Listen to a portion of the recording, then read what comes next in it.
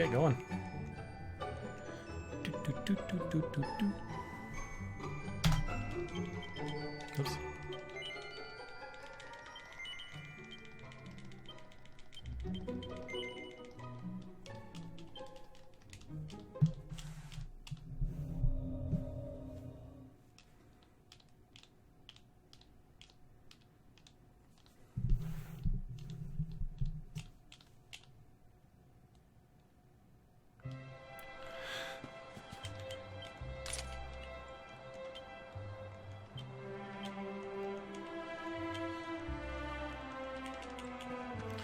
Michael, thank you so much for that 20-month resub. Appreciate it, man.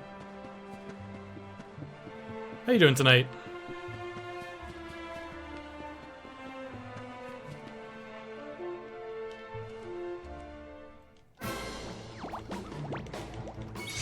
Watch out!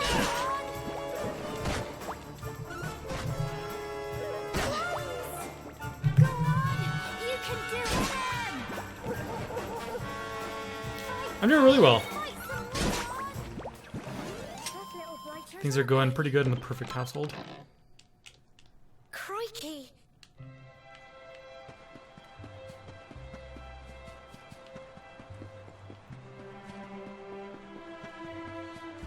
And Frog, thank you so much for that host. Frog and Michael, you guys are always right on top of things. Frog, how you doing tonight?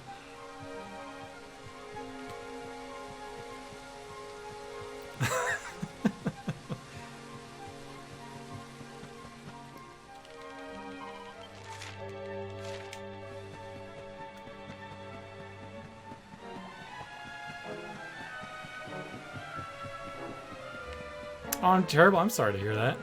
Hopefully the soothing sounds of Dragon Quest XI will make things a little better. Along with the soothing sounds of me silently getting super frustrated.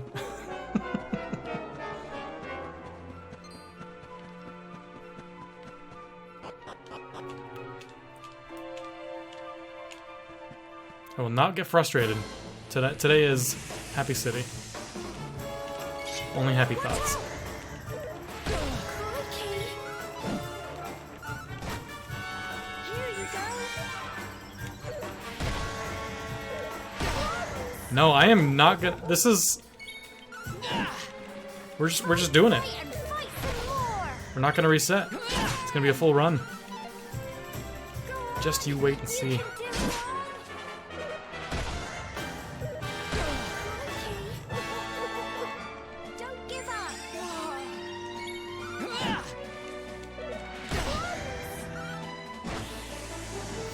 Fight and fight some more!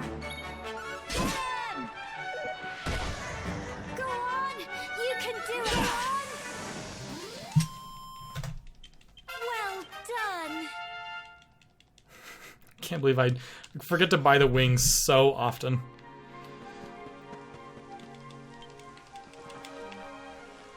It's such a trivial part of the run too, and I always forget to do it. I don't know why.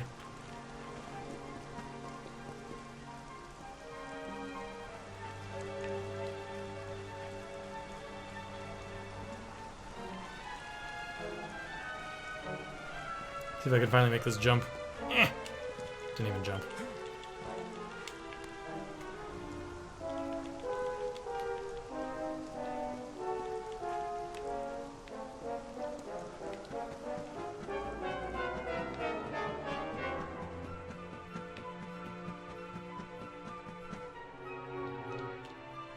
Here we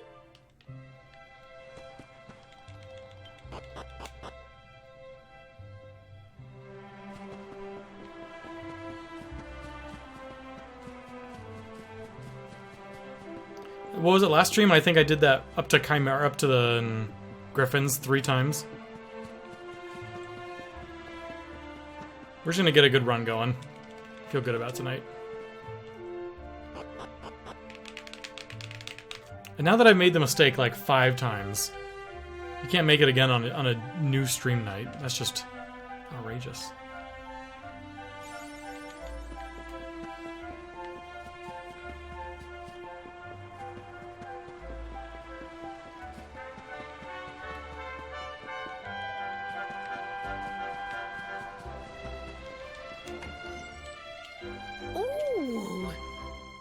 Hey, what's up, Pato?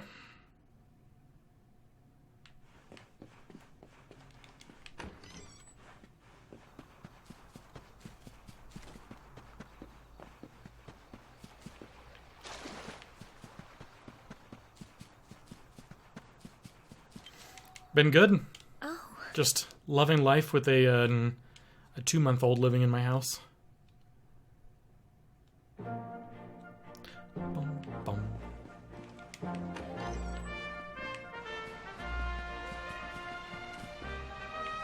It's still weird to think that there's like literally another person in my house. I'm still adjusting to it.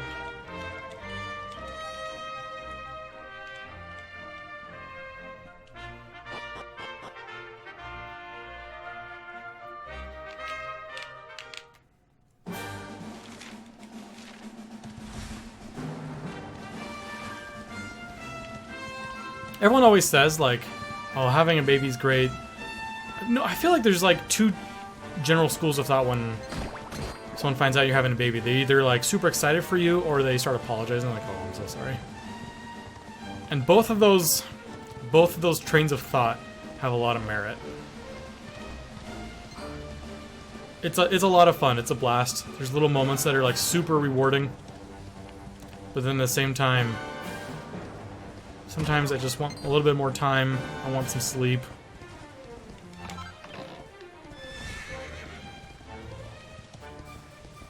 I want him to stop screaming at me. But you slowly get used to it.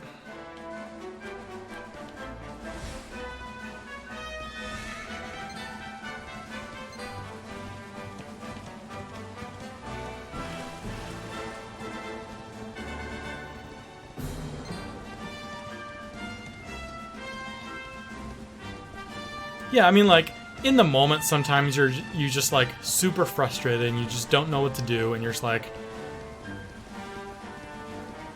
completely down, like, this is my life now, and you're just, like, super depressed. And then literally the next day, you're like, oh my gosh, my child is literally the cutest thing on earth. I love him. It's crazy how, like, polarizing your days can be.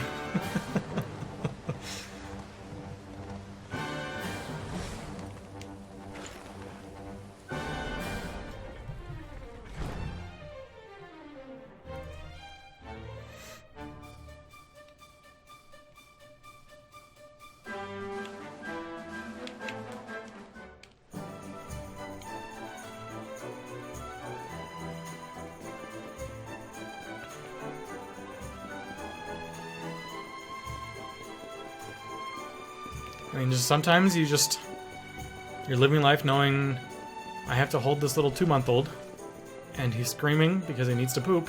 He won't poop. And I can't do anything about it. I just have to deal with it. And then he poops and life is okay again. It's just the little things, you know? Hey, Immune.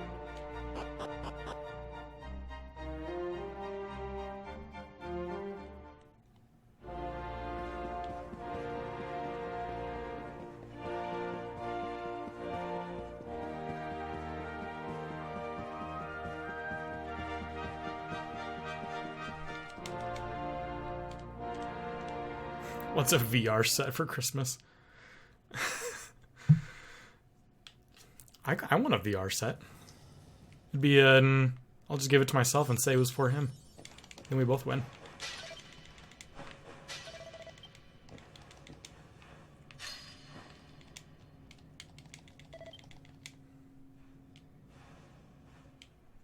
Oh, cool. We don't have a VR set. I don't know if I have enough room in the house anyway for it actually set something up to like actually stand up and do things.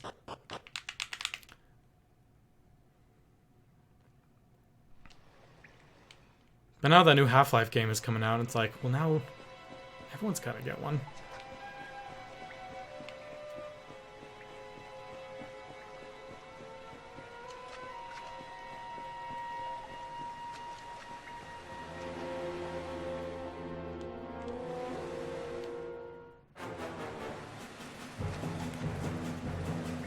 Makes you motion sick. I've never had any problems with motion sickness. The only kind of motion sickness I get are from things that rock. So like swings, I used to be like I could swing forever on a swing set. Go just no concern about how long I've been on there or potentially getting sick. Now if I'm on a swing for more than about a minute, I start getting queasy. And things like the swinging ship at an amusement park, oh, I'll vomit immediately. I cannot do them anymore. Other than that, I don't really get motion sick at anything.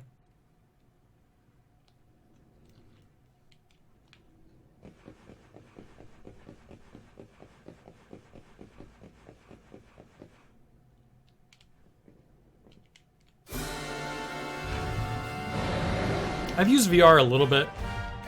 They have a setup at my office that people play with occasionally. People visit or whatever.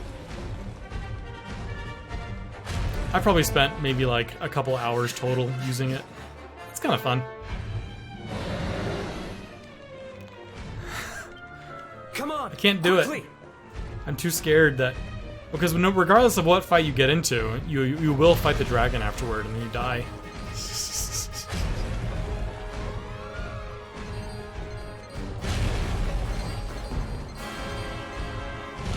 I know you'll always ask. I always forget which one it is. I know is it the first one after the rock you jump over? So the splits was right here? Yeah, it is. One of these days, I'll do it.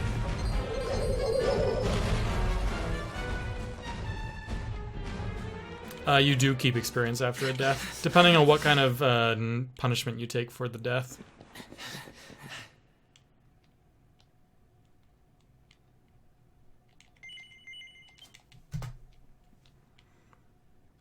You can either go back to your last autosave, you can go back to your last save, and depending on which one you choose, you either like lose money or you lose all your progress. I forget how it works.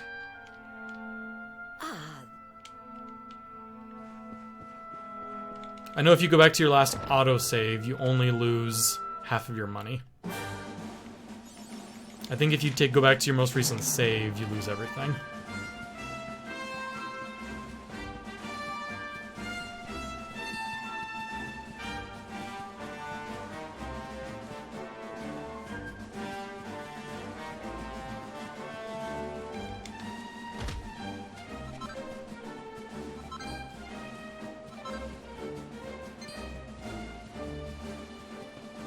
No, I go back to my last autosave, but I'm not sure where the last autosave is.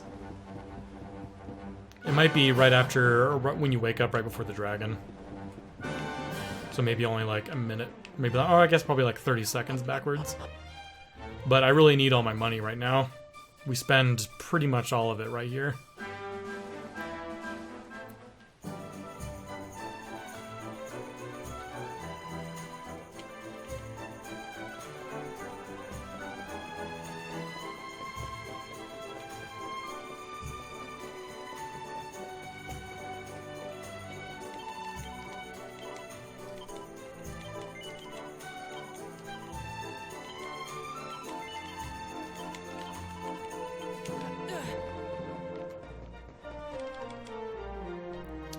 I don't know how much experience you would need to make it worth it.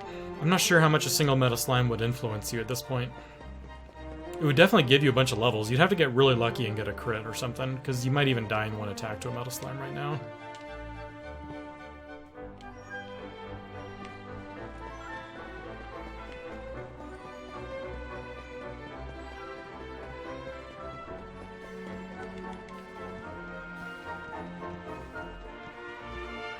But if each of you gained like 3 or 4 levels, I think it'd be more than that. Imagine you get like a couple thousand from Metal Slime, which would probably give you like 10 levels, honestly.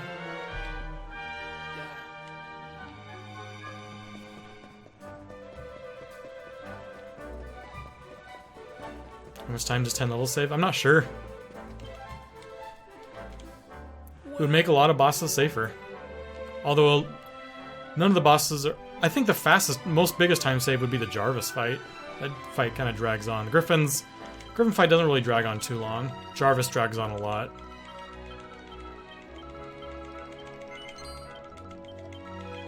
Maybe if Eric could like 1 or 2 shot the shadows, that'd be huge.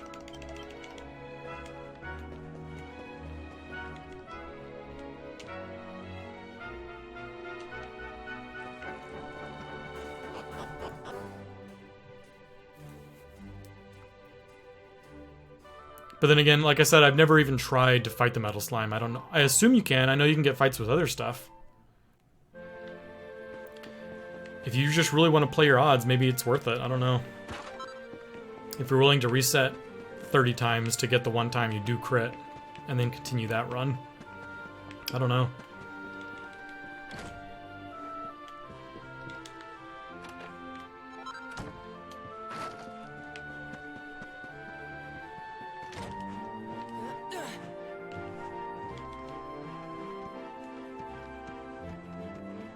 This game feels like Zelda? How so?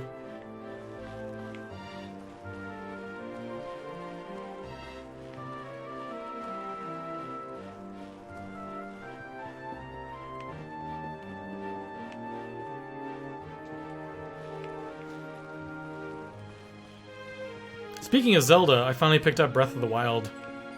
For all the Black Friday stuff. I splurged a little on video games.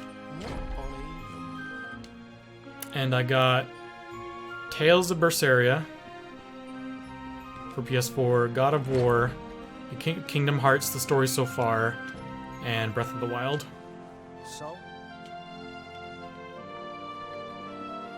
So I'm set for video games for like the next 6 months at least.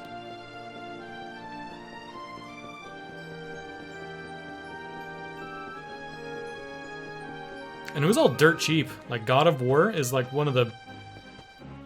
pretty widely viewed as like one of the best PS4 games out there, and it was $10. Brand new.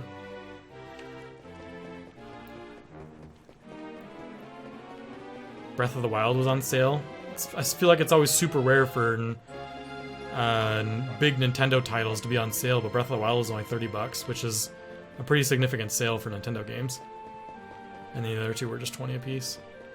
So, I have a lot of games to play for the next little while. And I still gotta finish Dragon Quest Builders too, which is what I'm playing right now.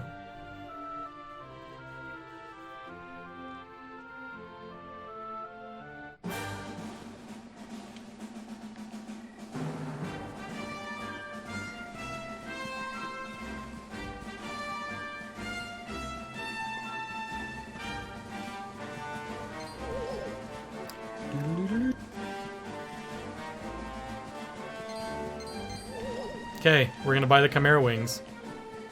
You ready? We're gonna do it.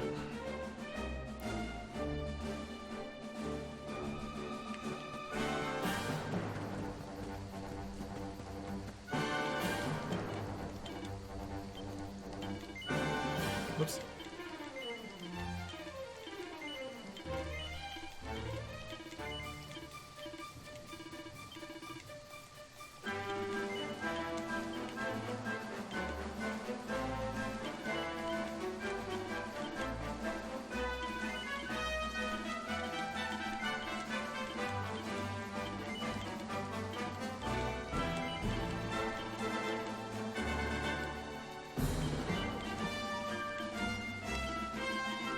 I bought it. And I have 84 gold. That's right. Right?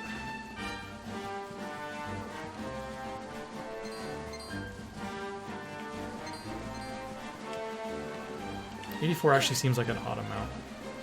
Whatever. I bought my wings. I don't care about anything else.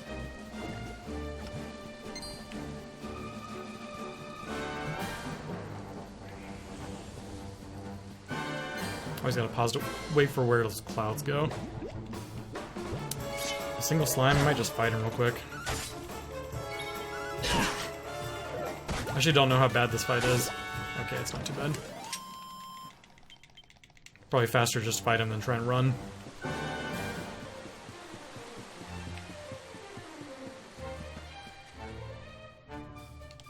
Totally did not see him hiding back there.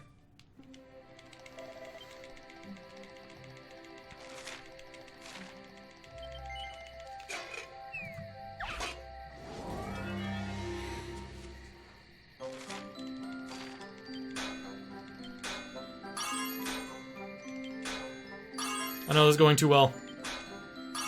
Dang it, this is gonna be another perfect one.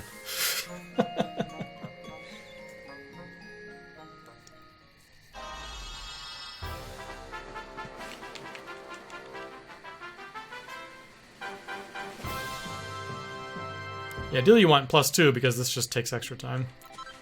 If I flubbed one, it probably would have given me +1, and +1 is actually bad. I think it might be. I don't know if that would have actually given me +1. I'm not sure.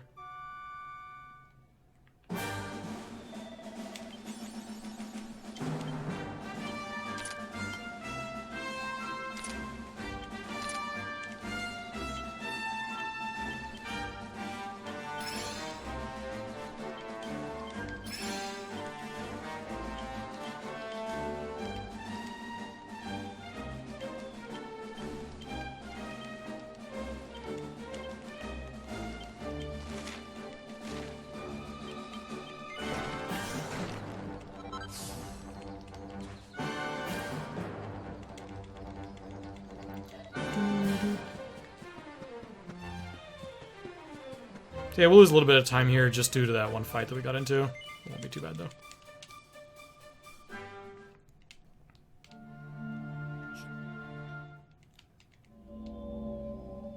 Did I do anything else funny? I'm not sure.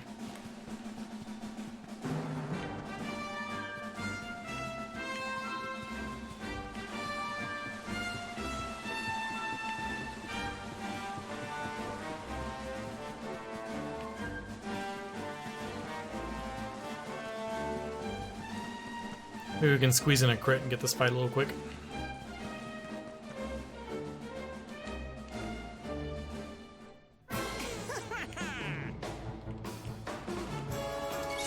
Let's do this.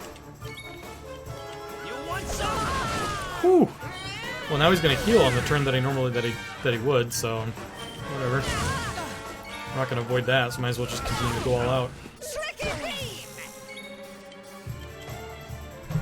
So he's gonna heal next turn, guaranteed. You want some? But the extra damage should make up for it just fine.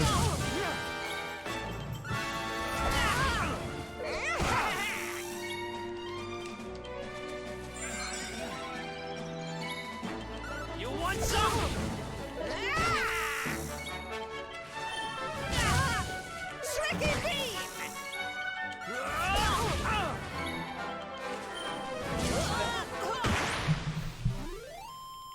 He didn't even get to his second sizz. Nice. He spread out the attacks very nicely, too.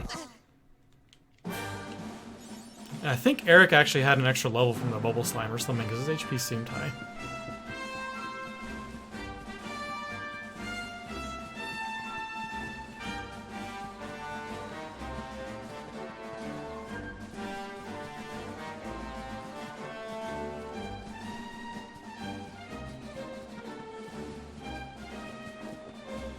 We got the Chimera Wings, so the only way we're resetting this at this point is if we get too far behind. That I don't like my odds to even having a chance of PBing still. I have about a 3-minute time save about halfway into the run.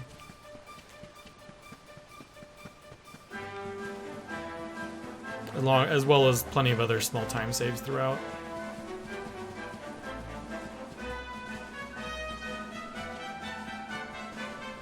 I'm wondering if I'm actually running against some of best, I'm not sure.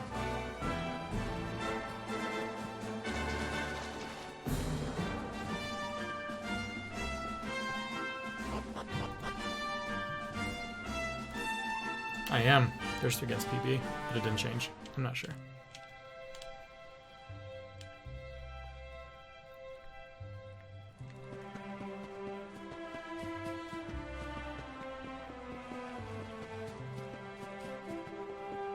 I also have a bunch of time to save on the final boss rush. My last 2 PBs, the final boss rush was really lousy.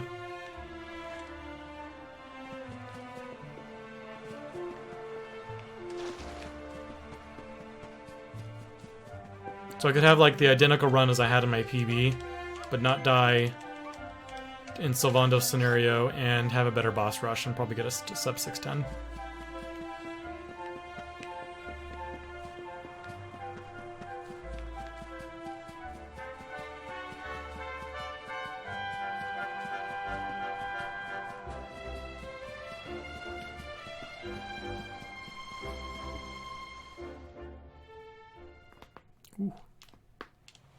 Grandad.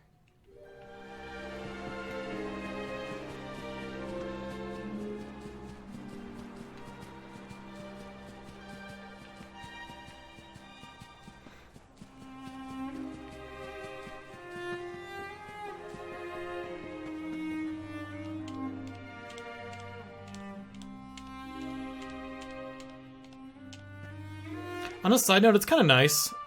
I feel like it hasn't been very often in my speedrunning, I don't know, you can call it speedrunning career, that I've had like the fastest time at any given point, and I continue to run that category, that game. It's kind of nice.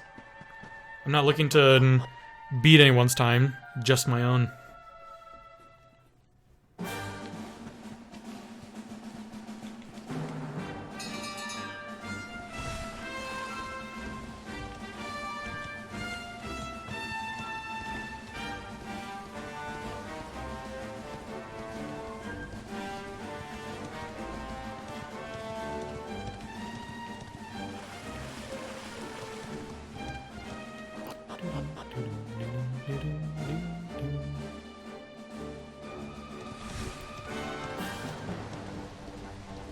Okay, we got what in my opinion is like the first actual boss fight, or actual difficult part of the run. The Griffin fight is the first chance where I think you really have a chance to die.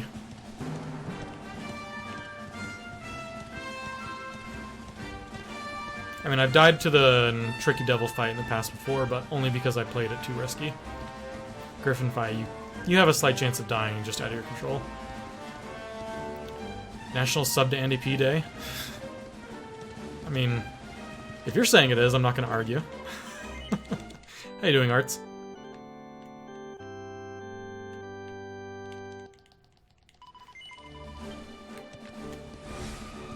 Thank you very much.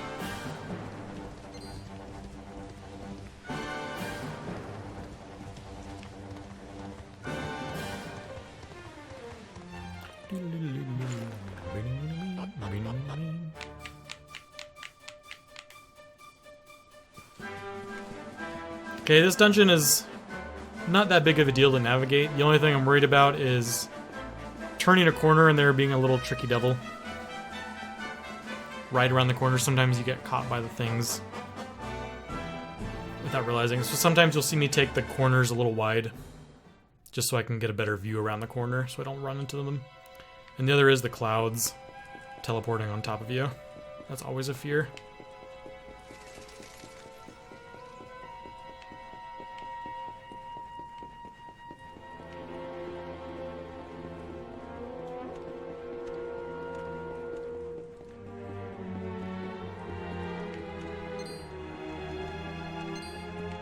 Cloud's way over on the left, so I should be safe, yeah.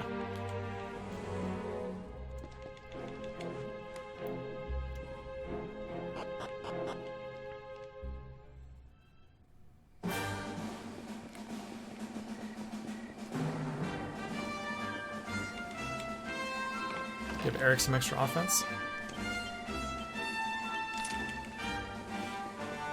You can't equip that in a fight, but I'm not comfortable with equipping and unequipping stuff in fights, so it's just weird menuing. I don't like doing it. So I just open the menu right there.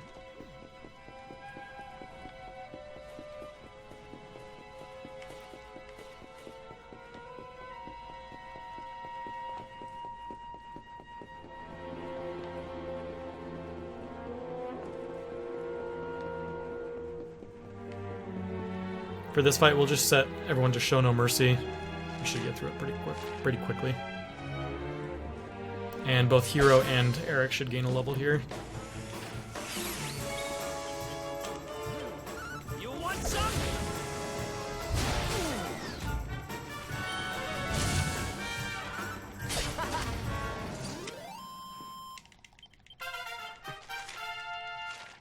Oh yeah.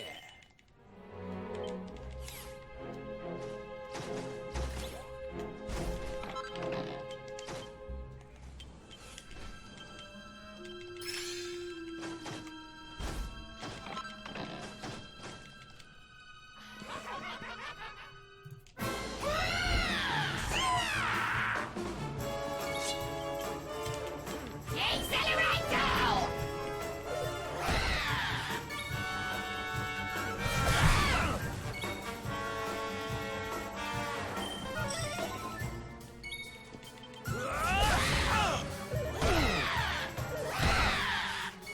It's always good when these single target Eric. That's if they're gonna attack, both of them hitting Eric is ideal.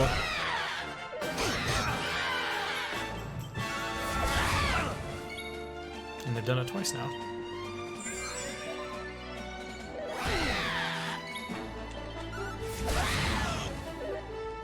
Everyone should start pepping up soon, I think. Oh, I meant to heal Hero. Okay, we're fine.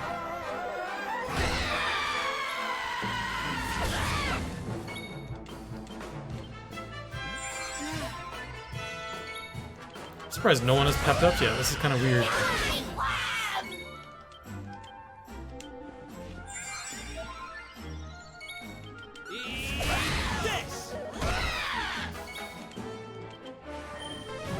Dang, still no peps. What's going on?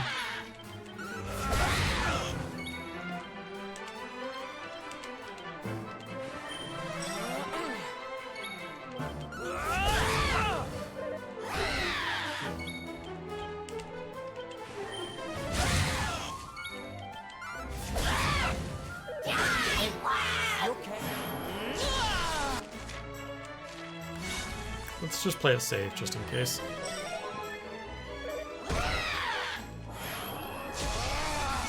A little late.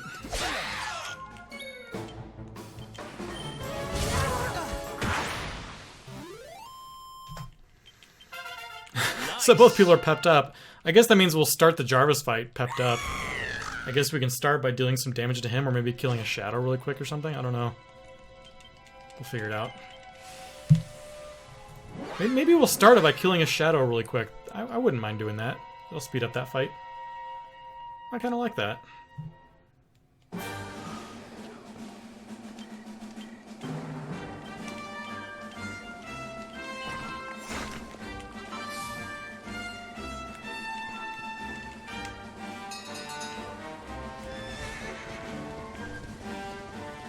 And did you see me use the Chimera Wing out of there? That was so clean. The fact that I had it. So yeah, my guess is we should be able to save a nice chunk of time here because we didn't do the pep up attack on Jarvis. And instead we'll be able to start the Jarvis fight with it. And they both might pep up again during that fight. That'll be a nice fight. And we only lost 9 seconds.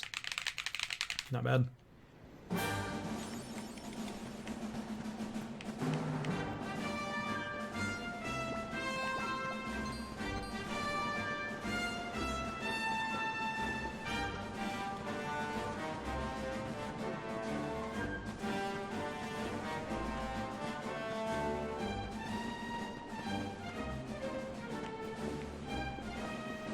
But yeah, I've never seen it takes so long for Eric and Hero to pep up. Oftentimes, Eric will pep up before that fight even starts in the previous one.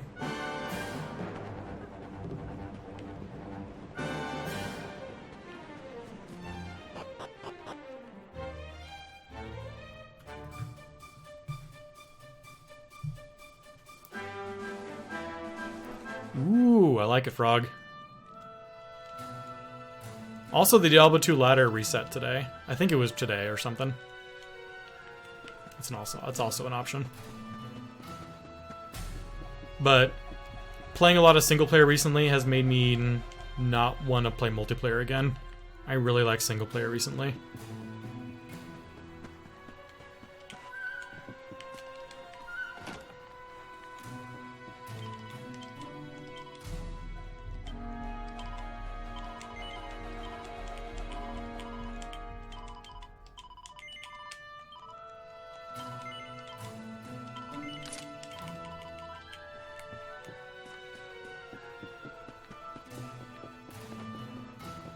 I've never done Path of Diablo or Median XL or any of those other variations.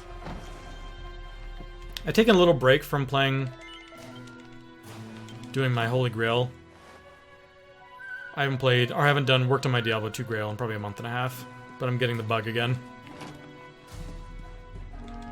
I want to play my Summoner.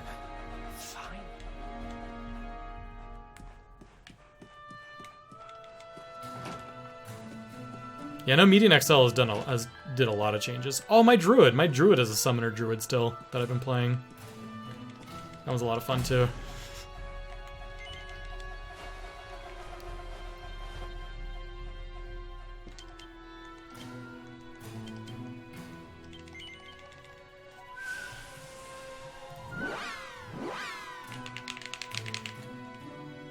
Although I can tell that Summon Druid is a, it's gonna start petering off soon because you can only have wolves or bears. You can't have both. And when I found that out, I was sad.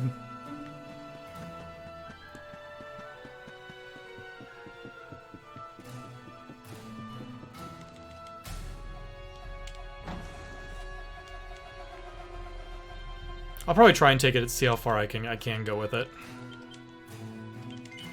Because again, I don't think there's a lot of classes in Diablo 2 that I've really never spent a lot of time with or played, and Druid is one of them. I'm just not familiar with the Druid build at all, so I'm gonna do the one that's least viable.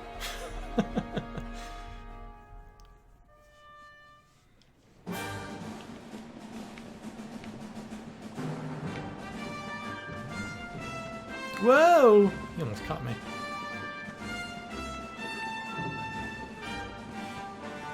Oh, I was supposed to grab a horse. Can you grab a horse? No, I can't get a horse right now, can I? I'm not even sure. I don't think I could have gotten a horse. I think it's later.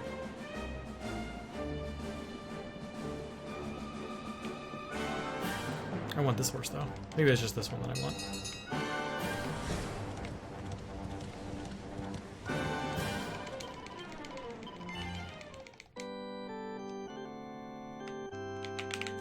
I've seen a lot of people use the, whatever move makes the ground, like open up a little bit.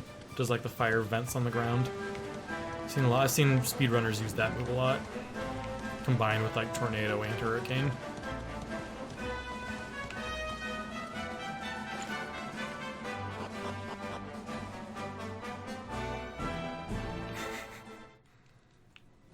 What element is, Hurricane? Is it electricity? And Twister and all those.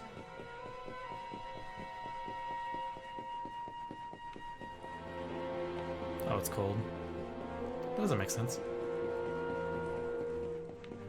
Oh, really? Twister is physical? I didn't realize that.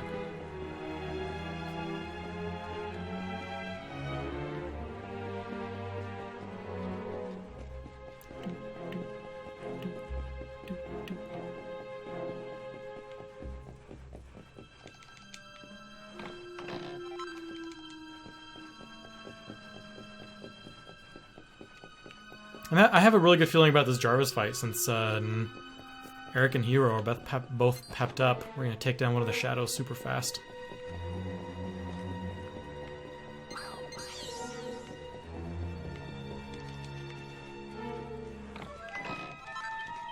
Hey, what's up, Dromans? How you doing?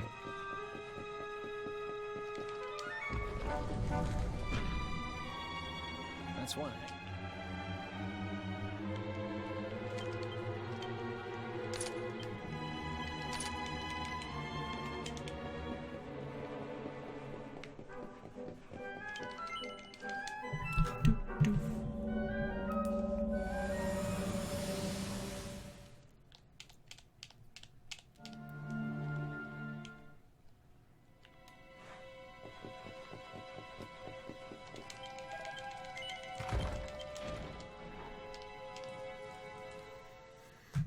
So yeah, we're gonna use Hero, hopefully, and take out one of the shadows early. Okay. See how this goes.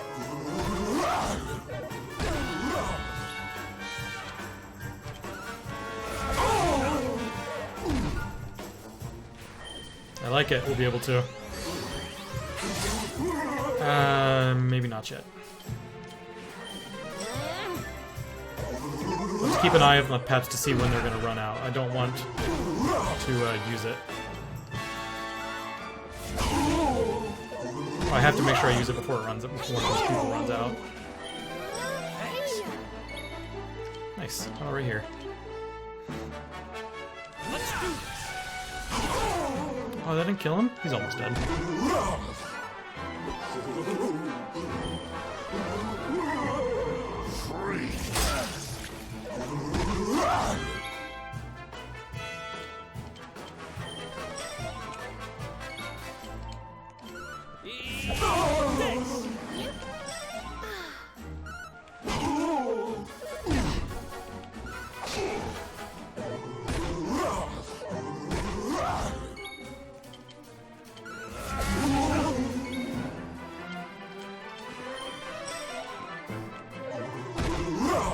Ooh, nice guard.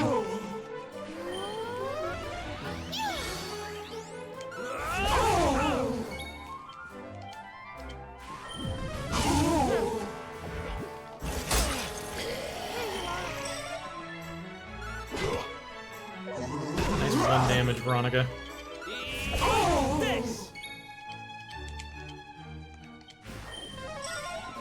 One more flame slash from Eric should end this last shadow.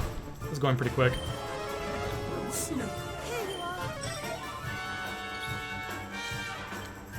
Maybe a frizz.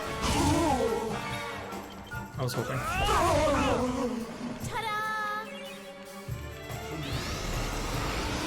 And this is his first time to do a deep breath. That's nice too.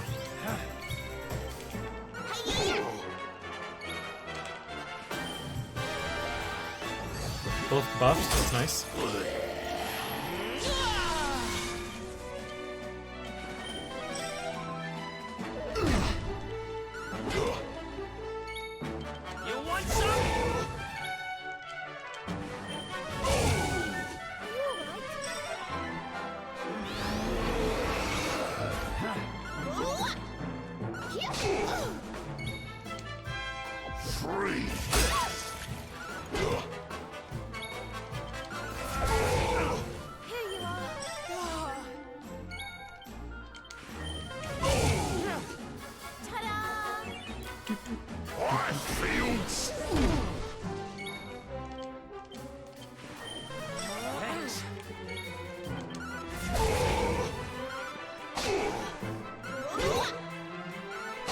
Hey Eric, if you pepped up right now, that'd be pretty sick.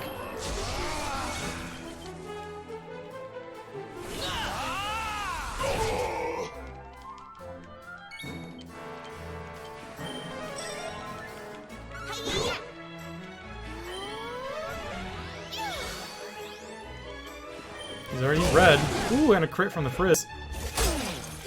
Next flame slash might end it. Dang, pepped up to take out one of the shadows was huge. That was awesome.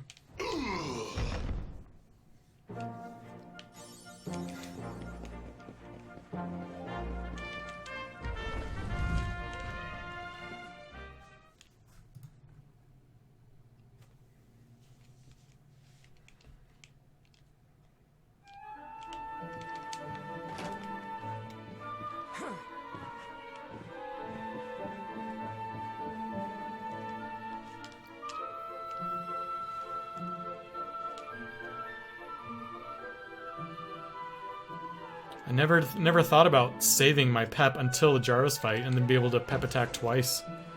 That was super clean though.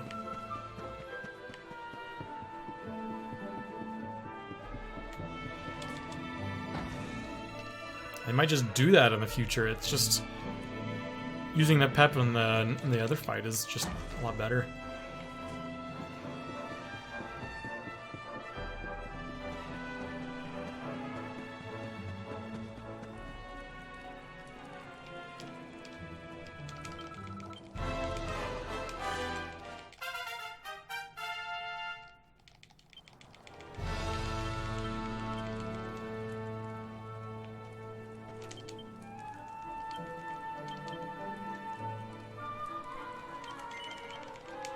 Gotta think for a second which one I was going to.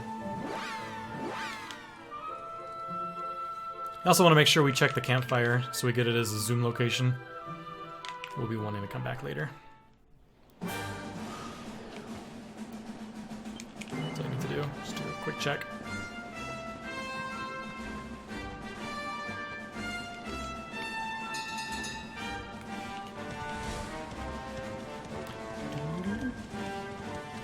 Next area can be kind of obnoxious because those little brown mages roll really quickly. If you're not paying attention, they'll catch you off guard and they will roll into you.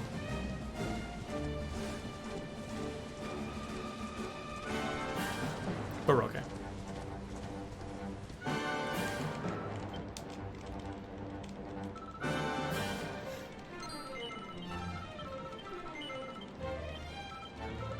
Game forces us to save right here. Unfortunately, you can't skip the save. The game makes you save before you enter.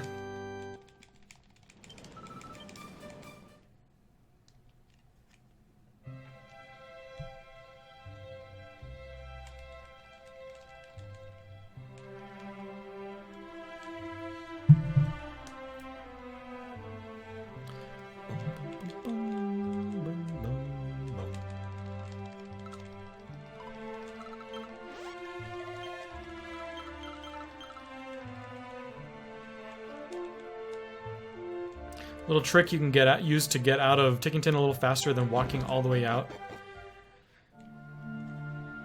So when you're in this room,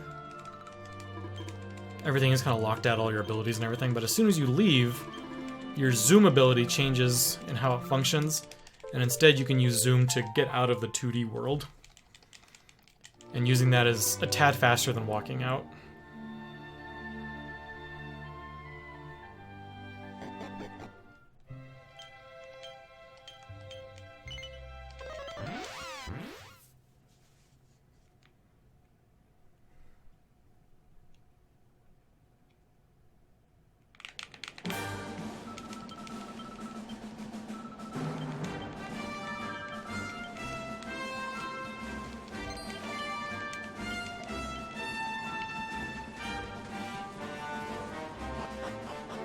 Now it's on to Gallopolis, and the Slayer of Sands is probably going to be the next big time save or time loss in the run.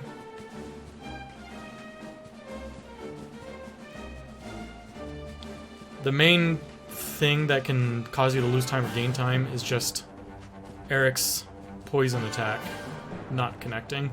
Because the poison damage is huge. It does like 50 every single time he acts. And 50 damage here in the beginning where we're at is quite a bit. When his HP is only like 700. How much is it? I'm not sure. I think it's around 700.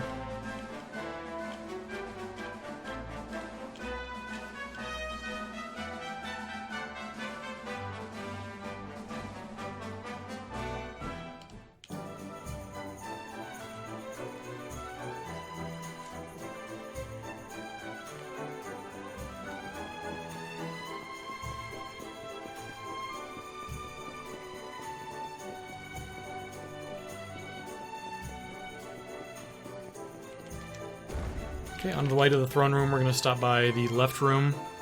I think it's the Queen's Chambers or something. I forget. But there's some concrete earrings in there. And what else? I forget. Oh, and the stockings. Concrete earrings have that nice little stat boost, but the main reason we get them is for the money to sell them for. They sell for 1,500.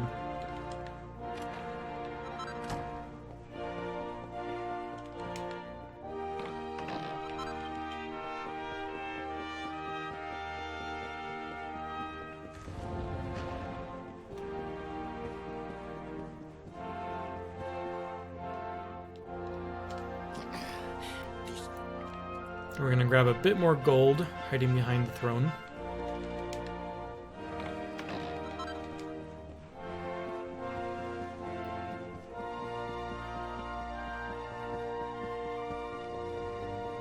And grab some more gear in this room, as well as the Sleeping Hibiscus. The Sleeping Hibiscus is a key strategy for a boss in a little bit. You can't buy the item, but it has a pretty high chance. I think it's 3 out of 4 chance to put one of the bosses to sleep. Ah, you came.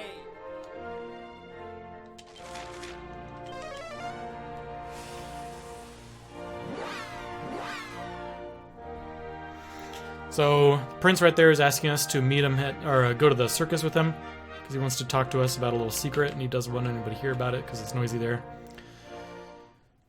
So we're gonna stop by the inn, just rest until night, and then meet him there at the circus.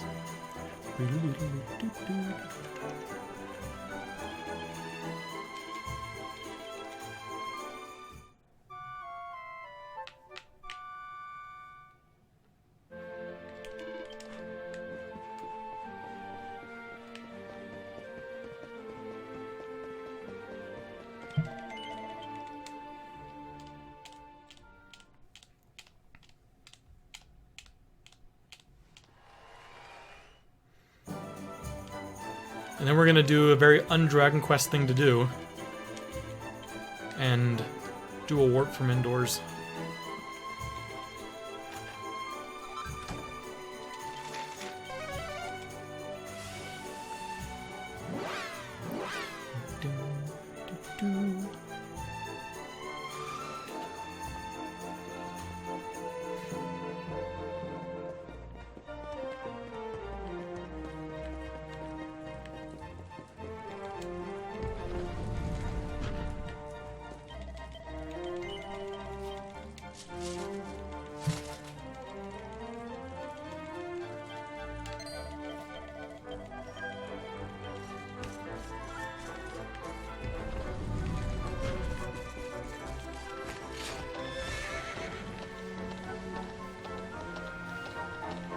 Alright, so the variation on the actual race isn't that much. The amount that I vary from race to race is like half a second at most. An average time for me is probably like 107.6. Never gotten a 106, but a high 106 is about as good as you can do. So my guess is a 107.7.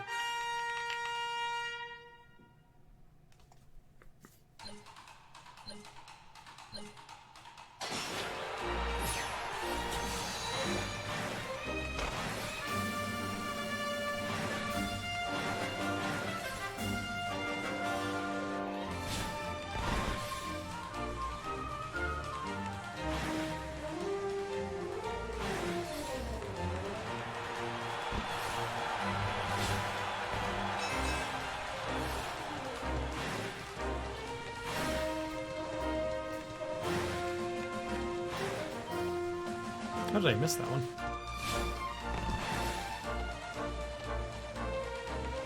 When you start the final lap, you get a full boost in stamina. So you can kind of let your stamina drain up until the final lap, and then kind of start over.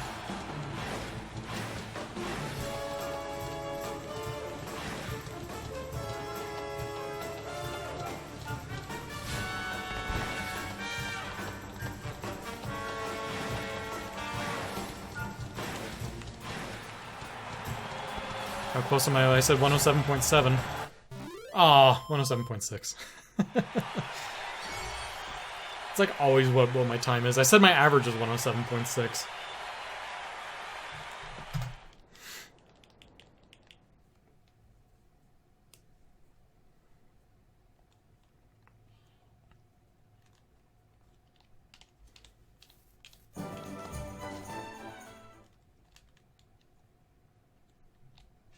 Raised.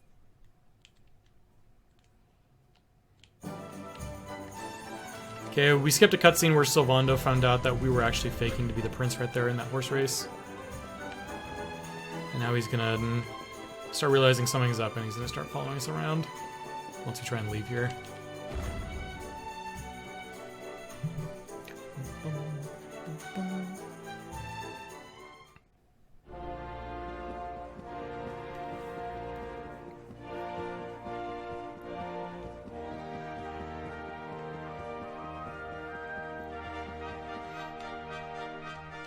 Here, we came here for the rainbow, I think.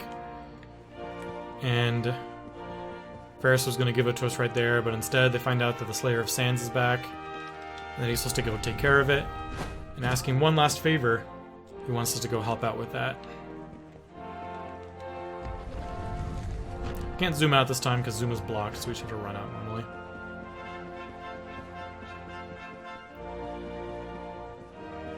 Dodge all the kitties.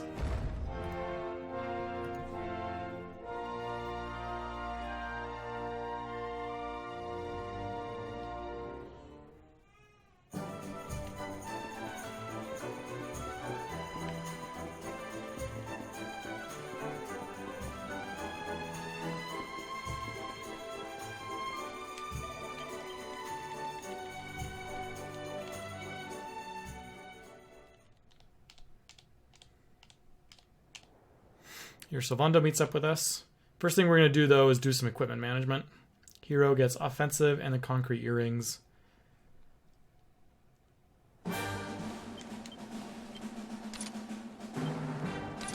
And Serena gets offensive and fishnet stockings. Hero learns Flame Slash.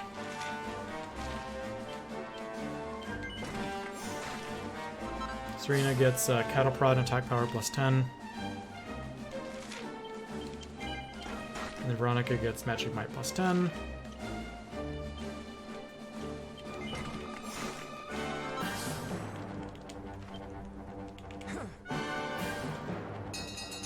Okay, now we're going to ride to the area where the Slayer of Sands is, but we have to do a little bit of grinding on the way. And we're going to pick up the campfire as a zoom location, so we don't have to make this little run again.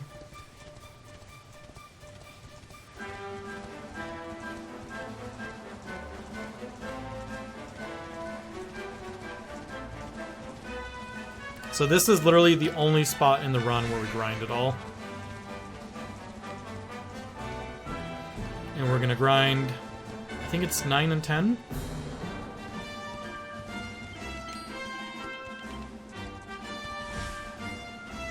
Oh no, yeah, both Hero and Eric to level 10. And ideally we pull some of these, we're gonna fight all the prestidigitators that are surrounding the temple area. But we pull them all together to hopefully get fights of 5. So aggro these two. And hopefully this is a fight of 5. Metal slime. Let's keep at it.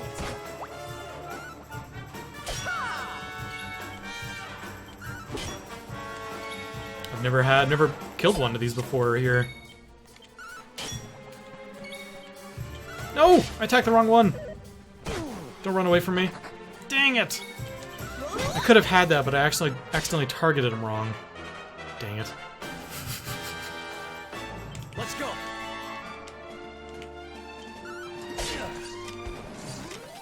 That was my chance.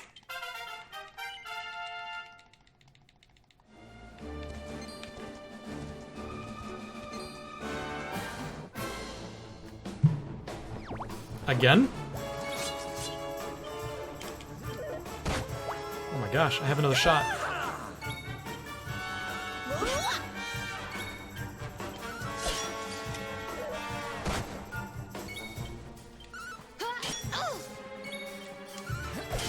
Oh my gosh, I killed it!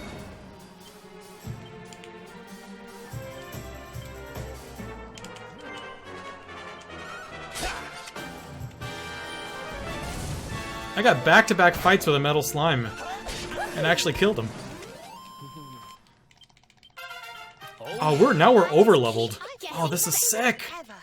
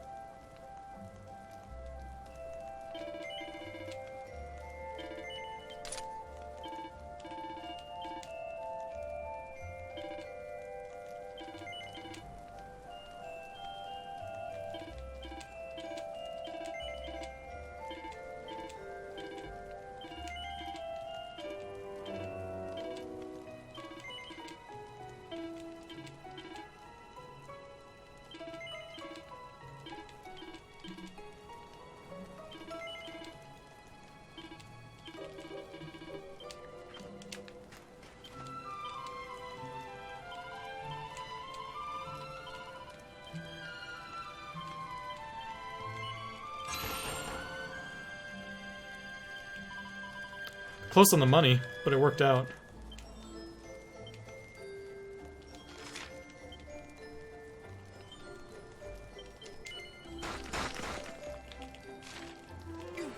I have like 40 gold left. Might have been good that I killed the other prestidigitator, otherwise I might not have had enough.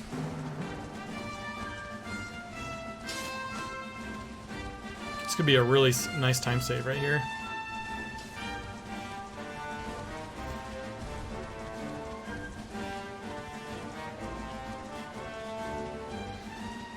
So yeah, apparently, Frog, you're asking real about the metal slime. It gives you 2,000 experience.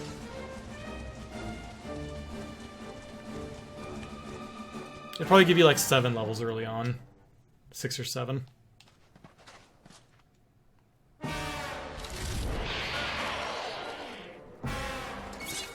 Watch out. Nice, Cobra Strike connected. Perfect.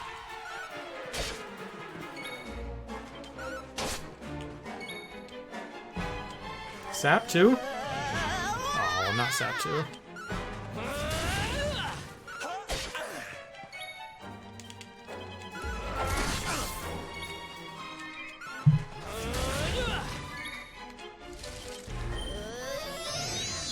Dang it, come on.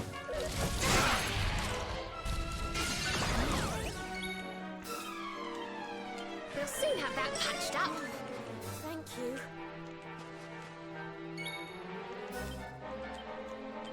Here.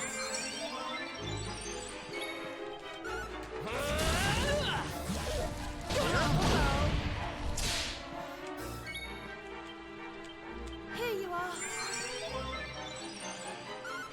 Okay, I really need Sap to connect finally.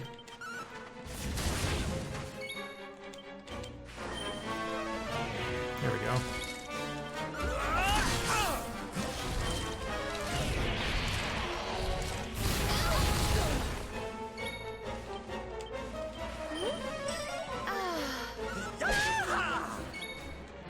You're not gonna like this. Ta-da!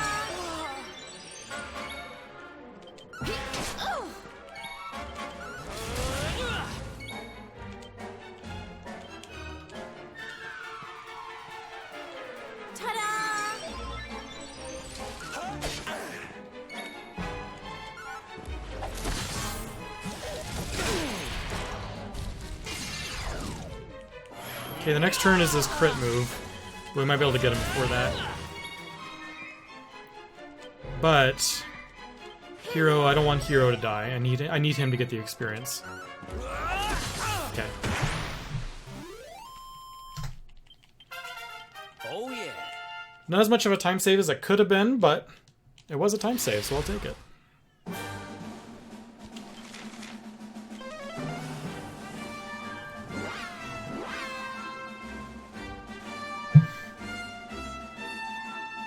If I'd killed that metal slime first try, this would have probably been like 45 seconds faster than what we did. But you know what? I'm not complaining. It may sound like I'm complaining, but that is not what I'm doing. Minor complaining. I got good luck, but it could have been better. Yes.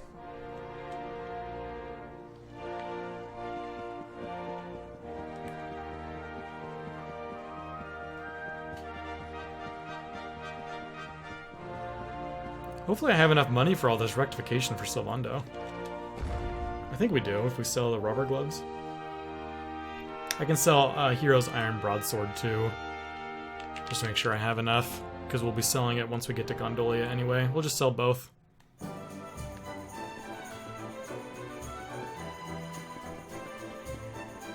So sell Eric's rubber gloves and Hero's Iron Broadsword.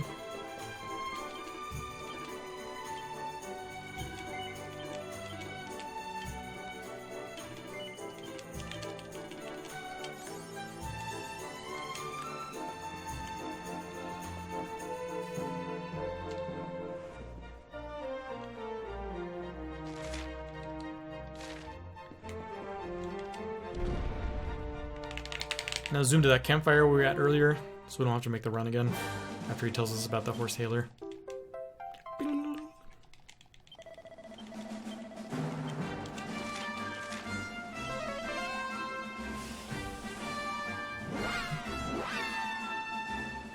now we're going to do some skill cheating to get Hustle Dance early.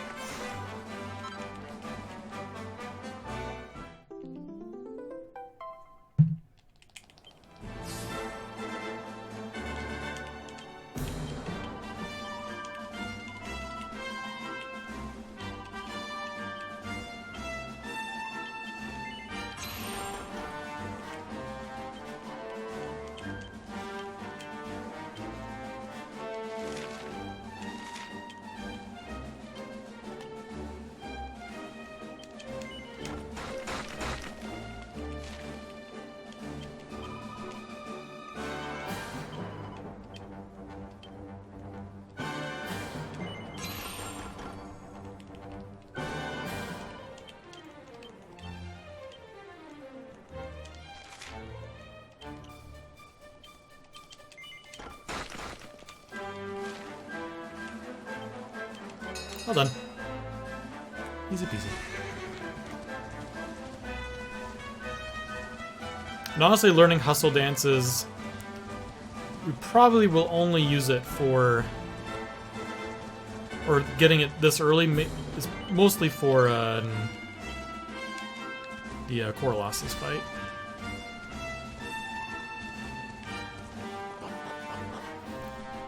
I mean, there's a slim chance we use it on Jasper, but probably not.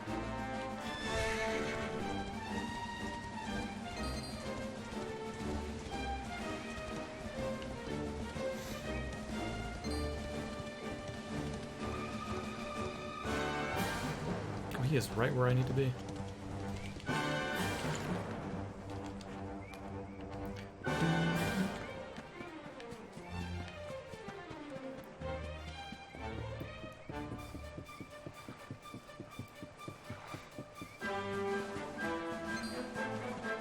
We even got a random encounter, and we're 32 seconds ahead. We got that random encounter before the Tricky Devil fight. I guess it wasn't really random. I guess we randomly ran into him because I didn't see him.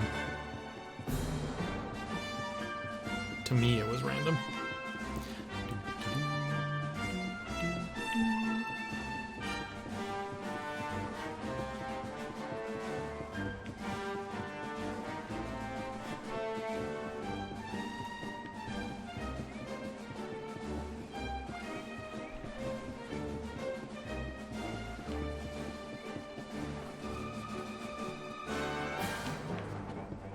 It's always nice to look over to your OBS and see 0 frames dropped. Always makes you feel good.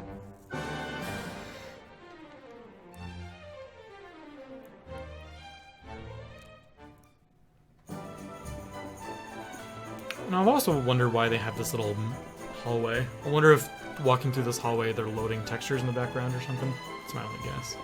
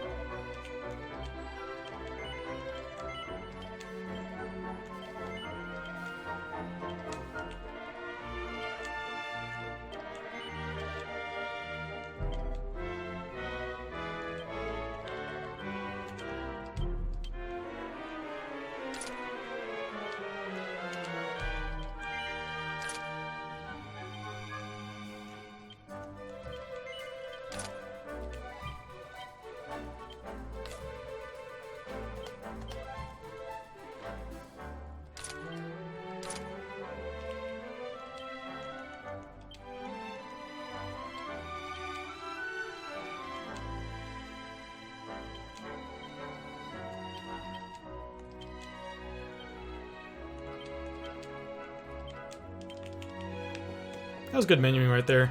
There's a lot to do and very, very quickly. Feel pretty confident through that one. I feel like menuing is kind of underestimated sometimes. There's a lot of time to be gained and lost in menuing.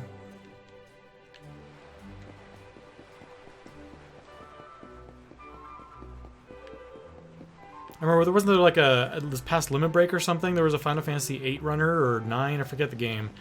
But there's like a huge menuing section right at the end of the game, and it takes like a minute, and he did it all blindfolded. It was kind of sick.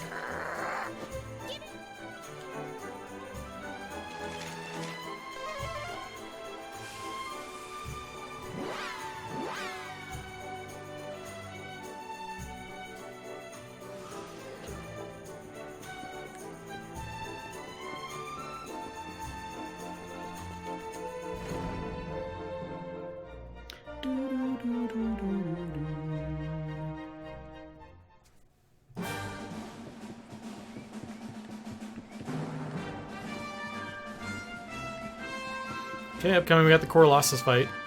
We're relying pretty heavily on the Sleeping Hibiscus working. So the Sleeping Hibiscus we picked up back in Gallopolis has a 75% chance of putting one of them to sleep. And having both of them alive is very scary. They can both do like a Pillar of Waters move, which is an AoE attack that does like 40-ish to everybody. And then if one of them follows that up with a big attack or also a Pillar of Waters move, you could start losing characters. And that's scary. So as long as that connects, we should be okay. If it doesn't, potential for death.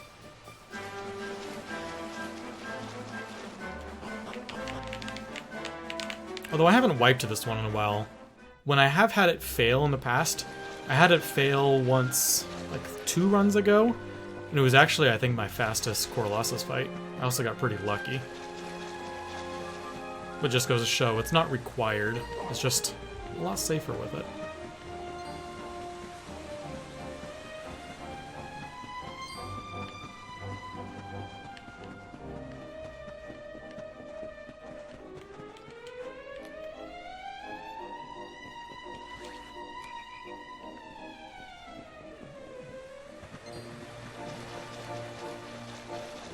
But Hero and Eric are also slightly over-leveled because of that metal slime fight, so it's also a nice little bonus.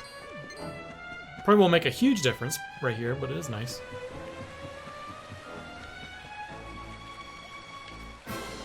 Eric, Sylvando, Veronica, Hero. What? Eric, Sylvando, Veronica, Hero. Okay, I'm ready for anything. Come on. Crud. So this is bad.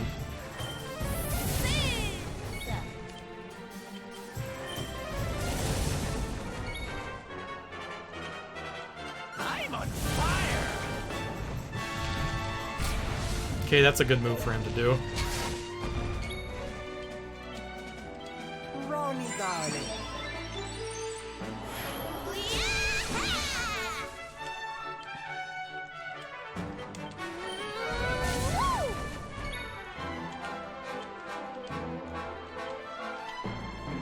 Here, honey.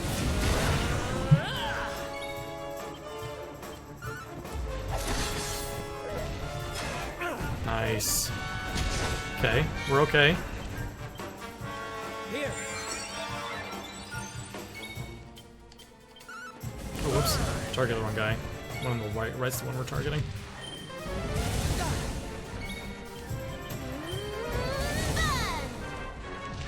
Okay, this is bad. Someone's probably dying. Whew. We're fine, we're fine. Hold on, sweetie.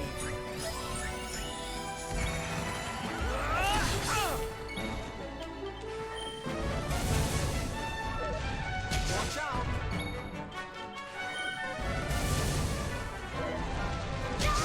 Hi, Veronica.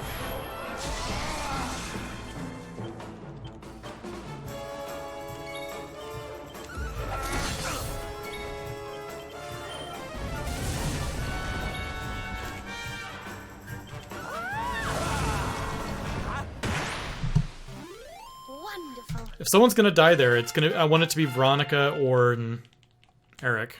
So that's fine.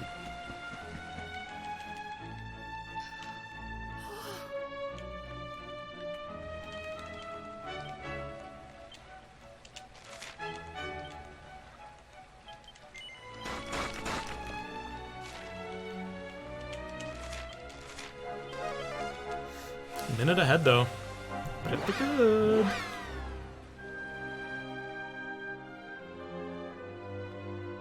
Bringing in Serena was actually just unnecessary. I was so close to the end of the fight. I didn't realize... I knew the one on the right was super close to death. I didn't realize the one on the left was so close too.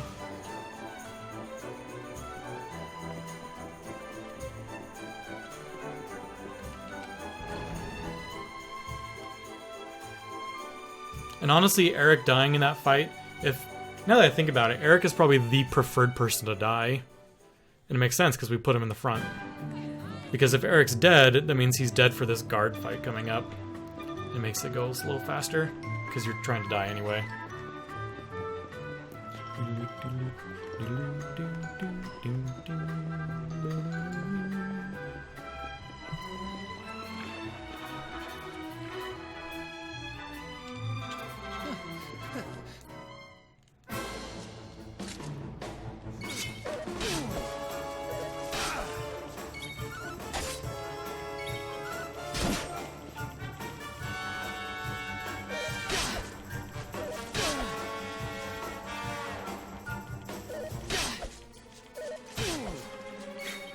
They perfectly split up their attacks, so we're both alive right now. Hero pepping up right here is really nice. That means we can start the Jasper fight. We'll probably hold off on doing the pep up attack until I can get a couple buffs on Hero so that it does a little more.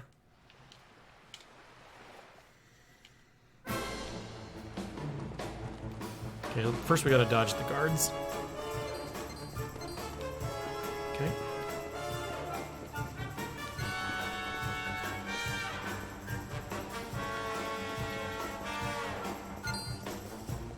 Nice.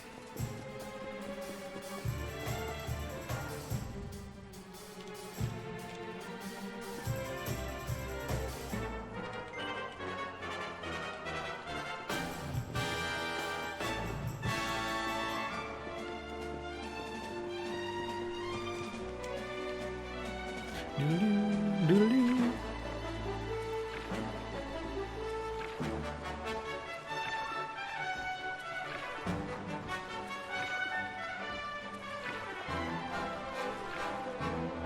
Okay, last time I got this strength seed and I used it on the wrong person. I used it on Serena, which is like the ultimate waste.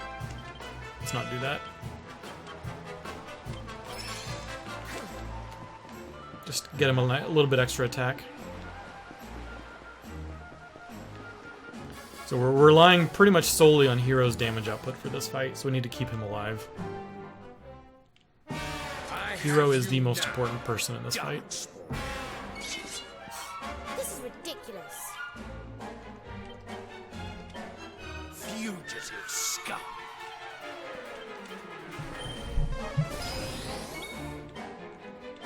Oh, Hero got unpepped. I guess it just resets? I'm not sure.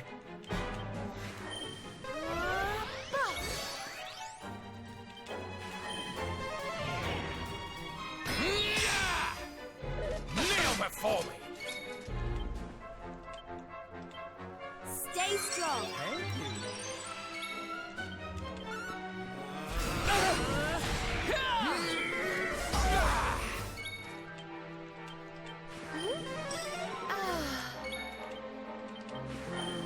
Ha ha!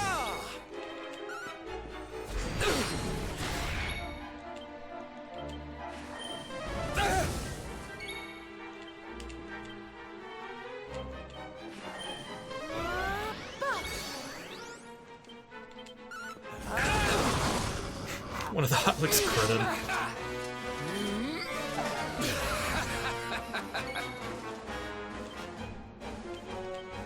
Here's a little something.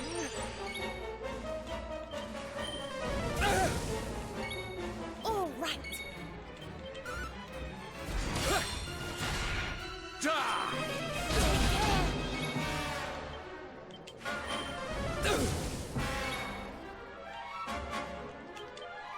Oh, darling!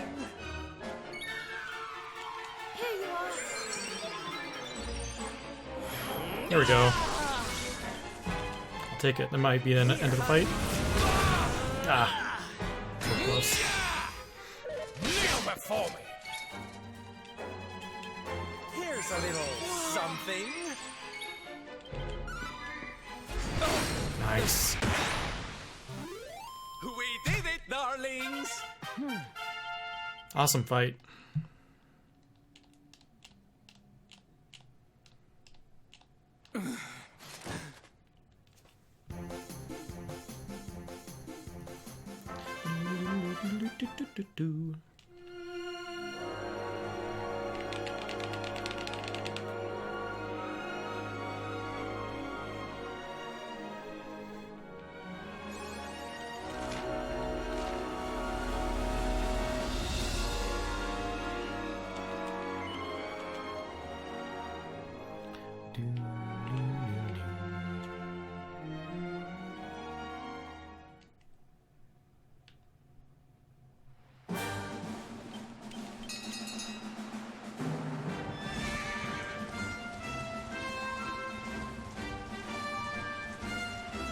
Good enemy spawn, so we can just grab this real quick and get out of here. Sometimes the blue guy flying around is right on top of the chest.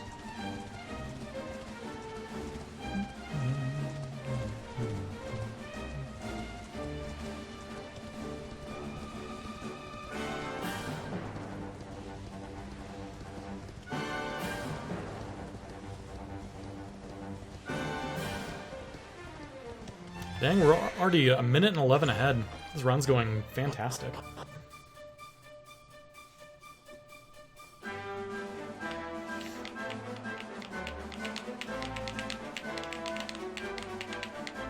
I mean, obviously we could be like almost 2 minutes ahead if the Tricky Devil and Grunt Griffins had been a little better, but regardless, I'm very happy with how this is going. Okay, we're coming here just to grab some extra money off in the corner of this town. And then we're zooming back right out to where we were.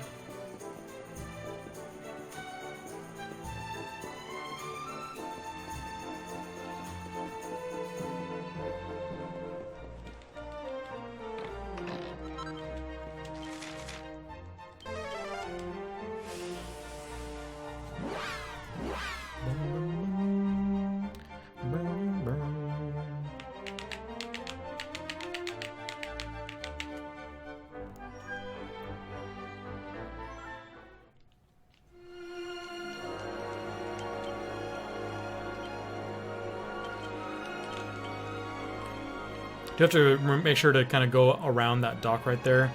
If you get too close and you get the dialogue asking if you want to disembark, it actually cancels the effect of your holy water. And our holy water quantity is specifically managed. We use one more on our way out to the strand.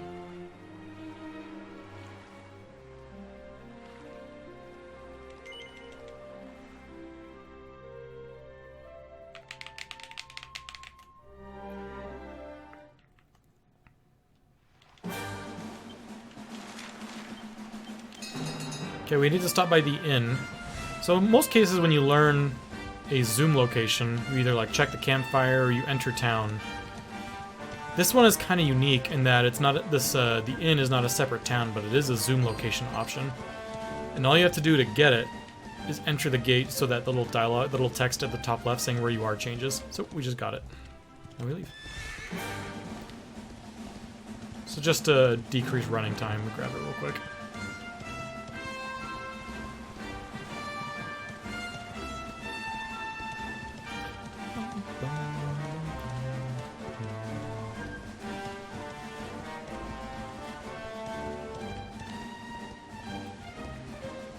I feel like I'm still seeing the effects of being a little over leveled from that metal slime fight. It's nice.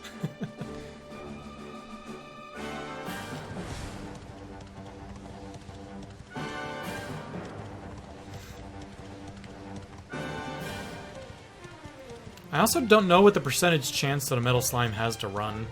If anyone in chat knows, that would be nice to know. I know it's pretty high, and it might get higher the more difficult or the higher like tier they are.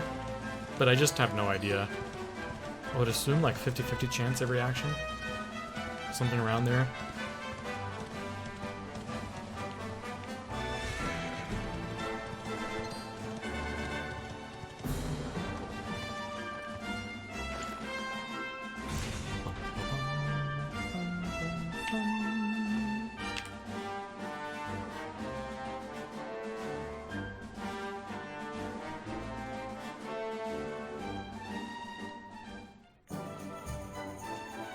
So we're just coming here. That's ultimately where we need to go, but we need to gear up a little more before we actually come here. So because we have to go near it anyway, we just stop and get it as a zoom location, and then go finish up and get some better gear for Hero, so we actually have a chance in the arena fights in the Octagon.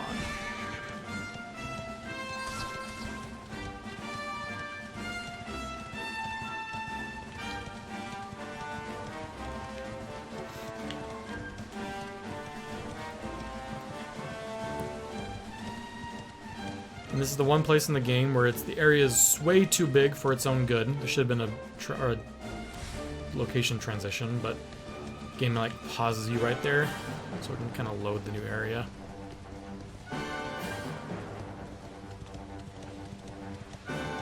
Hug the wall right here so we don't fight that guy.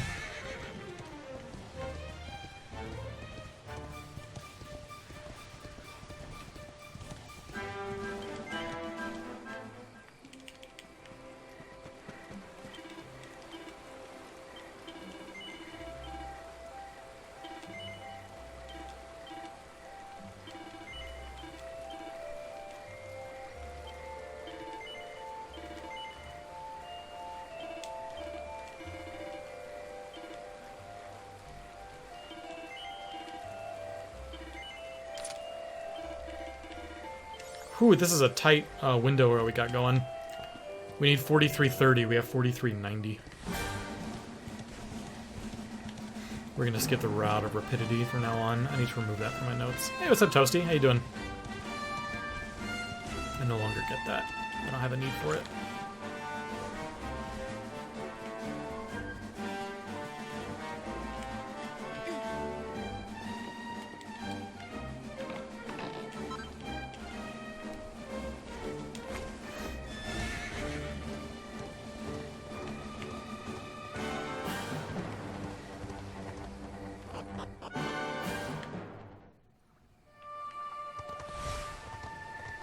Stop by here and get the dragon scale for some extra offense. See if we can make these jumps first try. Nice.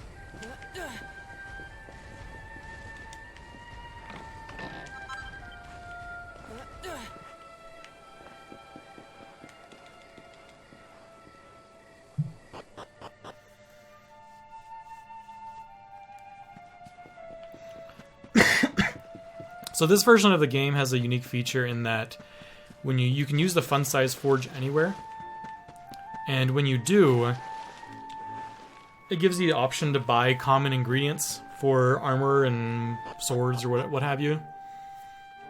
Normally you'd have to go to a vendor and actually buy that stuff and then come back and make the gear.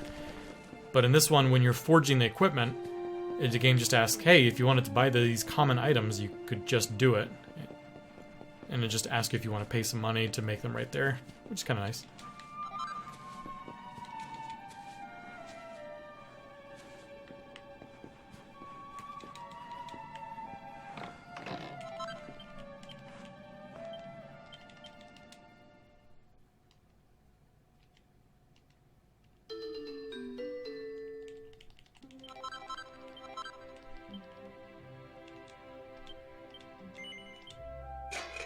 So we paid for the helmet, you pay 1,700 gold to buy all the recipe items. And then for the armor, it's 2,630.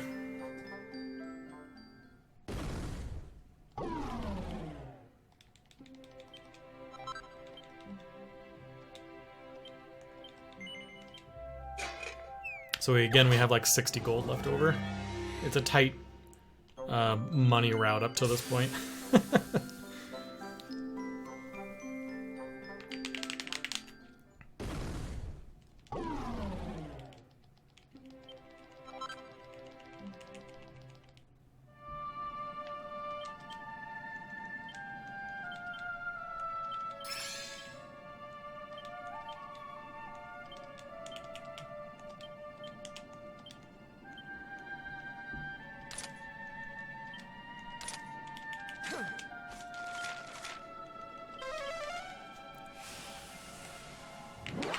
Okay, now we're all geared up and ready to do the arena fights. That armor and helmet is a huge upgrade for where we were at. If you try the arena fights without gearing up a little better, in a speedrun context, you're in for a bad time.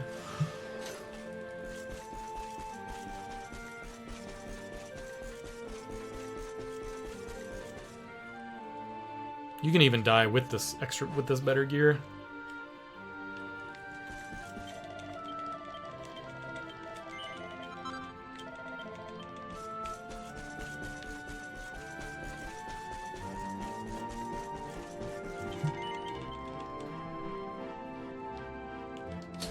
I don't know why this is not a cutscene that you can skip.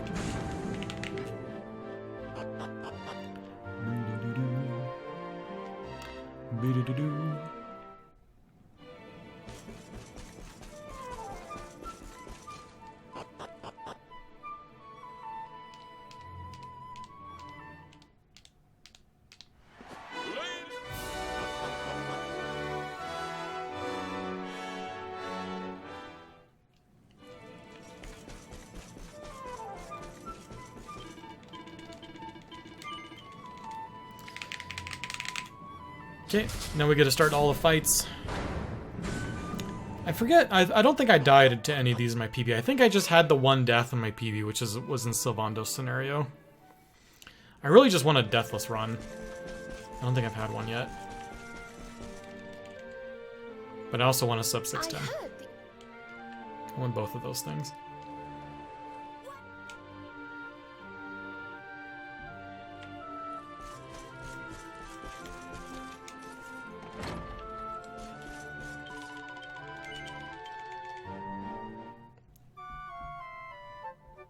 Before we go to the arena, there's a barrel right behind you with the magic water we'll be picking up. Likely won't use until the Arachnagon fight.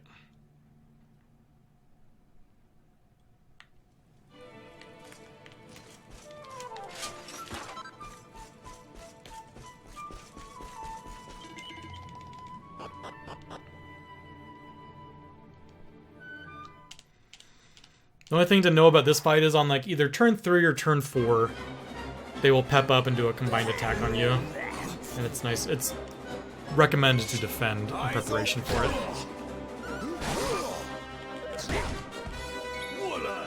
The guy on the Underdigger can also crit you. For like 60-ish.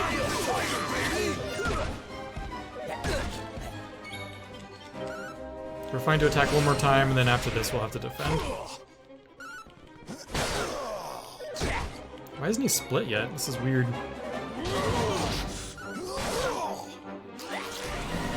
Interesting, he's pepping up, or they're gonna do the combined attack before actually splitting. I've never seen this.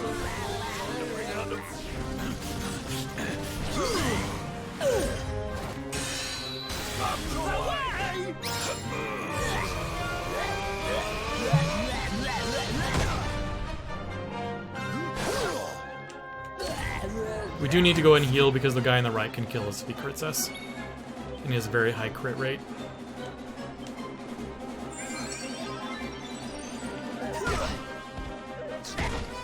That's really the only threat in this fight is that crit. So just keep yourself a little higher on HP and you'll be fine. Like that.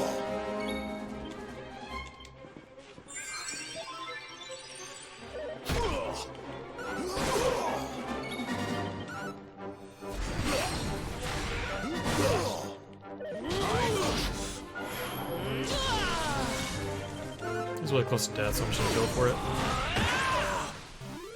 We're invincible.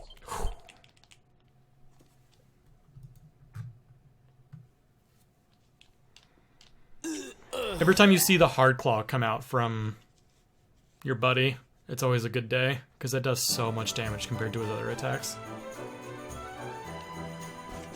I'm not sure what the chance that he does it, but usually you only see like 1 or 2 during all these fights. Sometimes you don't see any.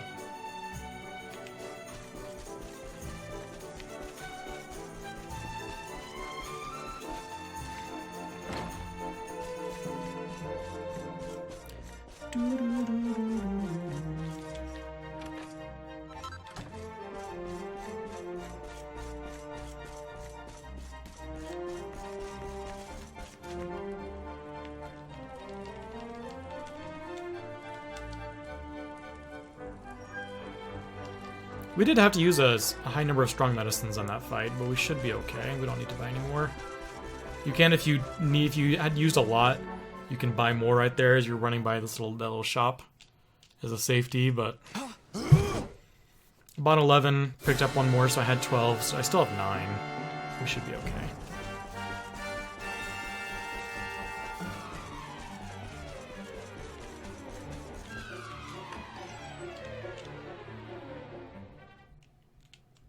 Up and at 'em, partner.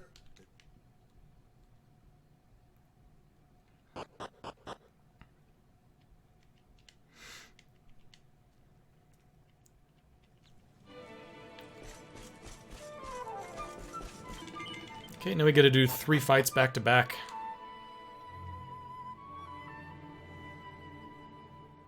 To back. Let's get physical.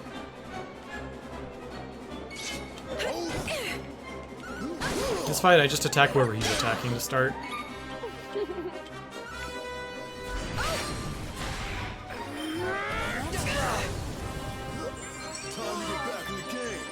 Feel the burn!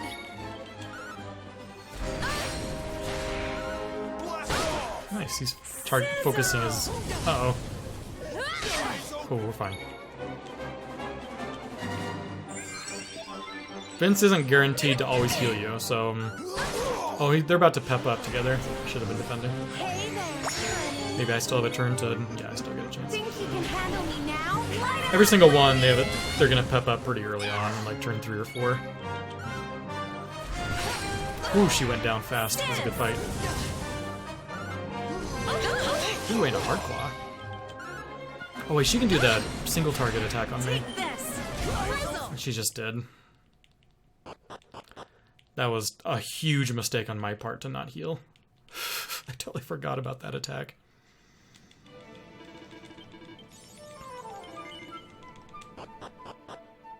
Oops.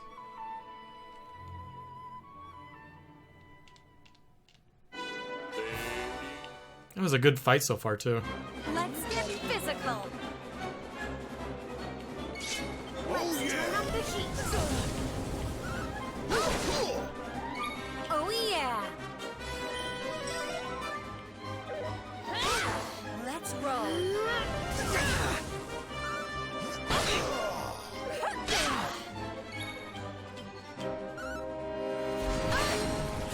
Let's turn up the heat!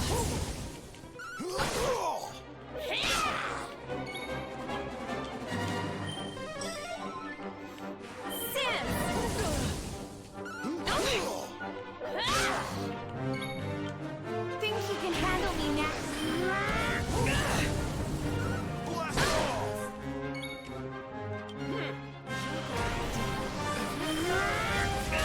Just you. Let's turn up the heat.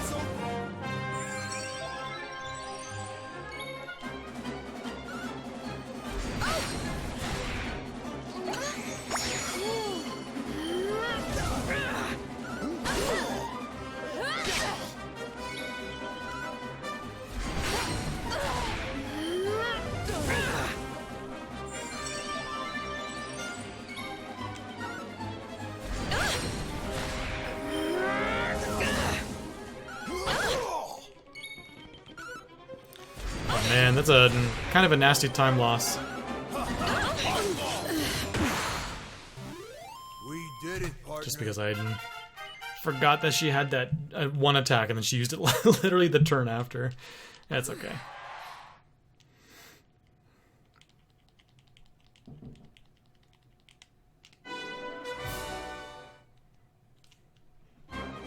Nobody beats the Bullion Boys.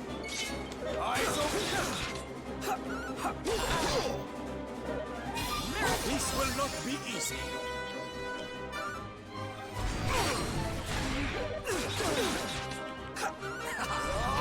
Nice, another hard claw though. Hot stuff coming through. Hey, thank you very much, Andy. Appreciate that. It's been popped twice this fight.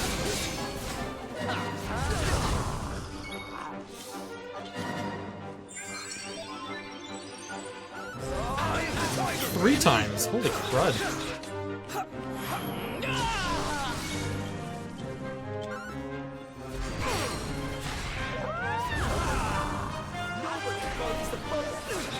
Their pep attack doesn't do much, so I'm just gonna fight through it.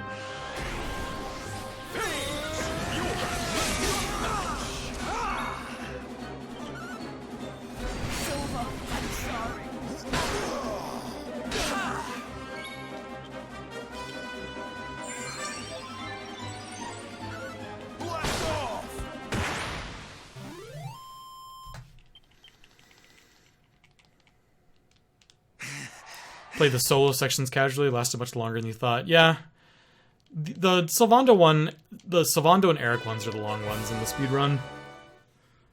Although, and Eric's is the only one that's a little scary. Although, ironically, Sylvando's is the scenario where I have the most time to save because I died.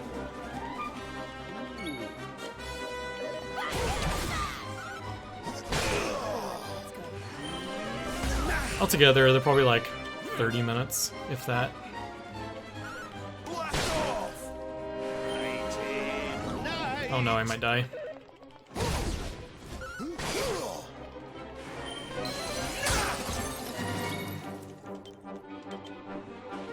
We're okay.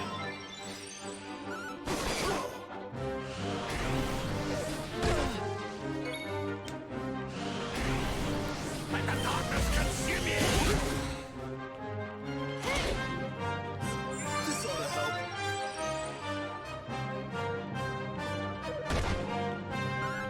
She kicked me while I was down. How rude. I wonder how close Jade is to dying. What's her health name at? Oh, doesn't matter anymore. She got healed.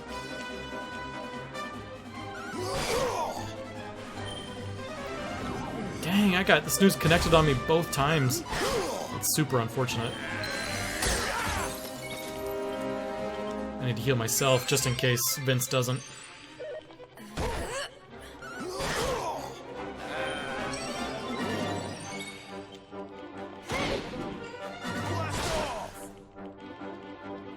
Rab is probably getting a little low on MP.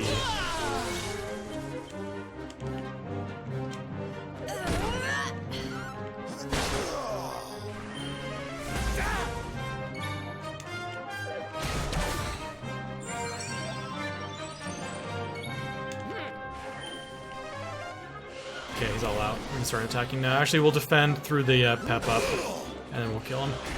We already are defending. Look at that. So right now, Rab is useless, so we'll take out Jade.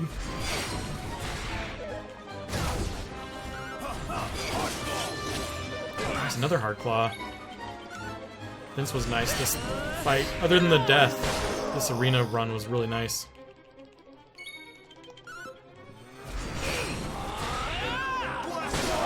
Both this fight and Silva were gold splits. Oh! I didn't think they were that good. Oh my gosh, I could have been another minute 20. I could be like 2:35 ahead. Oh well.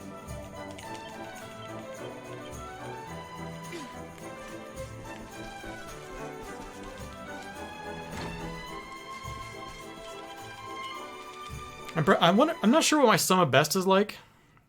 That's true.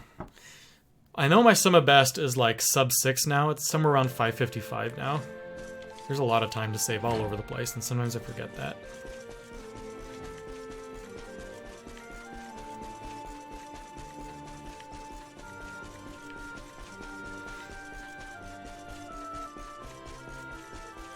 Also, Hero was a higher level, because Hero is still like a level or two higher than where he normally is right now, because of the Metal Slime fight.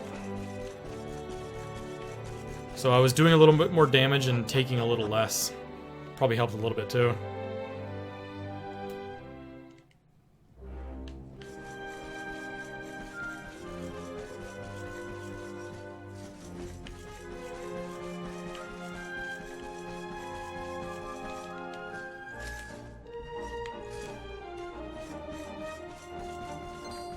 Oh no. Dang it.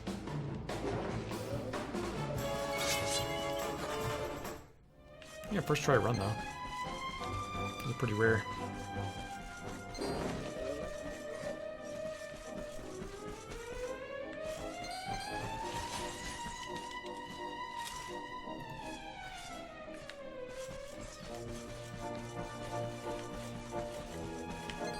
Turn the wrong way.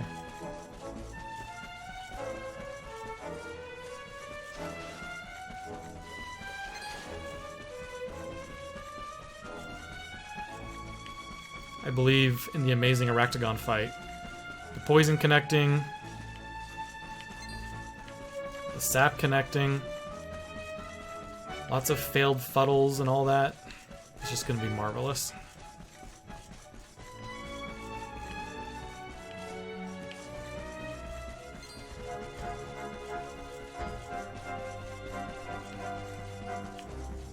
Positive thoughts.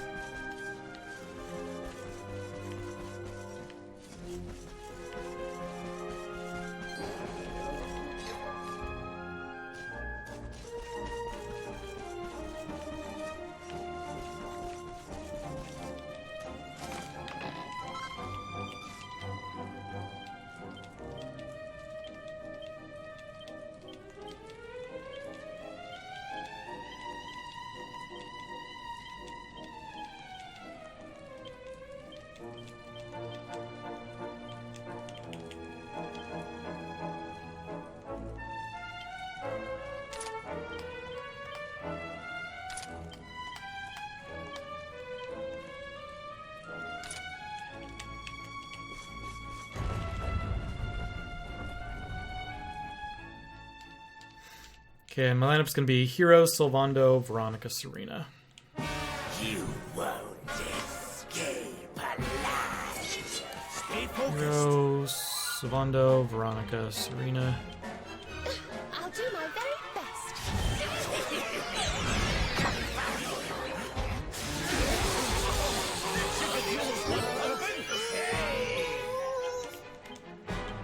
Need a little.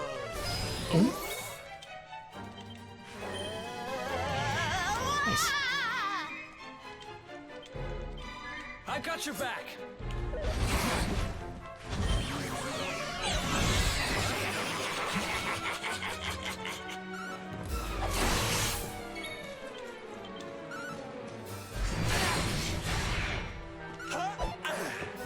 Yeah, all right, thanks.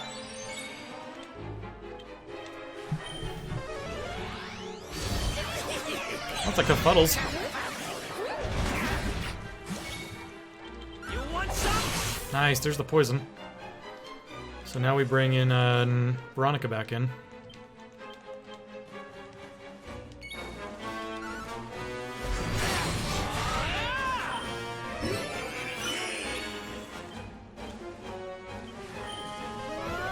Well,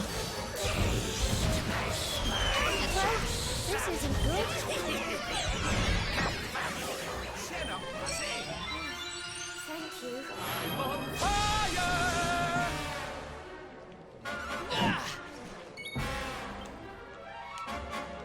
Well, I can't heal Sylvanda right now, which is unfortunate. Okay, I still can. Take this. Gosh, Fuddles every turn. And they're connecting a lot.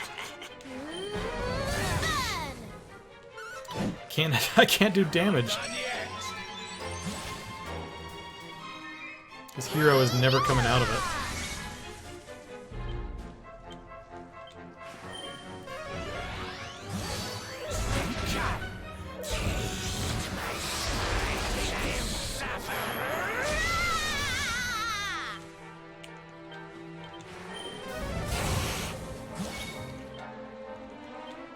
Look after yourself. Oh, get a hold of yourself.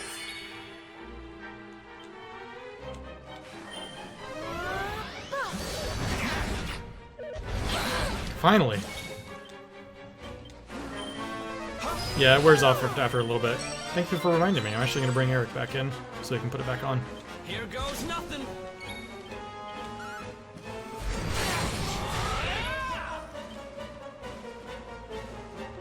Sylvando.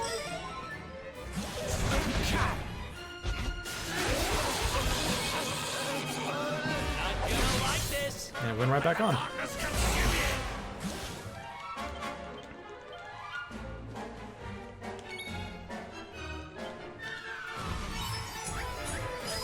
Gosh, my damage dealer is just cannot act in this fight.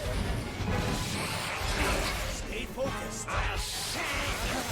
And there goes my AoE healer. Let's heal. This is rough. Sorry.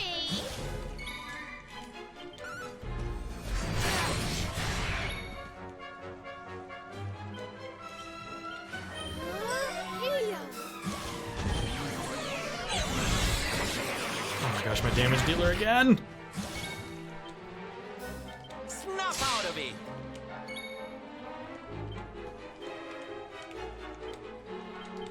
Here. This is a very bad fight. Here, honey. Veronica wins. If those poisons had never connected, this fight would be going on a lot longer.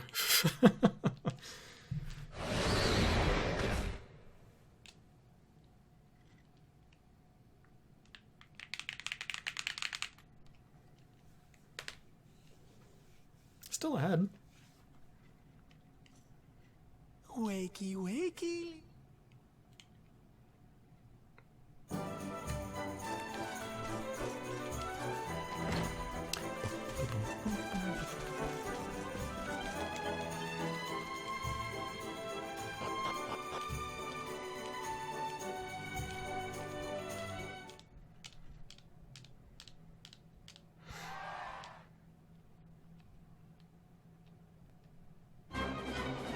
Do this thing. Oh yeah. If we get to high damage rolls, we can just do a regular attack on the last turn to finish him off. Yeah, those are both high enough. We can just do a regular attack now to finish it. If you get low rolls, you have to do a third cutting edge.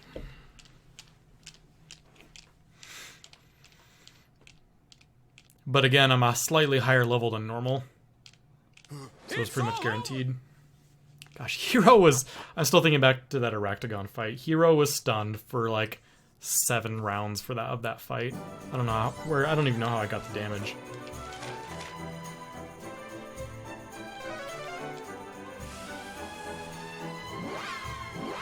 Thank goodness for that poison. That poison carried me for that fight.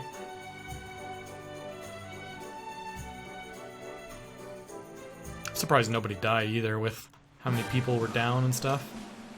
Sylvando being stunned and all that.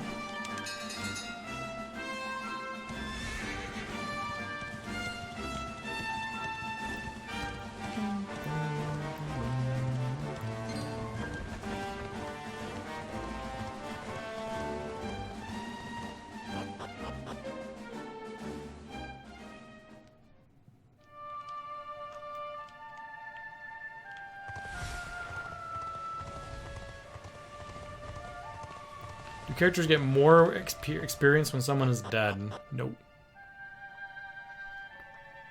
The amount you see that like gets shown in the menu is just the amount that every single person that's alive gets. It's not distributed or anything.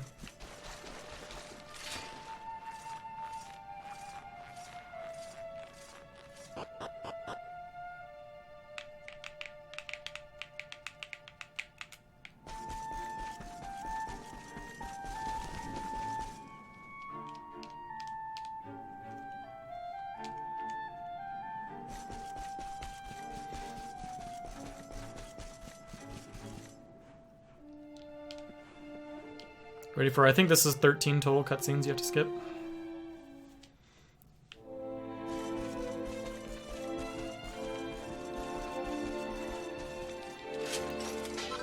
Devil's Tail, that's mostly for the Tyriant fight to reduce the shadow damage.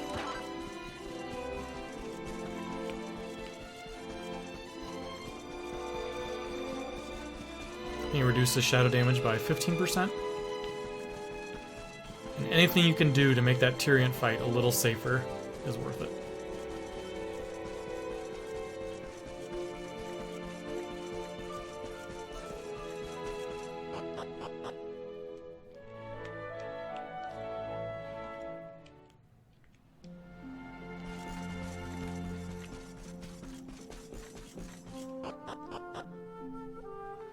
What's up, Wishworm?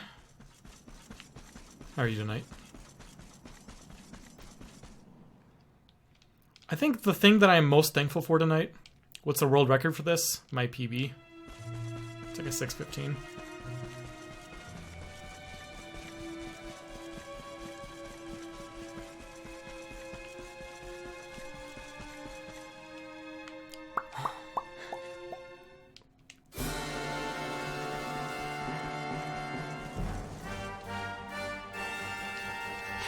Yeah, Aractagon is the hardest boss.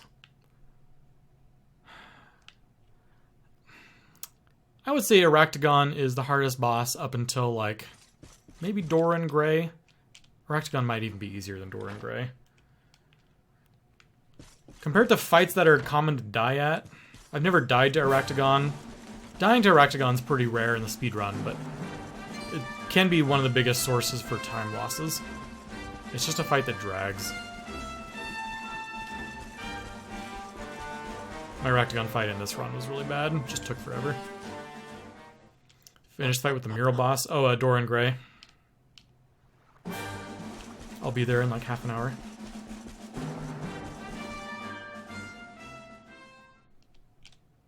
It's also the first fight where the enemy takes 2 actions every turn.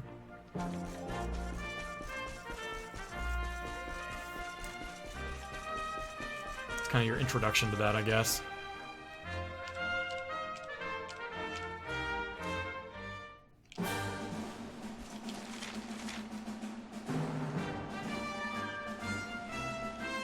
couldn't find the zoo location.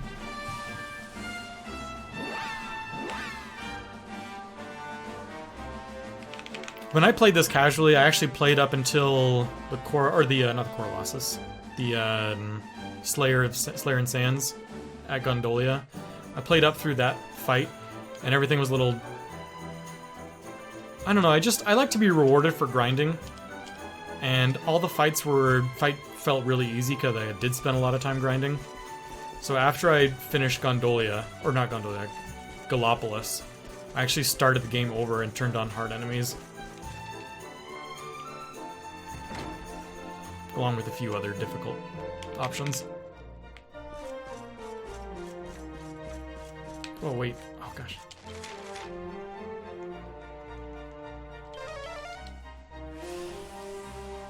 I turned on that. I turned on no shopping. Turned on Shy Pox. And one other thing, I forget. Shy Pox was arguably not worth it. Shy Pox is so obnoxious. Not even in fights. I hate Shy Pox when you're talking to people.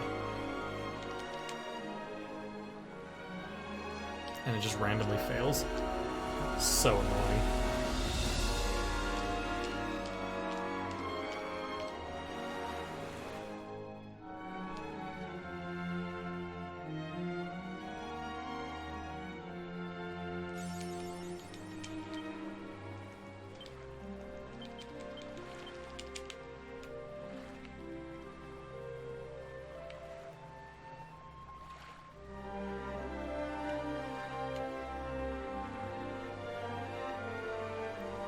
Ooh, Wishworm, thank you so much for that sub. I appreciate that.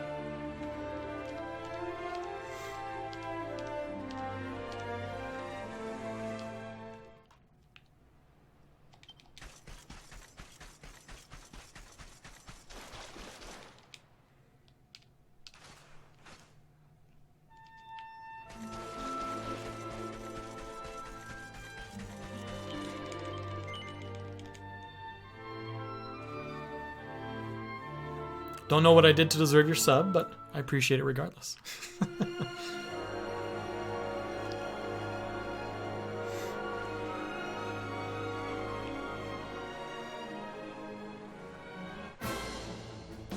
One Jade Rab, Sylvando Hero. Jade Rab, Sylvando Hero.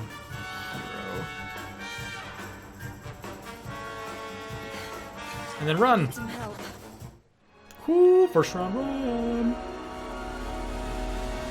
Okay, so in this speed run, you just finished. Oh, so how far are you? I would say 20 to 25%.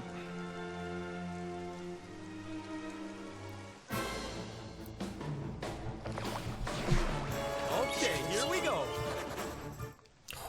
Another first round run. Yeah, this game is long. Playing casually, I think it took me just right around 100 hours to beat. But I'm very completionist and I like grinding. If you play without the hard enemies and you just kind of play through it, I would probably expect more like 50 to 60.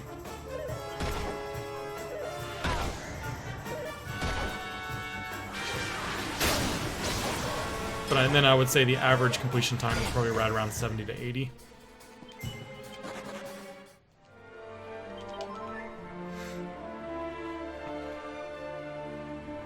Actually, that might be a little more than 25%. It may be closer to like 30, 35.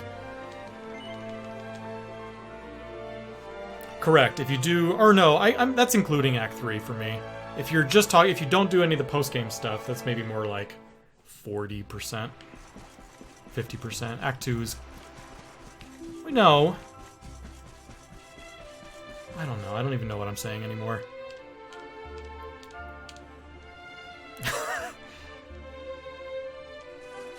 To give you an idea, this speedrun is 6 hours and 15 minutes. I'll be where you are at about the 2.5 hour mark. And we do not do any of the post-game content in the speedrun.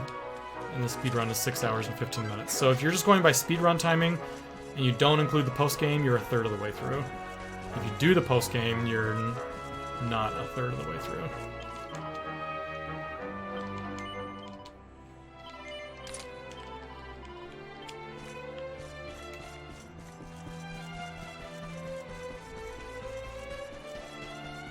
Yeah, the post-game in this game is not just like, oh, let's talk to some people and do some fun little side quests. The post-game content, in my opinion, is like just as good as any other part of the game. Playing casually, the post-game content, I would say, is a must.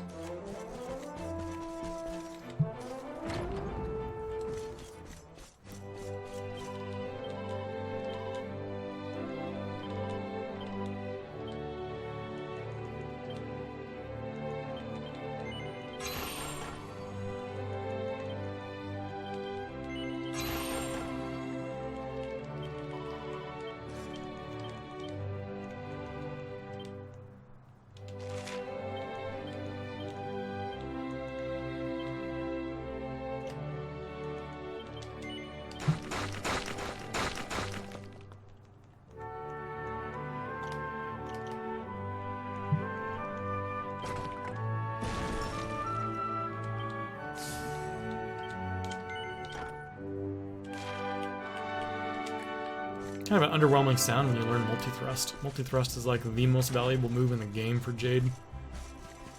Yeah, we don't do any of the Tickington stuff. So if you're also, I guess if you include Tickington, I don't know how much content it is, because I actually never played the Switch version casually. I played it on PC. So I'm actually not familiar with how much content is in Tickington, because I never did it.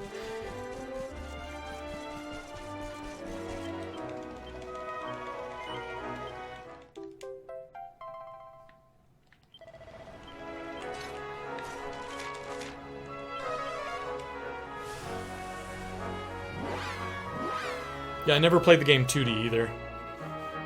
The 2D speedrun is much longer.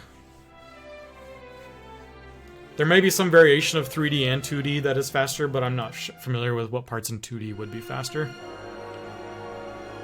See, if we get lucky, we get all the way to the ships without a fight. Fingers crossed. Nice.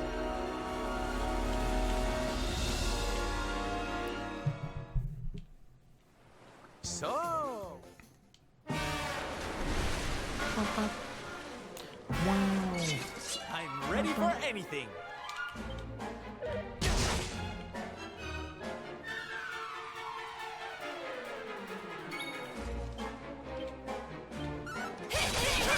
Kraken!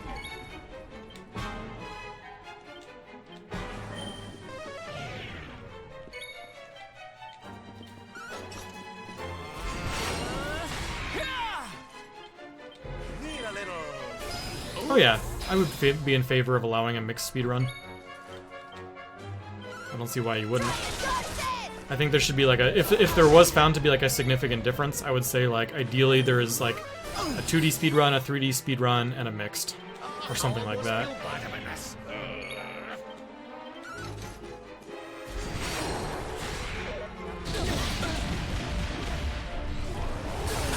Stay focused.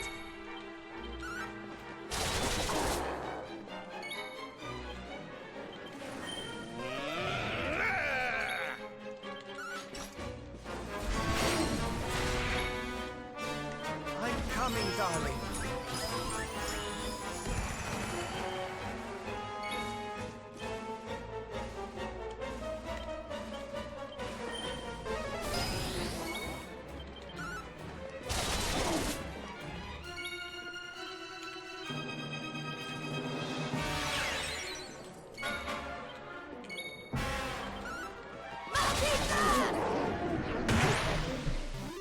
And stay down. The great Sylvander grows even greater.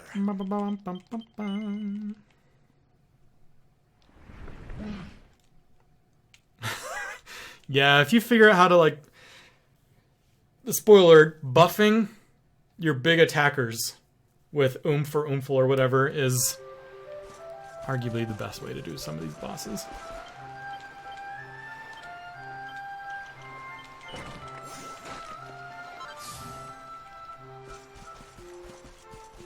And multi-thrust with Jade is an overpowered attack.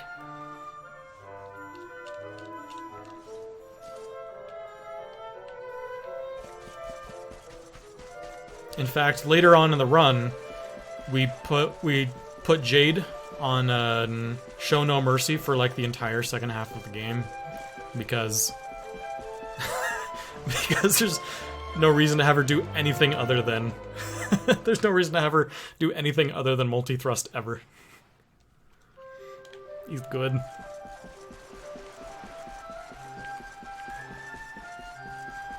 Honestly, we could probably put her on Show No Mercy now. But sometimes we like to actually choose who we target. That's the only reason we don't have her on that.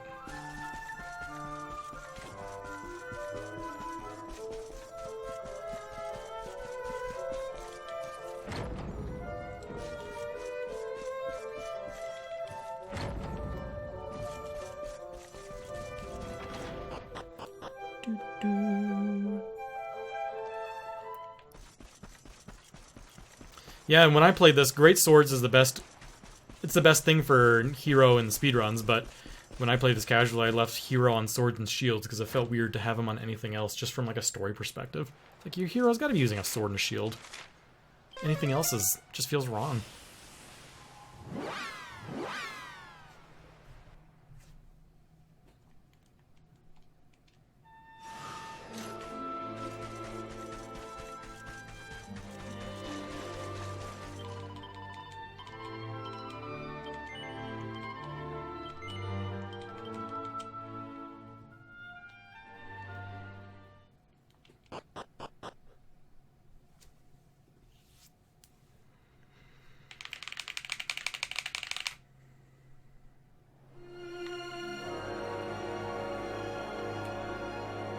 Okay, the only fight we're trying to avoid here is the tentacular fight.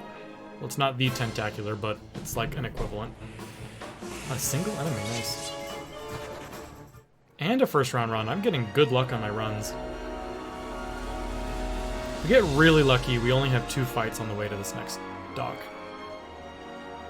And based on where we're getting this fight, it's probably going to be the tentacular. Maybe not. We made it all the way through to the pillar. Well, could we only get 1 fight? Oh my gosh. I bet we get a fight like as soon as we move here.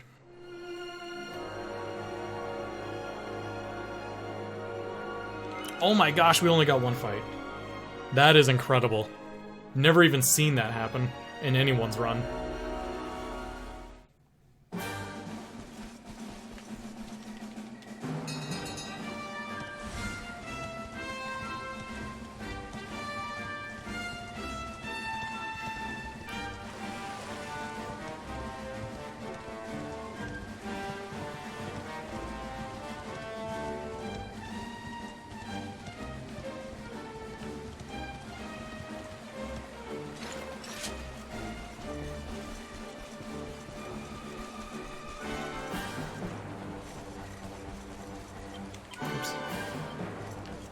I'm actually deviating. I'm changing my mind about how we're doing this. I'm gonna do Elysian Bird right now. This is not usually how I do this. So my splits are gonna be meaningless for the next 2 ones. Or actually just for Elysian Bird. I'm deviating from my route, because I think I just realized that it's faster to do it this way.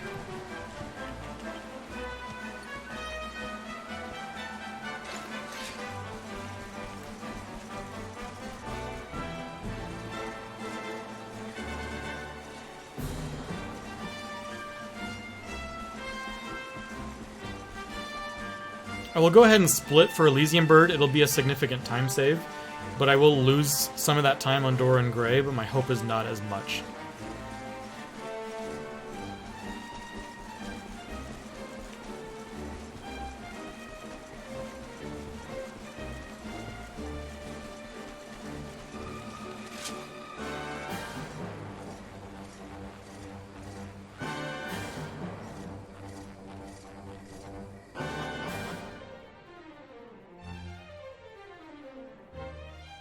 Yeah.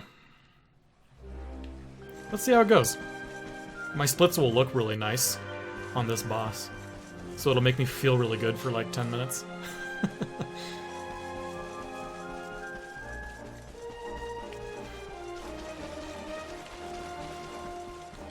Oh gosh. I'm trying to climb the really tall cliff.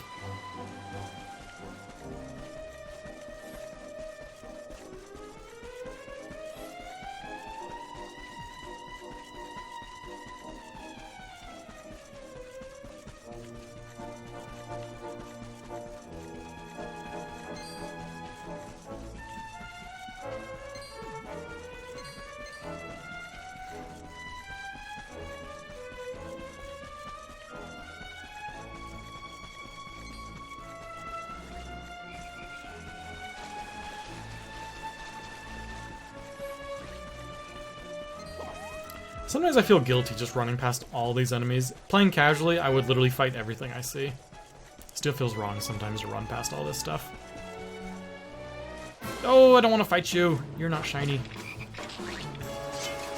This was a mistake.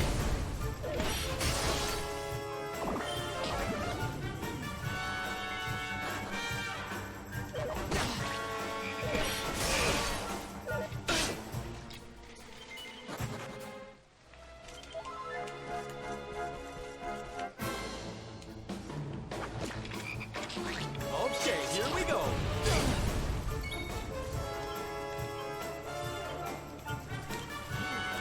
No, stop it.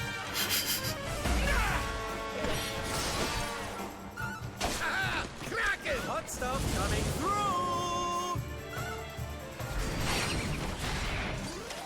Well, that was easy. Yeah, there's one grinding section in the run, but when I say grinding section, I mean we take like 3 fights. Other than that, we don't grind anywhere. Which is pretty unusual for a Dragon Quest speedrun.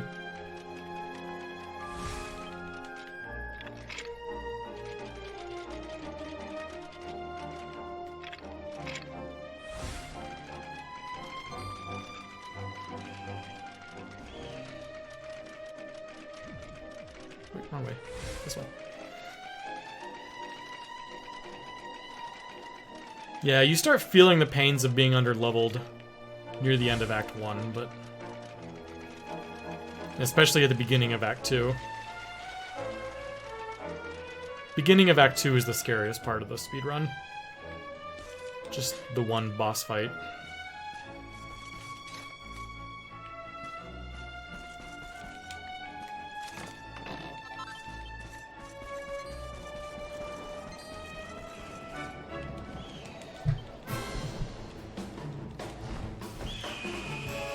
As a matter of fact, we actually got to kill the metal slime in this one.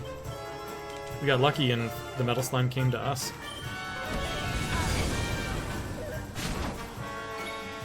I actually need to heal on this fight with Sylvander instead of Pimping.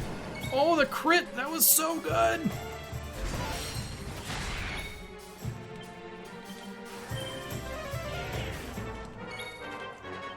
Are you all right, honey?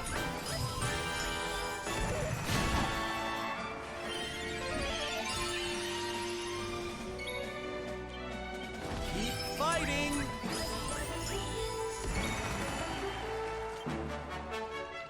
Surrender your soul!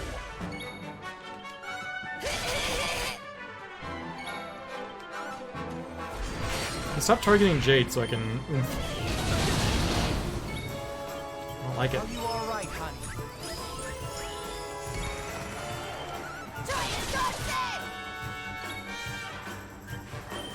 Maybe Hero will finish this with the cutting edge. Nice.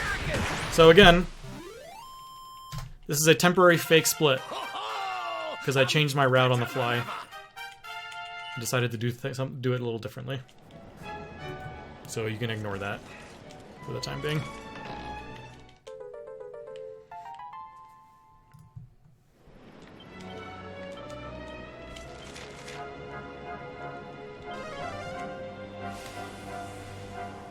How about gaming at Summa Best?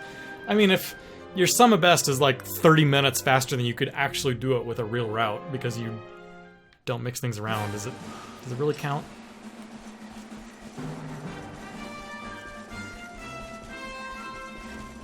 See, everything that I'm doing right now, I'll tell you when I stop doing the things that I would have done on my previous split. Wait, what? Oh, I was too close to the stairs.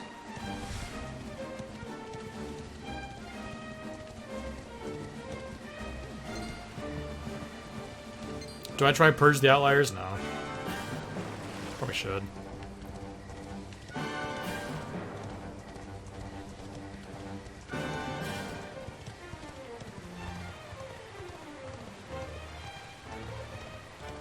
Yeah, my Summa Best in this one is already sub 6. It's like a 5:55, I think, before coming into this run. So 20 minutes faster than my PB, but like, once you do enough runs, you get like enough times where you had like a crazy boss fight and you got a crazy crit and it just went super fast, and you get enough of those. Eventually it's like, This is totally unrealistic. There's zero chance that all of this happens together.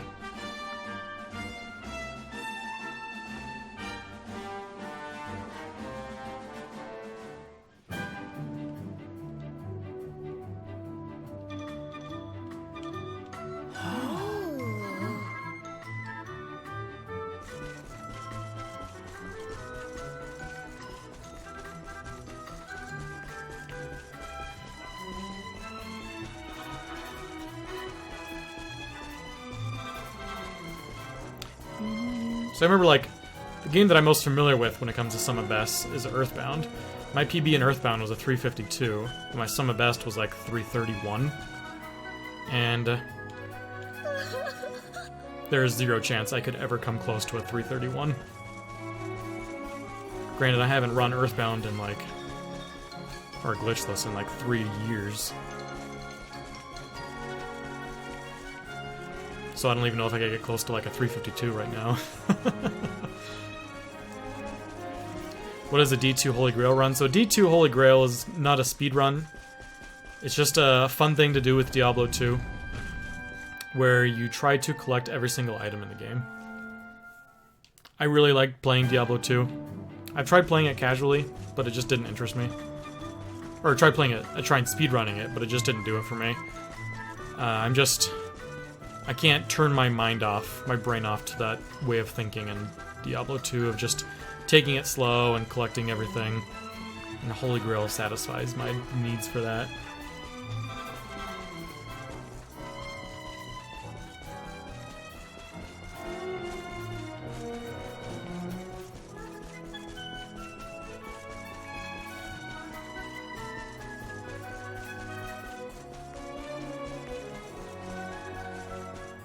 I did start playing Path of Exile a little bit. I'd never played it before. I've been enjoying Path of Exile.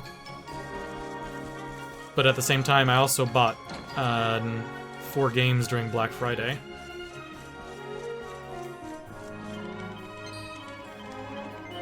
That I need to get to as well, so I just made my backlog even longer. I bought Tales of Berseria, Kingdom Hearts, The Story So Far, God of War, and Breath of the Wild.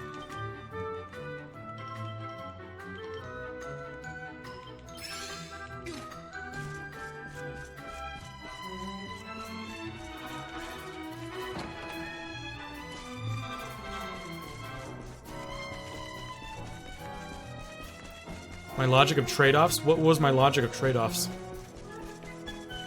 I don't remember. Oh, I've never played a Tales game before. I asked it in the RPG Limit Break Discord, and a bunch of people threw out some recommendations, so I was like, okay. Never played a Tales game. I've heard a ton about them. I'll try it out. So I got the Tales game for 20 bucks. I got the Kingdom Hearts The Story So Far for 20 bucks. God of War was 10. And then Breath of the Wild was on sale for 30, which for a Nintendo game was pretty significant.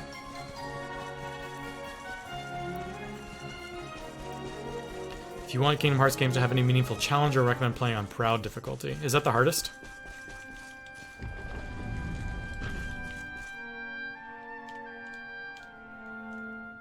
I already passed, by the way. I already passed where I would have started this split, normally.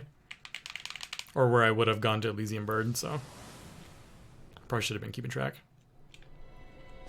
Oh, is Proud like second hardest? See, I've never played a Kingdom Hearts game ever. Which I feel is like I'm probably doing a disservice to myself to at least not even tried it.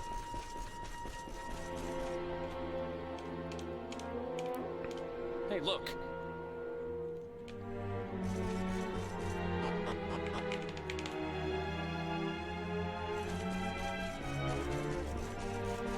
Yeah, when I speedrun, I try and think out loud a little bit sometimes. Sometimes I get caught in the moment, especially during boss fights. It's really hard to explain my logic and my decision-making in boss fights, because the actions and the things you do are so fast.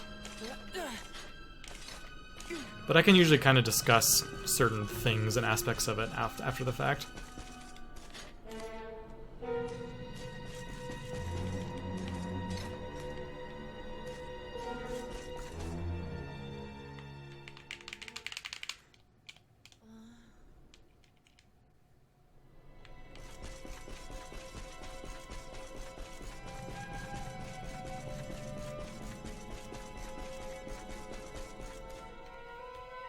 See, I don't even think I've ever watched a Tales game before. Someone recommended it, and I just bought it. I honestly did not look at any reviews, any videos or gameplay of it. I don't know what the game even looks like. But I just went for it, because I know it's a popular RPG series, and I've never played it, so I just went for it. Went in totally blind.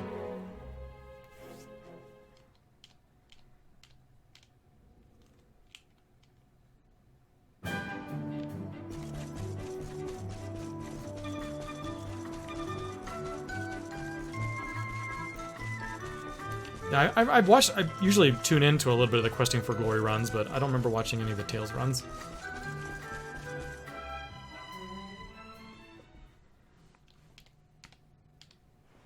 Where?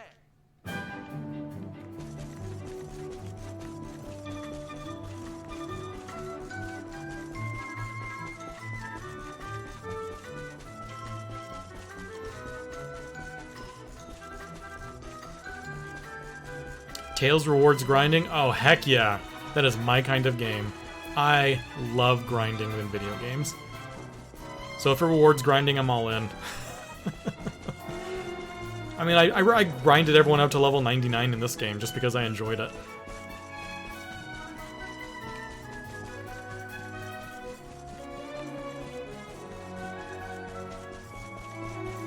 You haven't played a game on your PS4 for a while now? Honestly, I haven't either. I've been on pretty all in on Switch a lot recently.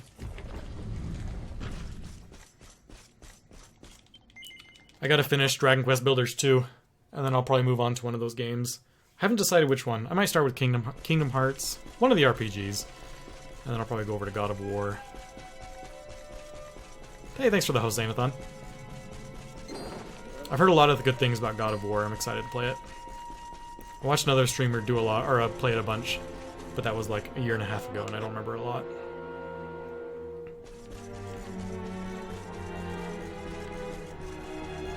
See, I don't want to be a glass cannon. I enjoy games that reward. I don't know. I like a little bit of trial and error on boss fights and things, but if a game starts becoming like a Dark Souls where it takes you like 30 or 40 tries to learn the patterns and stuff, I lose interest. I don't like spending that much time trying to figure out a boss's patterns and how to do it. If a boss fight is going to take me more than like 10 tries, I'm out.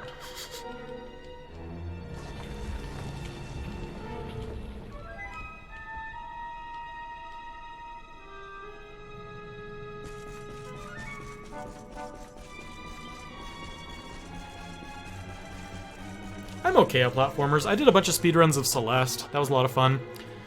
My time isn't anywhere near competitive. I think my PB for Celeste was like 45 minutes, which is like 250th on the leaderboards or something. But 250th out of like 900. So not terrible. I did speedruns of Celeste for probably like... Oh gosh! I did speedruns of Celeste for probably like a month and a half. I could hear the little ding of the guy aggroing me and I was stuck. Panicked.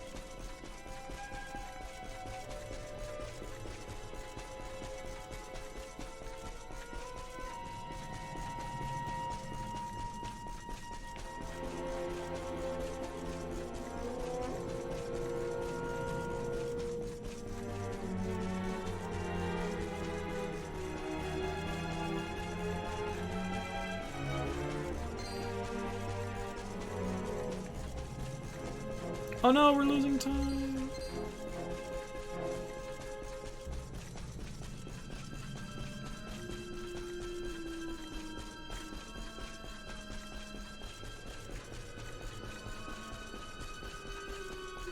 This is such a long run.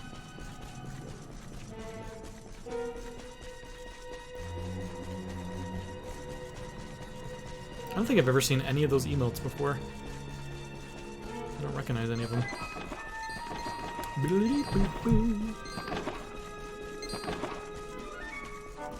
This run is also showing me like how much time there is still to save.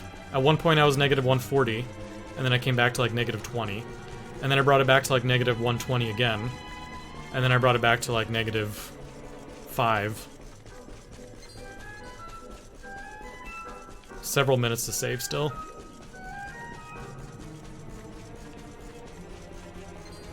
Ooh, hello. I always forget about that guy.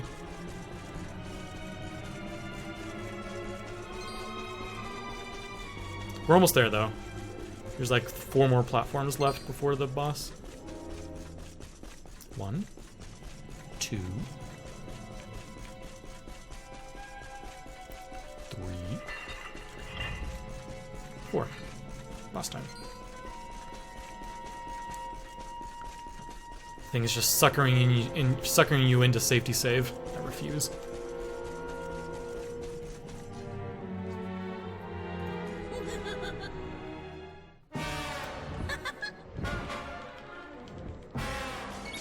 Take care.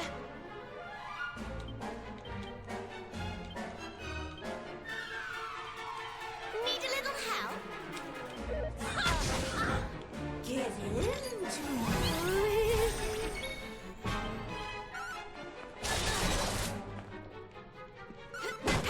Ow. This'll soften him up. That's unfortunate. Behold my beauty! Consume that!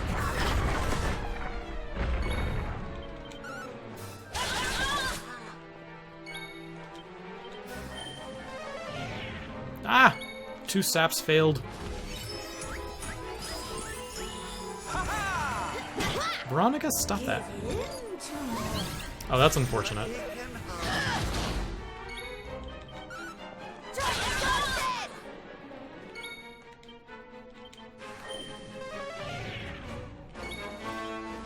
Are you alright, honey? Oh, no. Rude. Consume that! Get into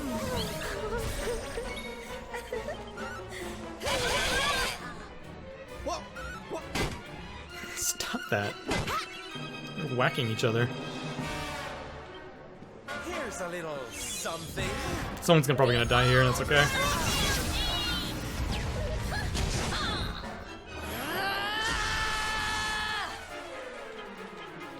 I got your back.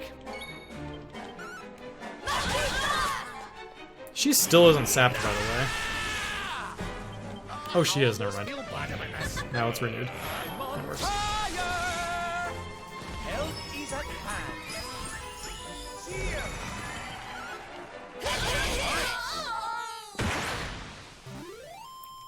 Honestly, that was a pretty lousy fight. I think that's just a better route to do it like that.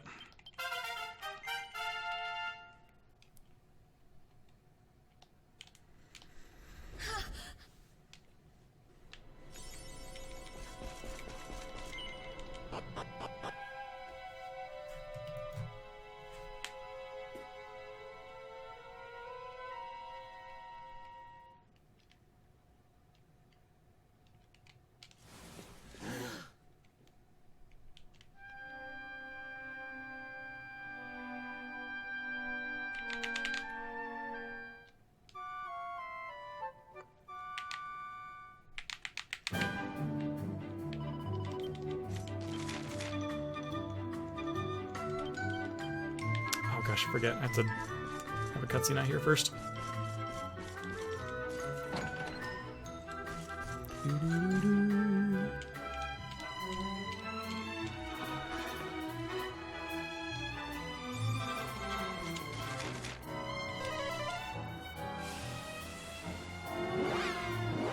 Okay, and then as soon as we go to Nautica, yeah, so we get the key to start opening up some of the doors around the world. And we're going to go get a better sword for Hero, so we actually have a chance against Yoramun.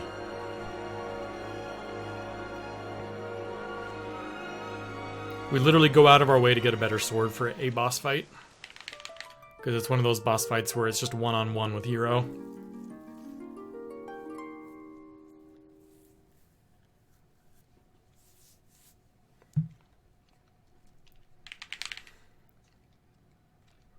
And remember, we have about a 3.5 minute time save coming up. As long as Sylvando doesn't die. But I said that last run, and I died, so... I thought the fight was free, and apparently it's not.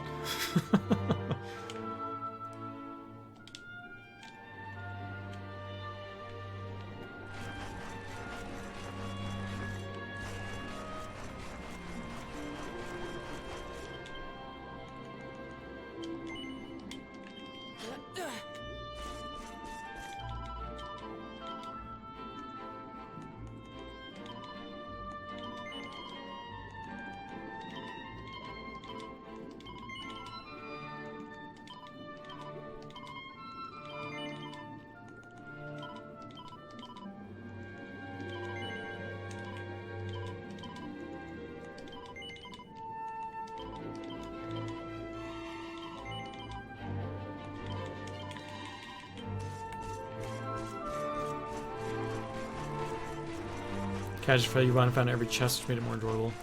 Yeah. I remember in my casual playthrough, I probably spent a good 4 or 5 hours grinding that dungeon. Because again, I just love fighting stuff and taking that route in RPGs. And that's totally not other people's thing, but I like it.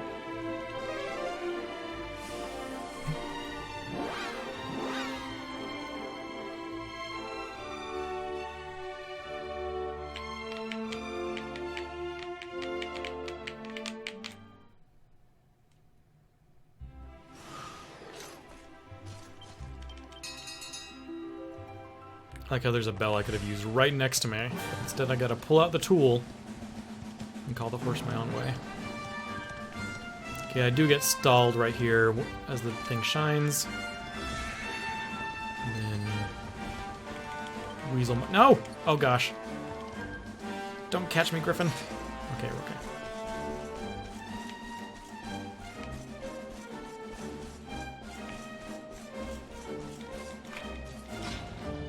And then way earlier in the run, we checked a campsite as we were leaving Hado. And it's specifically for a warp right here.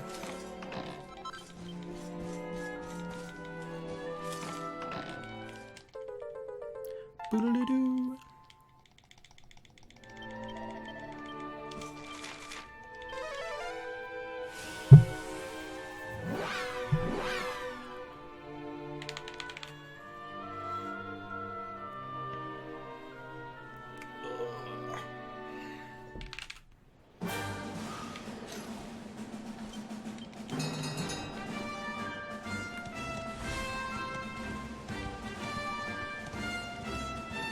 Okay, I think this is the Banishing Blade, if I'm not mistaken.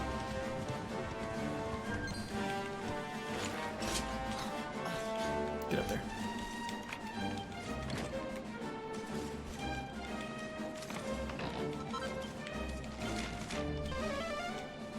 And then we're on to Sniffelheim. You're gonna either get 1 or 2 encounters here. Hoping for 1. Always hoping for 1.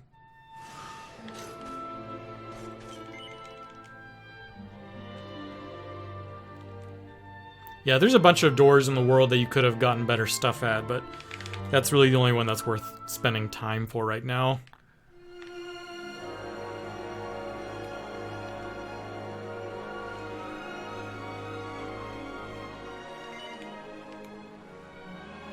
The other one we get is in Act 2. Okay, we haven't hit the harder enemies yet. I have 3 people pepped up.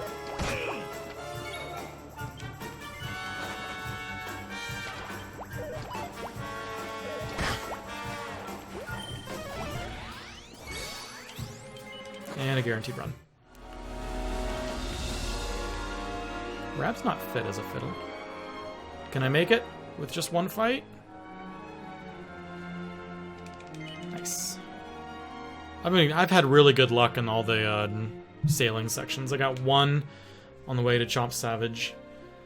I got just the 3 on the way to Port of Valor, or not Port of Valor.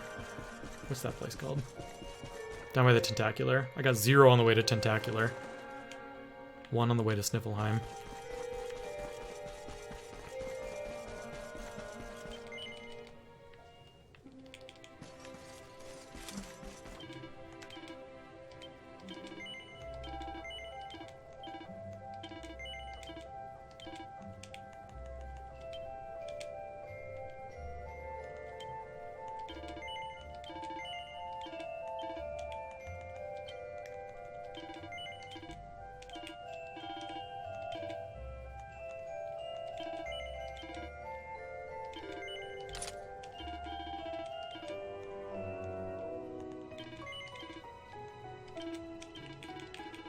Oh, I don't have enough money. I need to sell one more thing. Pointy hat doesn't get me there. Sell one of the strong medicines. I needed 4,000.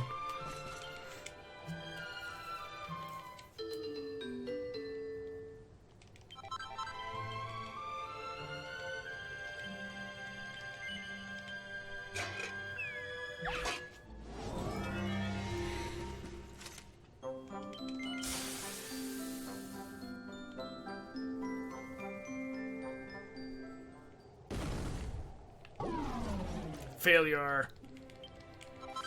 And then Hero and Rab both get offensive equipment. Hero, offensive. Rab, offensive. Okay.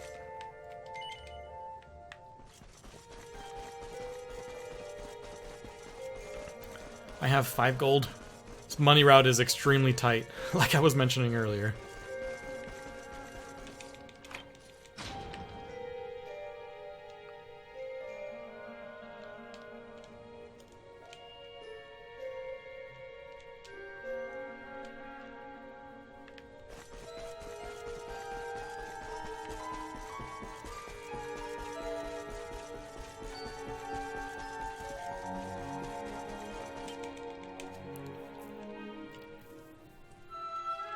Yeah, we don't take any random encounters.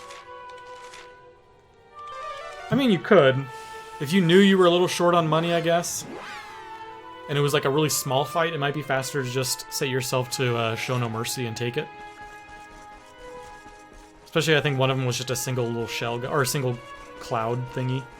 That might have been faster just to show no mercy and fight it, but I think I also got a first round run, so that was faster. But it's unlikely to get that first round run.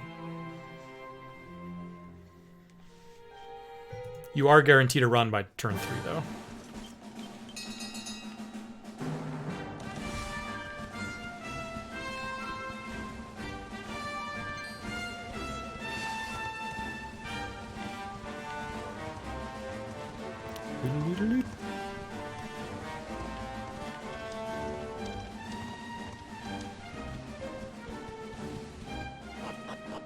I'm not sure what the odds are. I guess I could probably take a big sample size and figure out roughly what the odds are. Because I assume they're always the same. It doesn't feel like they change based on the enemy difficulty or anything. But I don't think it's really... I guess it might be meaningful to make quick decisions whether I should try and take a fight, knowing how long it would take. The law of averages and all that.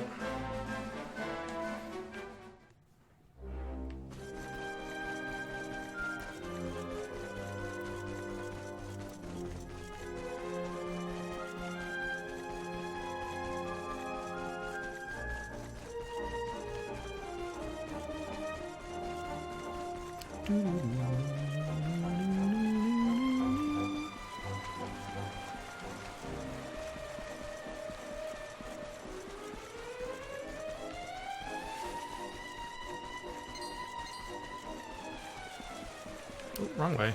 Where am I going?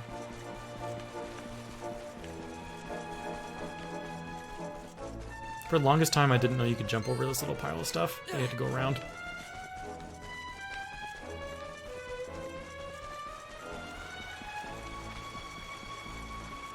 Do I safety save here? Do I safety save? I will.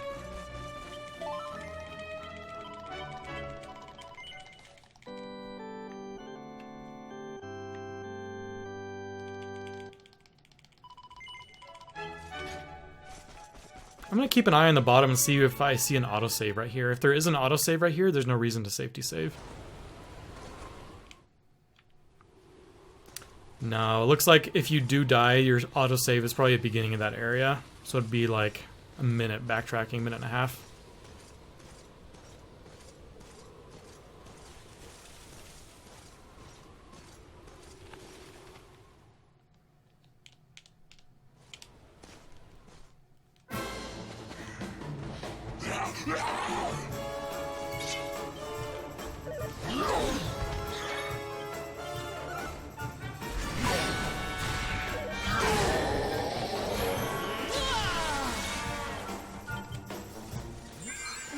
They should do the pep up thing right here.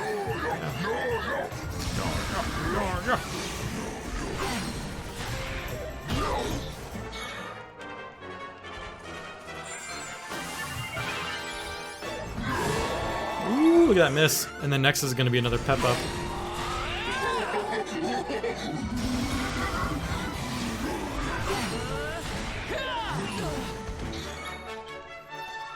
Play it safe. He's got 2 attacks, so he has. Oh, he's gonna do a double attack right here, likely. How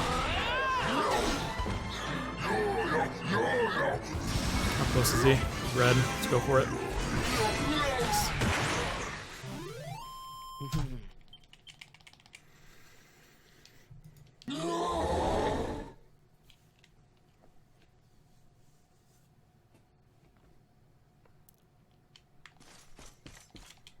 At that point, his big kick attack will do around 100 damage to me. So 108 is like right on the cusp of like probably being okay to take another hit.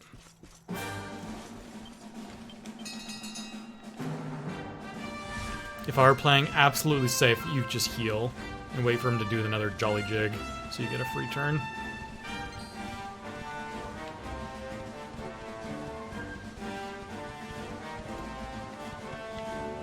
Nope, not yet. Gotta go get the zoom point.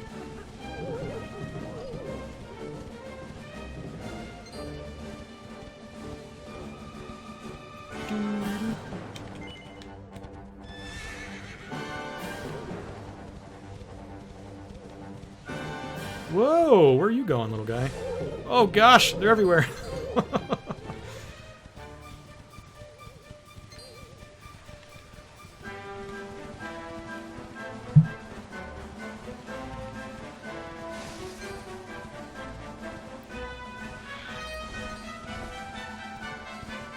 Yeah, pretty much everything is white in this area. Blends in super well with the snow.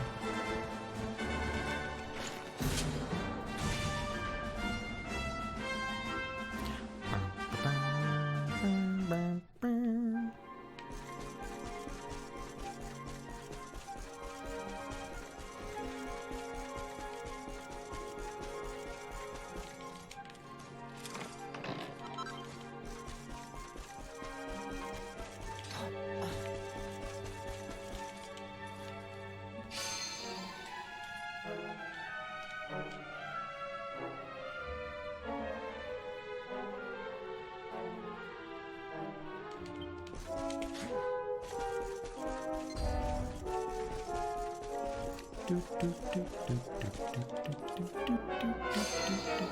remember in some of my early speed runs, I would get into like 6 or 7 fights in this area trying to get around stuff. Thankfully, it doesn't happen anymore. The first fight with who?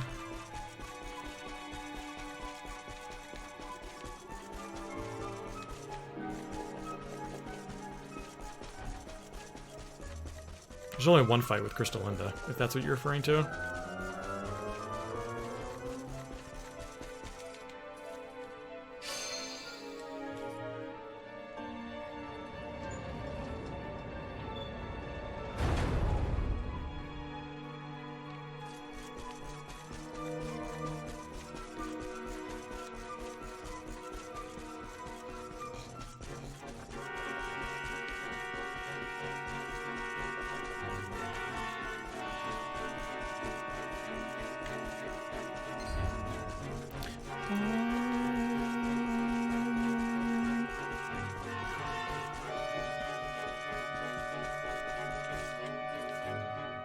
This looks a lot simpler when you're just watching someone else do it. I remember this being this place being pretty tricky to figure out where to go.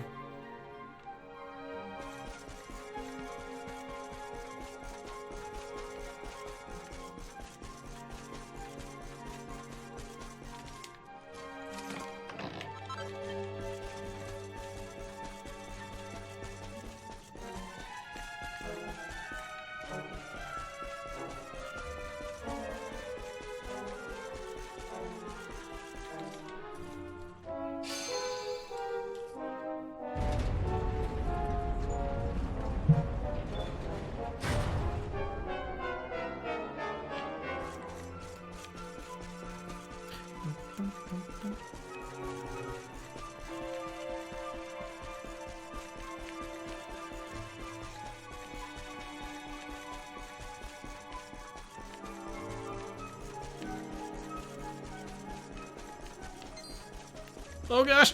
Whew.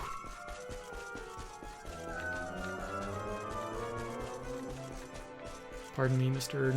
Wizard Dude. Hey, thank you very much, it's my turn.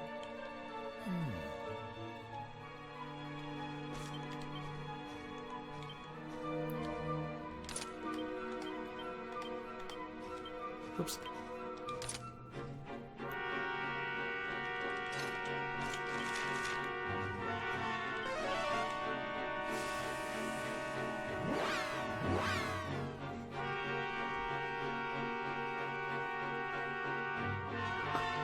My notes say sleep if you need MP, and that definitely happens. You can run out MP if you get into a few fights there in the library. You need to heal a few times.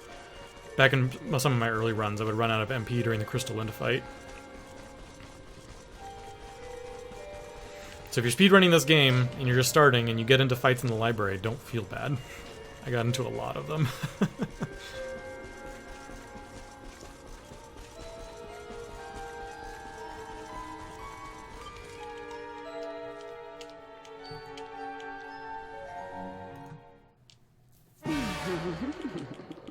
Veronica Rab, Sylvando Jade. Okay. Veronica Rab, Sylvando Jade.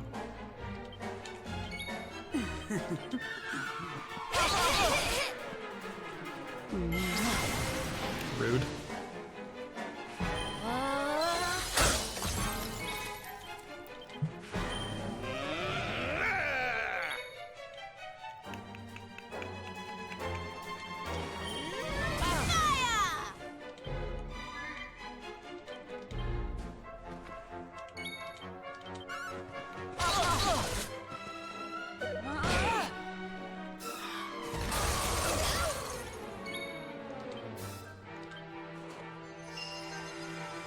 Hey, what's up, Action? How you doing? Help is at hand. Cheer.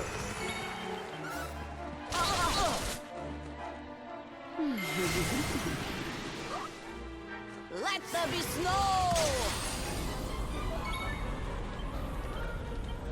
Hey.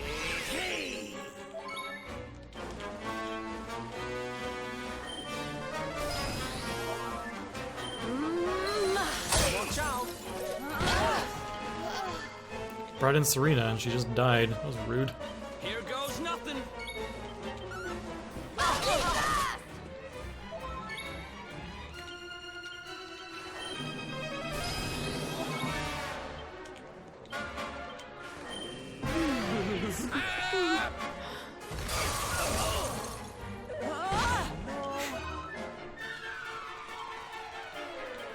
Number one rule of this fight, leave Hero out. Do not bring Hero into this fight.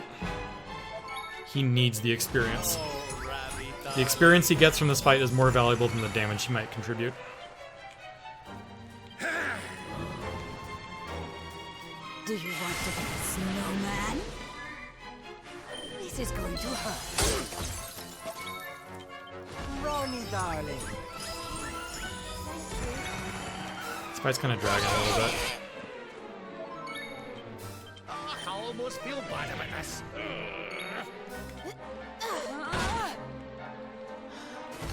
One more multi-thrust should finish this. No!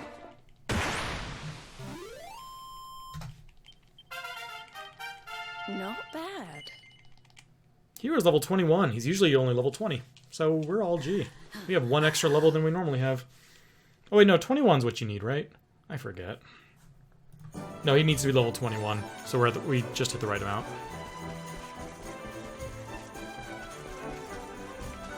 Oh, did I miss? Was there a good pep I could have done? Probably. The only peps I'm usually looking for in the early game are Hero can do a tempered tantrum, which is really solid for a lot of the early bosses. Other than that, I don't really look. Yeah, that's why I didn't think about it. Temper Tantrum is super valuable in the early game against like a Ractagon or Jasper or the Corolossus. It's pretty good against all those guys.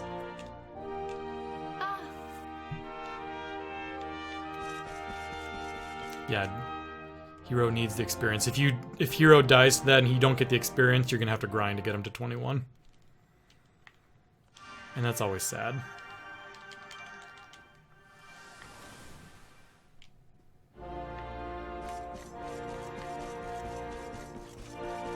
I need to add this to my notes as well in case anyone's learning this run from my notes. I now pick up the dagger over here for Eric.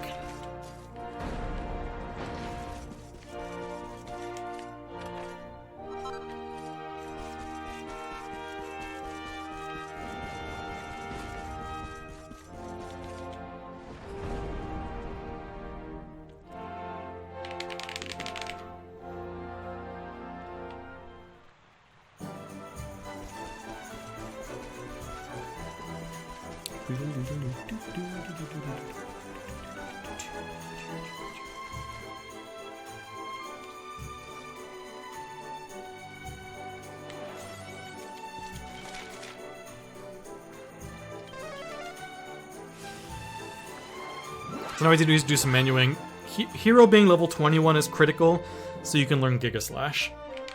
Giga Slash is like the only way we get through the early game in Act 2.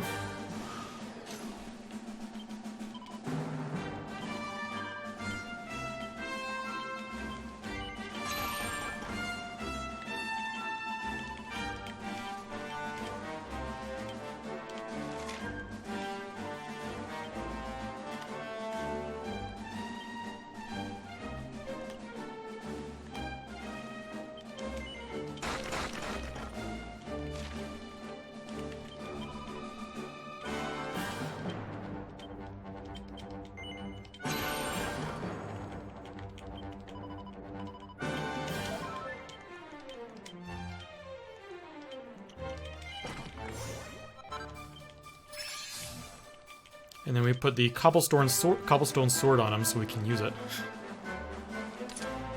And then...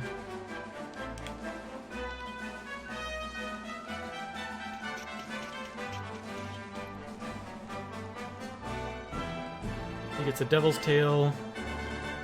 He gets Rab's Cane.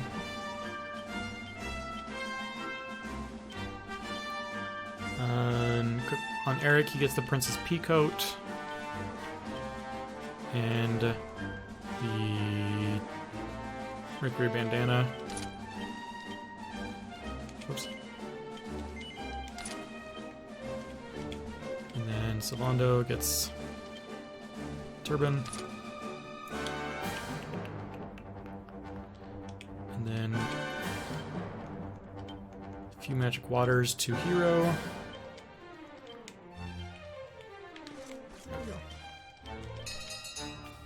So in the PC and the PS4 version, when you start Act 2, it dumps everybody's gear into the item and equipment bag.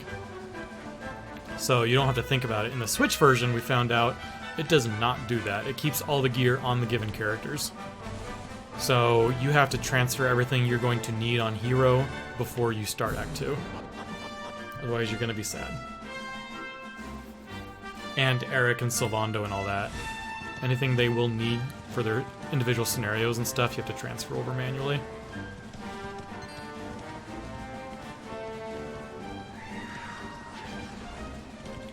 You can't ride the horse in the cave, so I have to get up early. I don't want to do an extra fight, so I'm going to wait for this guy to get a little on his own first. Are the items locked? Yeah. Bring in Hero. And then we can just do Show No Mercy. All right. Good old Giga Slash.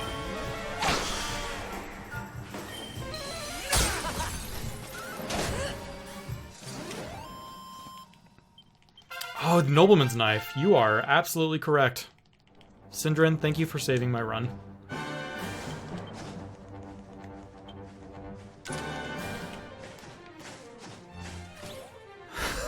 Seriously, that would have been absolutely a huge mistake, a big blunder, to not have that on Eric.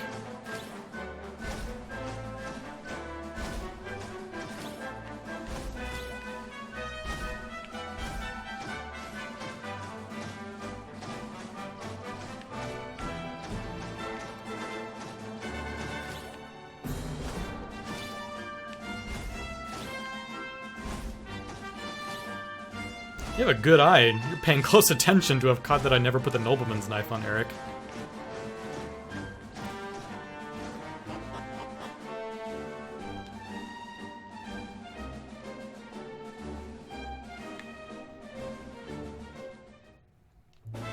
Yeah. Eric's scenario is, if you're going to die to one of them, you're gonna die in Eric's scenario. And in the old days, I would die like multiple times, and each death will cost you about 3.5 minutes.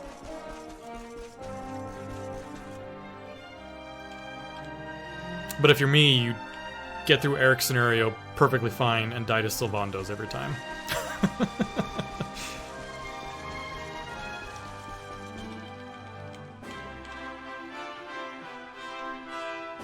Yeah, that ogre has killed me 2 runs in a row. The way he kills you is if he knocks down... You just spend the entire fight guarding with Sylvando. And if he knocks you down and attacks you twice, you're dead.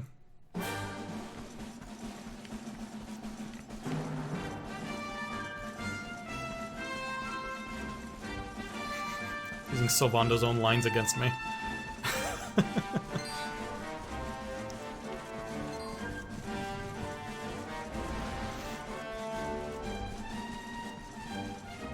And if you're playing the PC version, this is where you clip into bounds after going out of bounds. And you skip about an hour and a half of Act 1.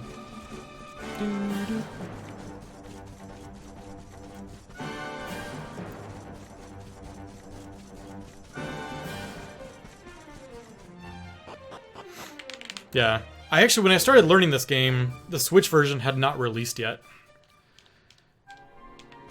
And I was learning it on the PC version. I never actually completed a PC run, but I had the full route learned and I was doing practice off stream. And then the Switch version, the Switch demo came out, and the demo alone pretty much told us it was gonna, even off like a full glitchless run, it was gonna save multiple hours.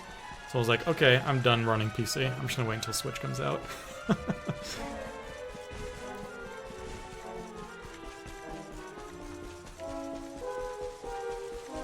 So I learned the PC version and then never did a run.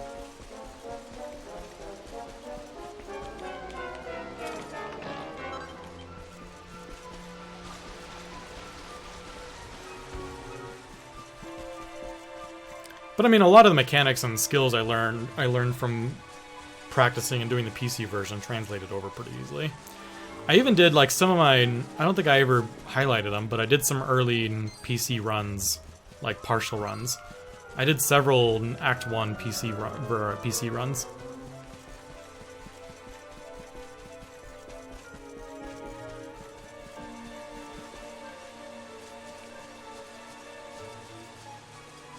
I never actually streamed an Act 2 run, but I did a bunch of practice off stream.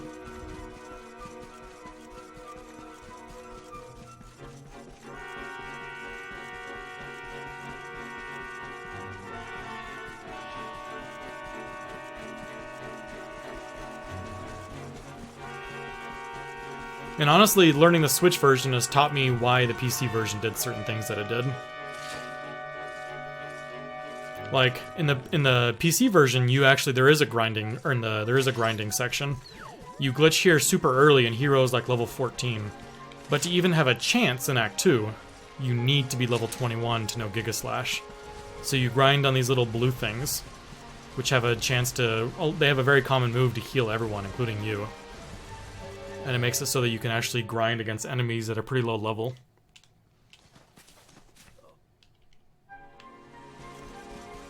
And there's also a chance that they'll spawn with metal slimes.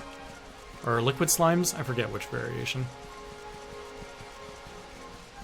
And you've learned whatever Jade's move is that has a chance to do a crit.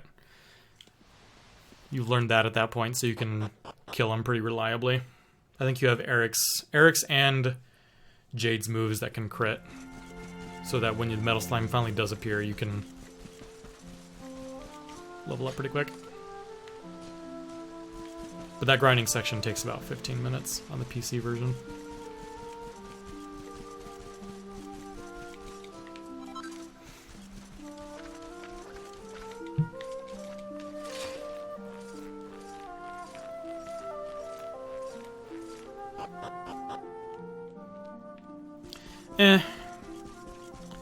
You see me fighting Jasper, which happens anyway. I mean, it's kind of obvious. You know why Jasper's fighting you. Jasper doesn't like you. But then I pretty much skip everything else. All the cutscenes get skipped fast enough you have no idea what's happening.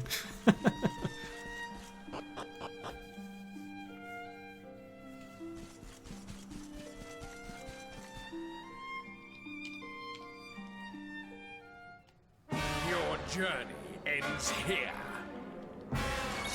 Don't let your guard down.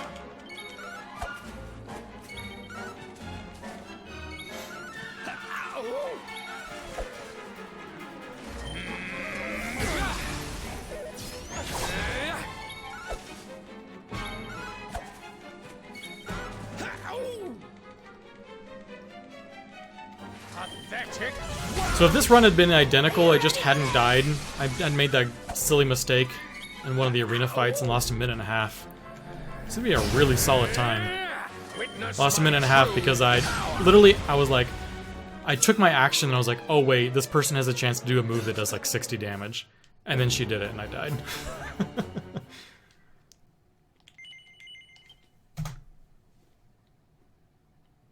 No, you, can you try and run away? I don't know.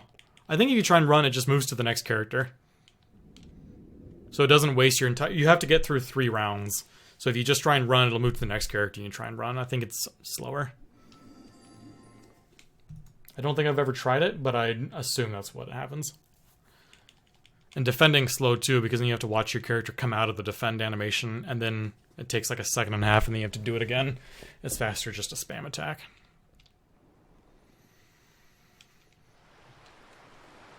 Okay, I have 3-ish minutes to save on this split.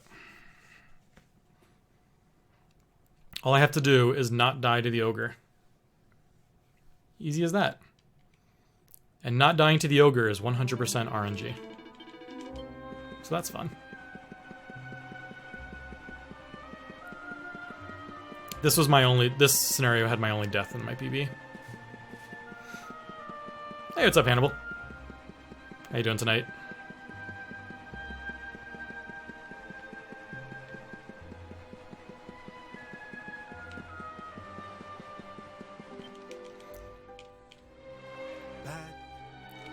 Better than the past 3 days? Oh yeah, I heard about your accident. Sorry that happened.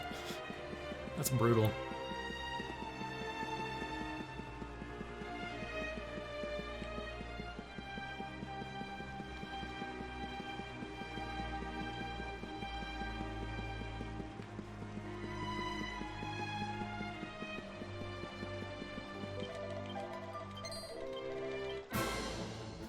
Get him, boys. So that works out.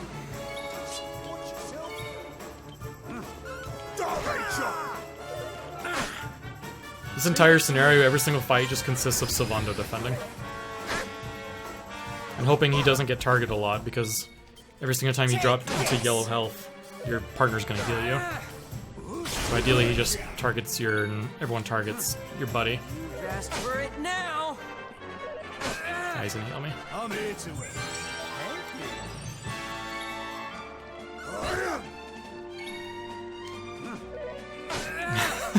That's hilarious. I had no idea that was your old screen name. I remember reading that thread way back in the day.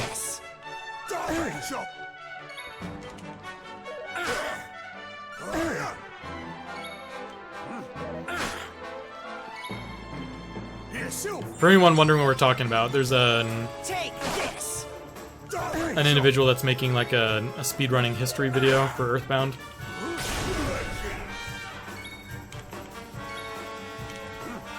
And there was some old videos from back in like 2012 that we found. Just exclusively for any percent, not for glitchless.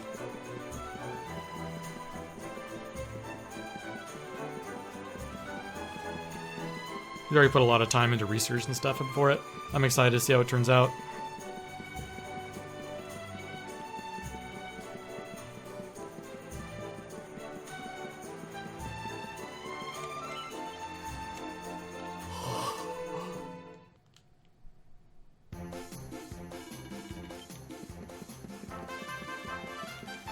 So yeah, the furthest back history we had was going back to 2013, a run by Nemi. that was like a 126. And we really, like, everything kind of gets fuzzy before that, because we didn't really know much before that. But then Hannibal, digging through the old SDA forums, found some posts found when Nemi posted some earlier runs. So now we kind of have like a full history going back to late 2012 for the any percent category. Oh, you Googled it, really? Because the VODs were unlisted, so you wouldn't have been able to like find them from his channel. Yeah, we don't really have any videos from Mickey Mage from early on. We do have his GDQ run. The run you were on the couch for, Plexel. I've watched a bunch of that one. So we do have that video. But we don't have any of his, like, attempts or anything like that, or any of his actual PBs. We just have that GDQ run.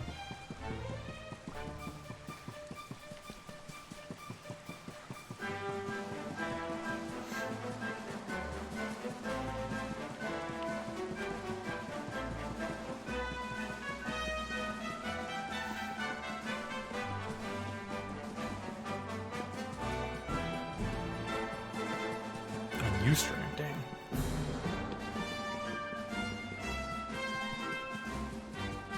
Not even Justin.tv.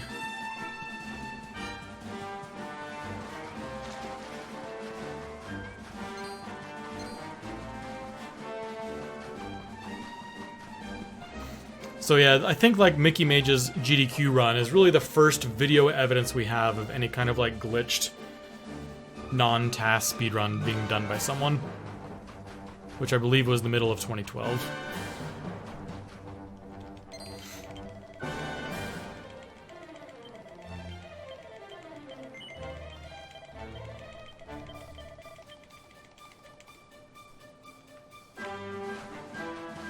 And then we have a couple runs that Nemi did in 2012 and 2013.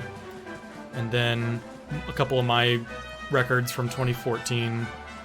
And then it goes back to Nemi. And then it trades off between like Uko and Fawn and Cerium, and Aurelius came close a couple times. And then the route got broken open by... Crud, I forgot his name. What's his name? I'm embarrassed that I forgot his name. Anyway, someone, an individual that's well known, posted his finds in the TAS videos website. Talking, it wasn't Oxwas. I forget. But anyways, it was the finds of the barrier glitch in O-Net and the cliff skips in Winters. The cliff wiggles. Oops. Arriba! I did not know he could make that sound when he jumped. I like it. Pirohiko, that's who it is. That's right.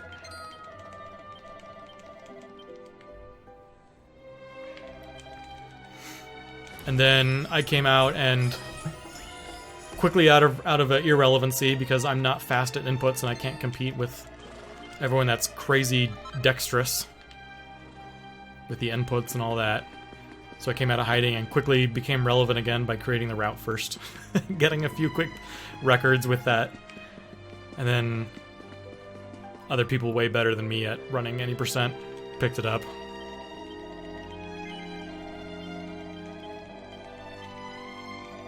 And I've gotten the time down to like a 47-minute run. James, actually, Classic James just took the 80% record last night.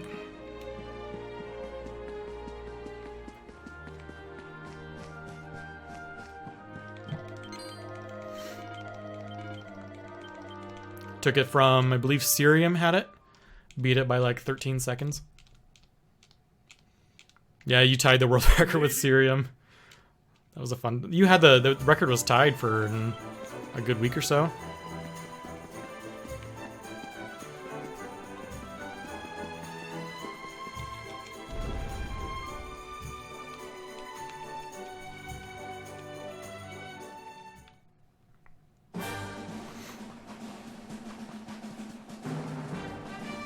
Okay, here's where we go to not die. That's our objective here. Not die.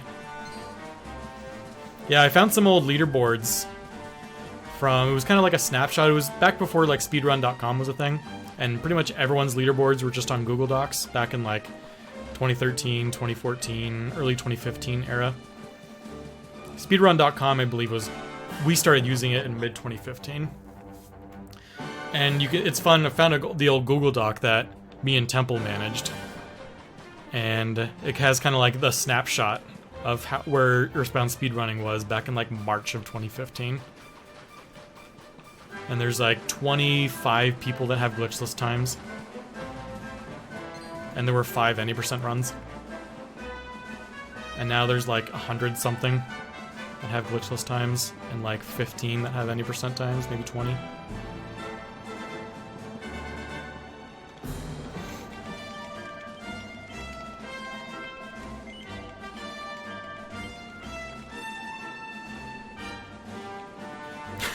Use your ONET manip against you.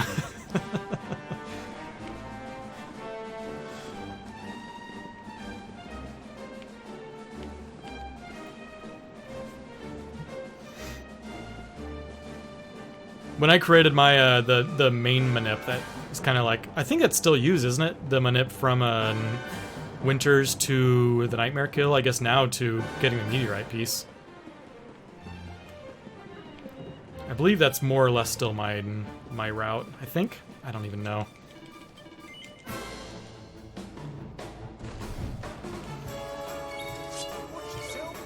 Okay. Strategy here is don't die. 2, 4, 6, 8. Going to get to feeling waves. I didn't get knocked down, so we're still okay. The only threat is when we do get knocked down. 2, 4, 6, 8. Going to get to feeling waves. Oh, you legit just taught him it. Which game series has the largest speedrun community? My guess, I don't know for sure, but my guess would probably be like one of the Zelda series. Is it Super Mario 64? Celeste is also really big. Celeste has like 900 runs. Somewhere between 900 and 1,000 runners. Don't do it. Okay.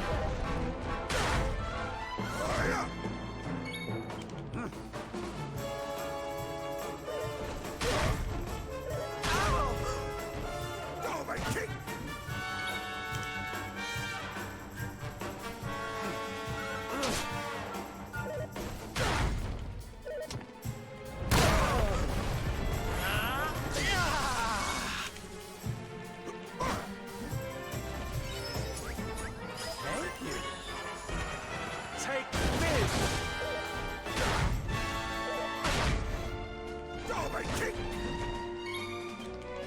Take this. Fabulous. I didn't die! Fabulous, darling.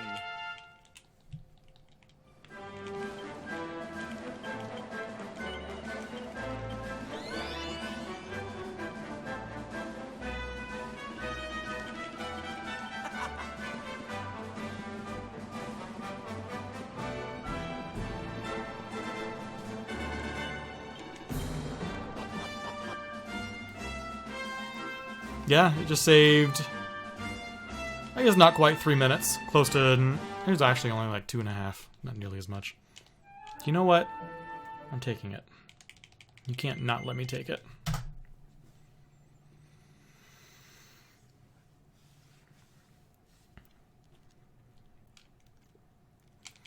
We kind of have like similar idea for Earthbound. I guess not really similar, I guess we're more lenient. But with Earthbound, we only require video evidence for sub 5 hours. And then sub 4 hours is subject to additional scrutiny. We will be very picky about audio and video issues. That was a new rule recently, after a big debate from a Japanese runner submission.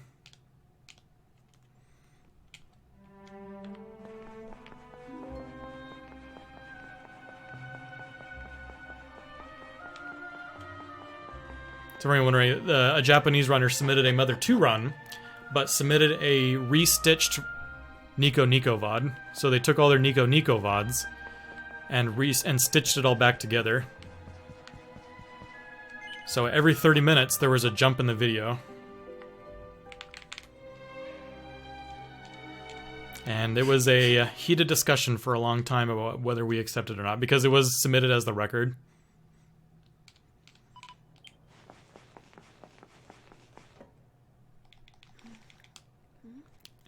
In the end, we decided to accept it, and then we tightened up the rules so that in the future, a run with distinct jumps of video and stuff, that could be easy splice locations, were no longer accepted. Only for sub 4 hour runs.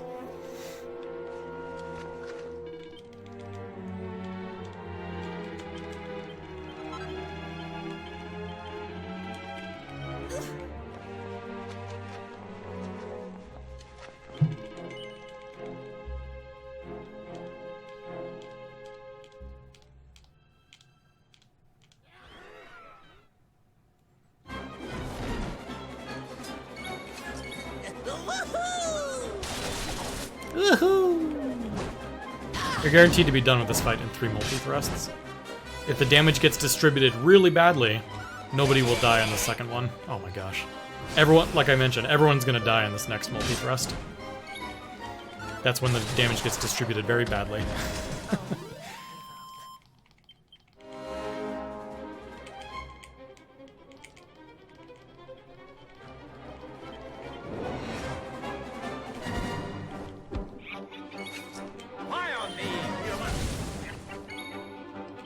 And you want to make sure that during this fight you do die at one point, because you want a refill of MP before you go into the next fight.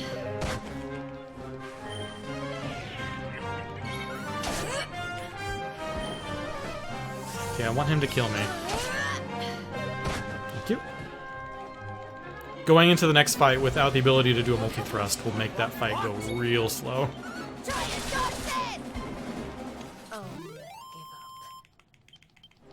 Yeah. I think it's technically on the leaderboard, but it's like, there's a mod note as it's not verified. I'm not sure what the whole situation of that is.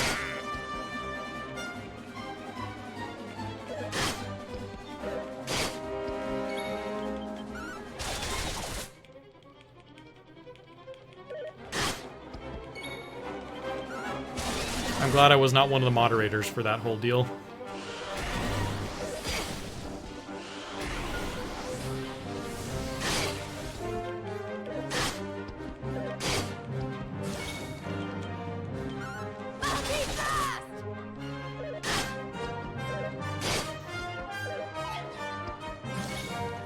I actually didn't want to dodge that. Kill me! Kill me! No, kill me! I don't have enough to do a multi-thrust.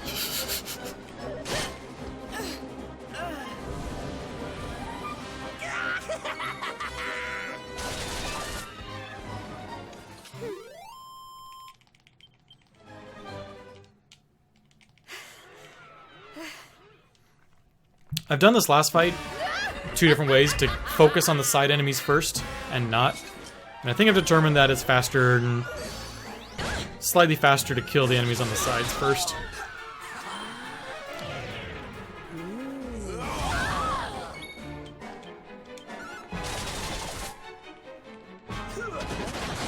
Did someone say bah?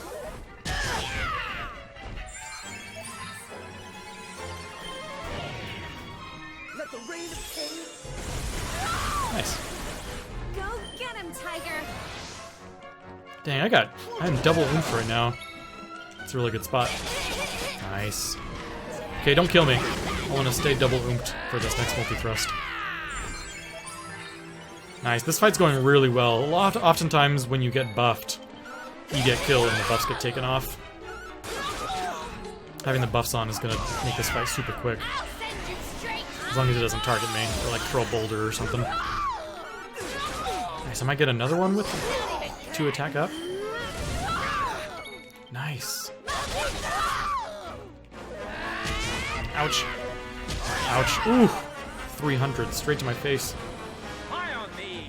Now the buffs are off. He's really close to death, I think, already, though. Let the rain of pain. Go get him, Tiger! Woo! I got buffed again. Oh my gosh, that was such a good scenario. I'll never give up. I think we just saved like a minute. Holy crud. That was super good.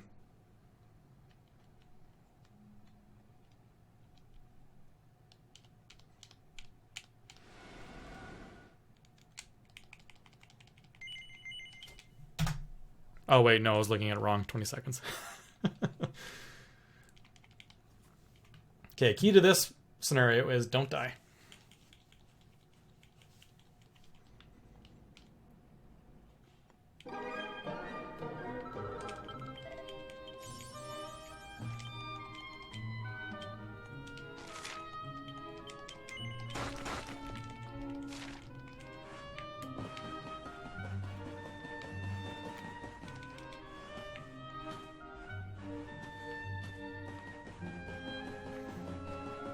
If you're not prepared for this scenario, I don't know what you do.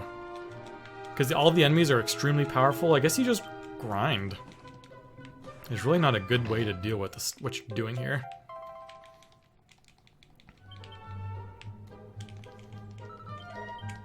But I guess the game also expects Eric to not be like level 18 or whatever he is.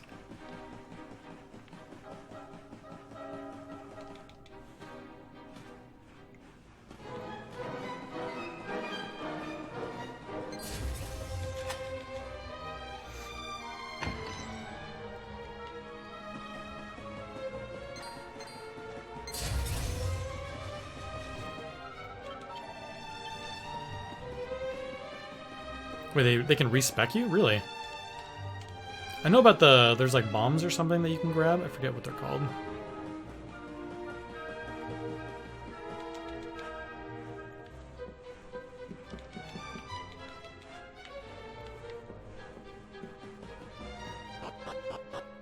Is it rock shards? I forget. Again, I've never played this part casually. The day this game released on Switch, me, High Spirits, and Creative Ellie did a speedrun of it all together. And I think I spent like an hour and a half on this scenario or something. None of us knew what to expect. And so as a result, none of us were ready.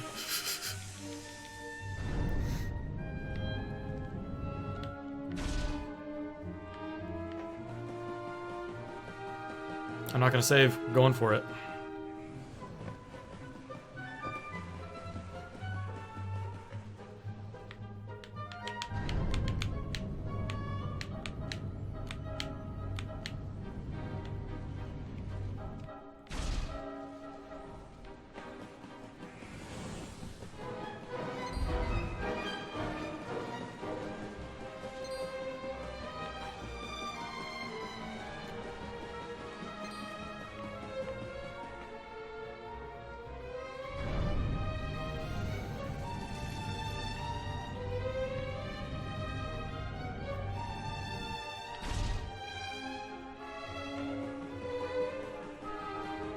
But it has the nobleman's knife. He has the king's peacoat. He has a pretty good setup for right now. The Mercury bandana. I'm not too worried. When they go first, though, that's not cool. I'm gonna defend out until I get healed, and I go again. And he heals me. Should heal me right here. Okay. Okay, that's a little better starting. Sleeper hit. Oh no. Okay.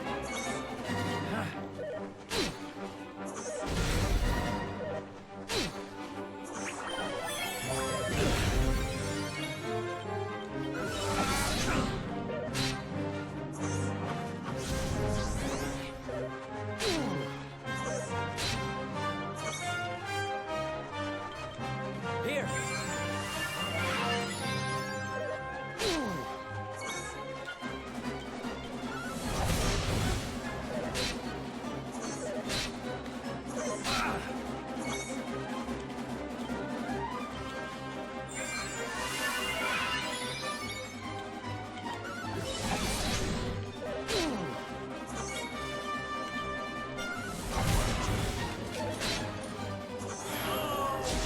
Okay, we're playing it safe still.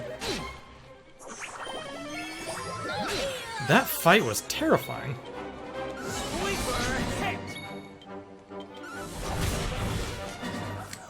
To be fair, that is also the scariest fight in this little group of 3. That's why I did it first. If I'm gonna die, I'm gonna die to that one.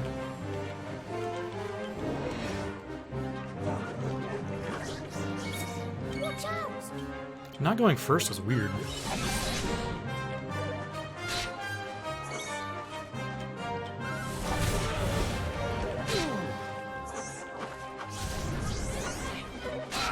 Okay, let's kill the pepped up one.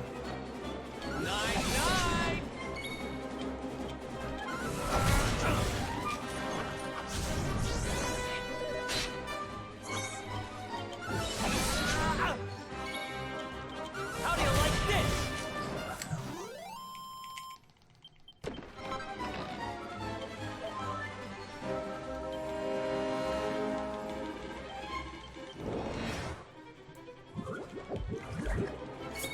Watch out! No, it has a high % chance to work, but it's not 100.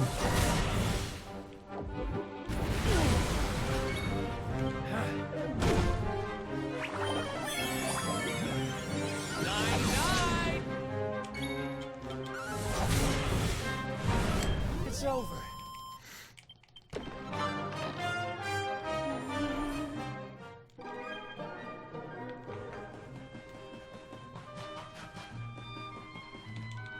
I used to get the agility ring there, but I see no purpose for it.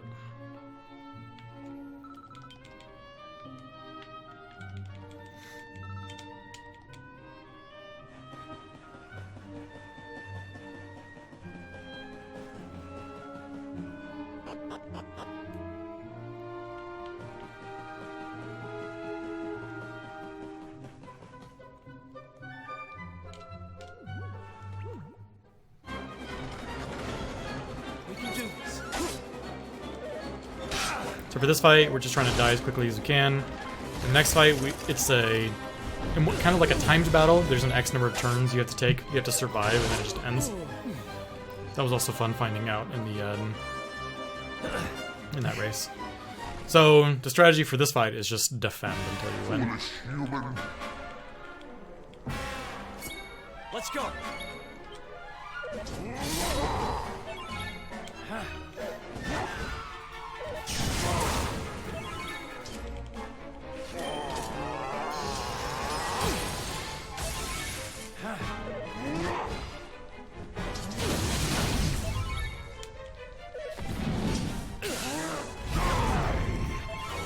Yeah, and getting us at the entrance to the final dungeon is not trivial.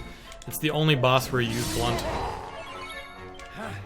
because his offense is so high.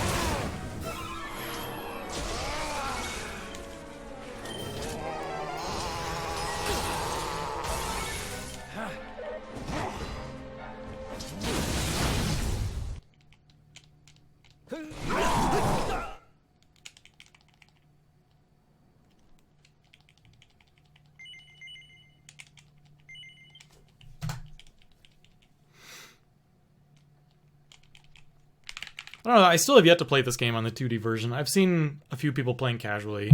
I've watched Creative Ellie. I think he's done a speed run of the 2D version.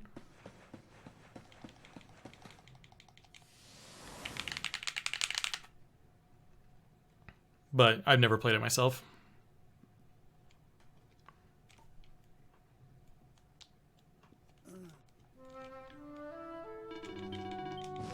Honestly, I just have not done any like the new content in the Switch version. Switch version came out and I was all over it solely because it was a faster speedrun and I was already like in learn speedrun mode. So it came out and I immediately just started practicing the run.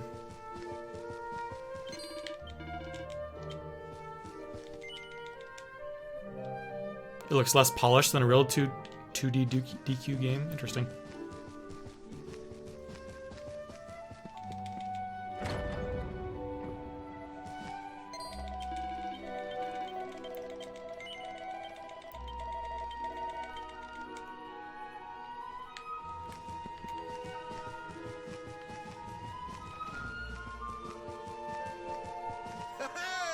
Oh, I forget. You can jump down with Hero, but not Rab.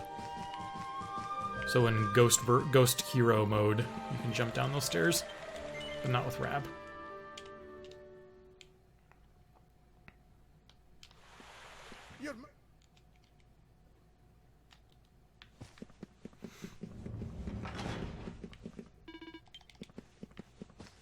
Nice thing about this is when you're chasing a little bunny girl around, you can actually beat her to the stairs. You can actually see her disappear. Normally, the game kind of expects you to see her disappear around the corner, but you can catch her disappearing right there.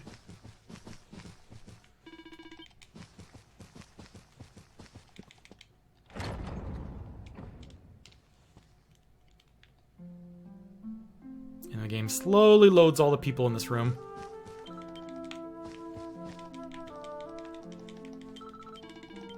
I got in his way and wouldn't get to his spot.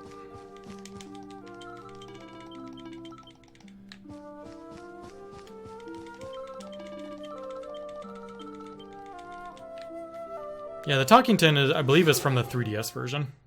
A lot of the content in this game that was not in PC or PS4 is from the DS version, I believe.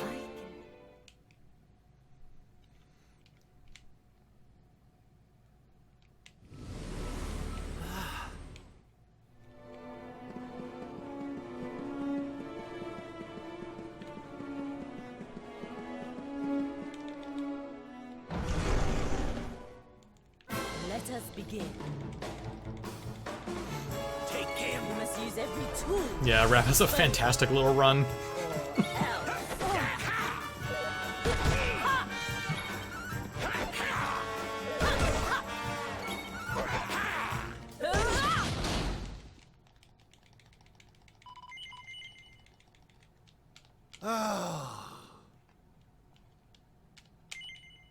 Oops.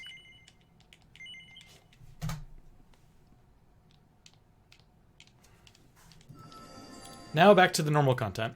Everything from the tree falling to right there was new content added to the Switch version. 31 minutes of new content, but the game is still 4 hours faster than the PS4 glitchless run.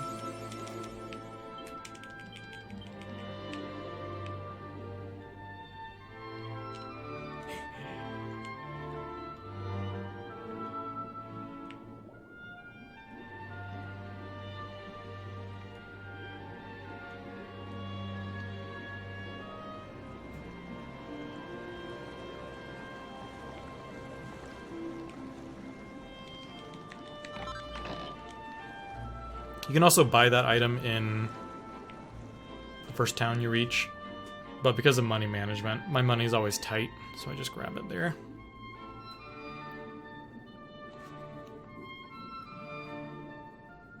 Am I gonna be high enough to get in? I don't think I am. Yeah, it's gonna be close. No. Bunk.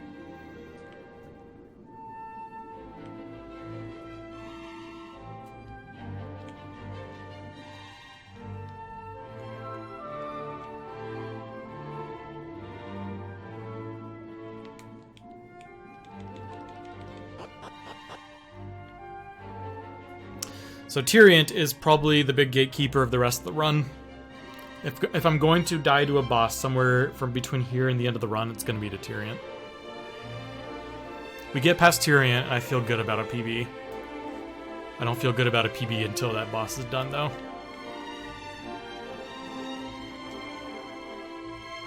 I have extra panaceas on Hero just in case. I bought extras this run more than I usually do.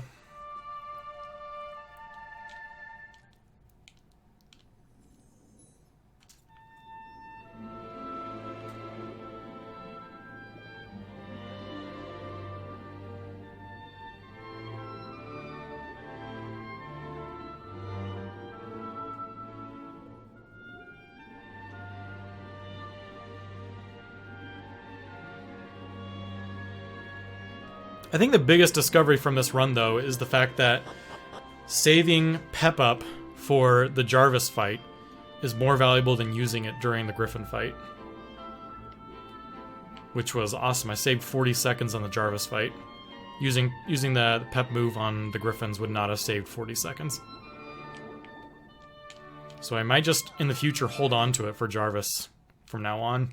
So I have the chance of doing a double pep on Jarvis. It's so nice. Am I grinding it until I'm tired of it? Right now my goal time is a sub 6:10. At which point I want to learn the Witcher 3 speedrun. And then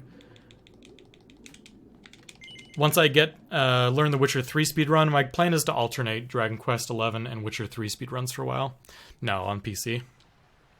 It's much faster on PC. They allow you to run a little macro to skip conversations and dialogue and stuff, and it makes the speed of the speedrun much more enjoyable. It's like just under a 3-hour speedrun.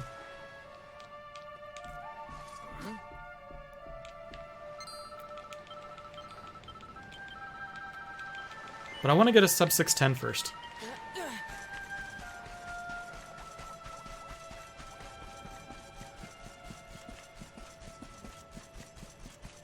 We're close on this run. We'll see how it goes.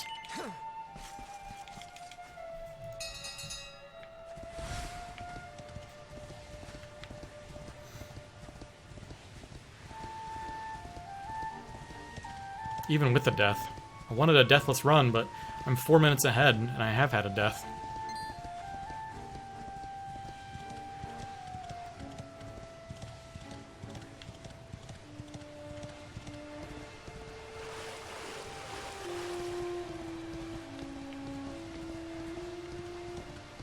Okay, this next cave, I always get into a fight with the Draki. It's because they're dark and they're always hiding behind the lettering of the area. So I'm gonna wait this time.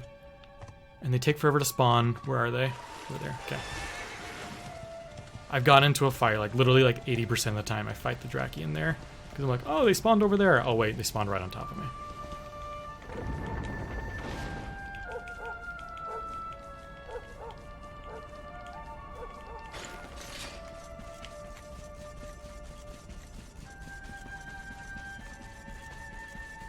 Yeah, The Witcher 3 is just an auto hotkey script. It's pretty simple,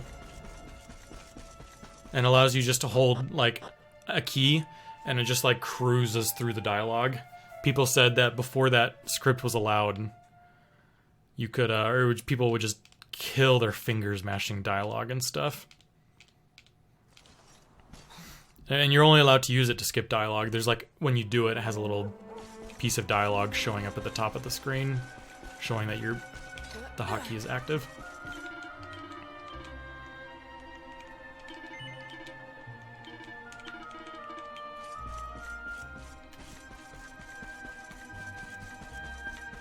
I've started learning the run.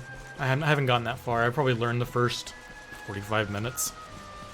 It's a dense run, but it's been fun so far learning. Speedruns are always more dense than they appear. So much little strategy and stuff.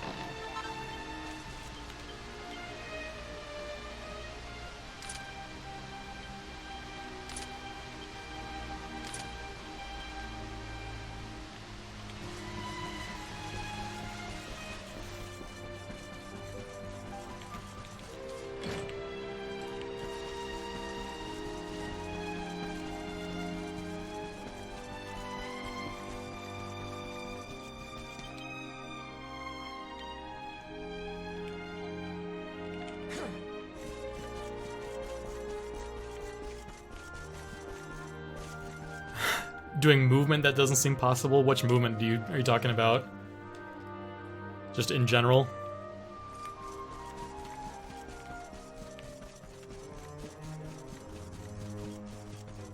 A lot of it comes like I know where like the little barriers are and you get caught on stuff, and I just slowly learned how to avoid little obstacles.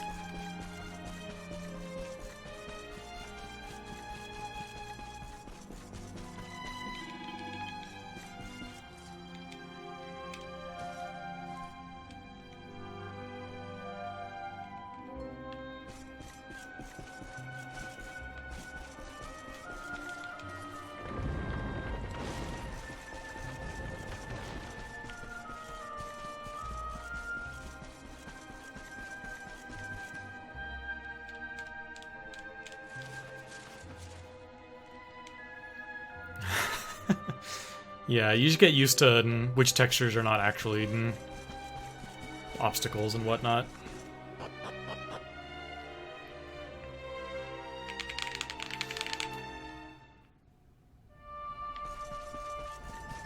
Okay, for the Headless Honcho fight, we're just kind of hoping that we don't get targeted too much, so we can just leave Show No Mercy on and have Hero auto Giga Slash to the end.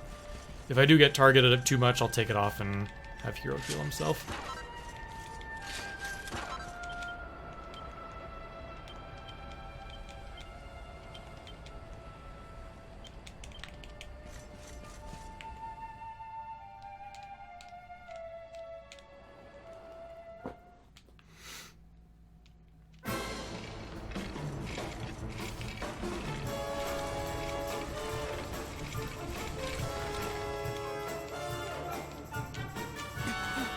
But interesting fact about Giga Slash is a magic attack, so the weapon you have on Hero doesn't matter.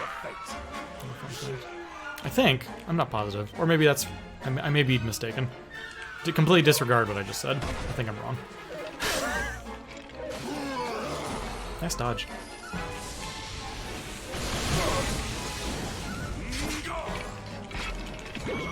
A disarmingly dull dance.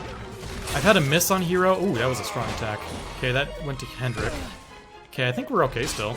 A lot of attacks on Hendrik. The one that hit Hero missed.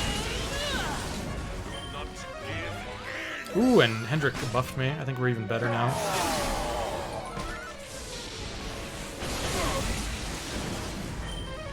Oh yeah, we're golden.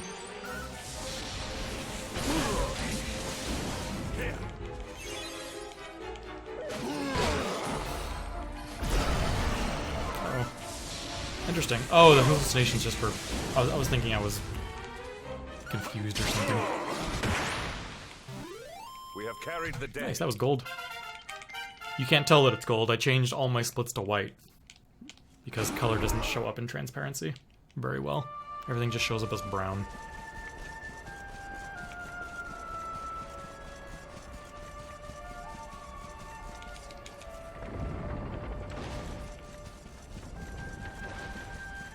But honestly, now that I've been running with these splits with just everything on white, I kind of like it. It removes the distraction of all the flashing colors and whatnot.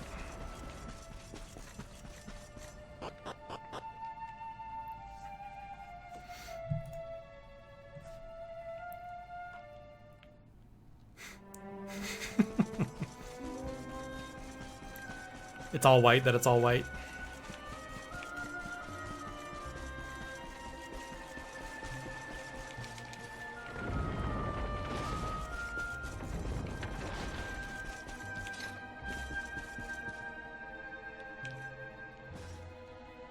I feel like it has a nice clean look to it.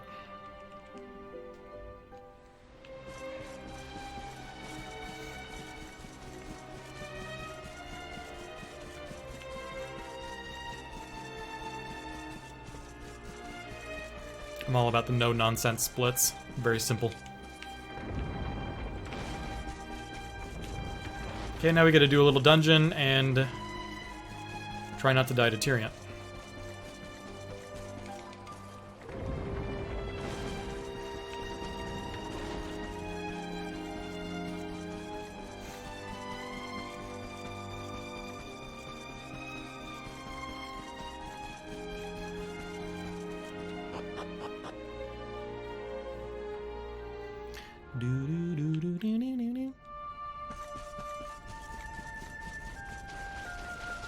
Yeah, I think my very first run I did it with a transparent splits on the side. And there's too much going on, it too often interferes with the stream. The one run where I did like with transparent splits was Golf Story. Golf Story just has a natural place on the left side with the UI and the HUD and everything that never has anything, never has any content. And it's like a perfect little square to put the splits, and it never interferes or it never blocks anything.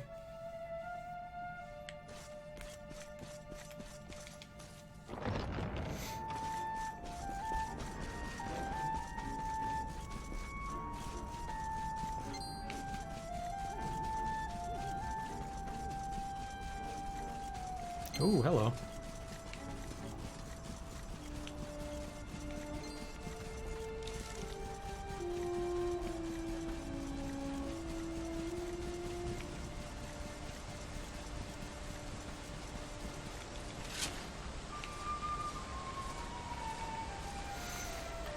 I'm getting nervous. I hate this fight.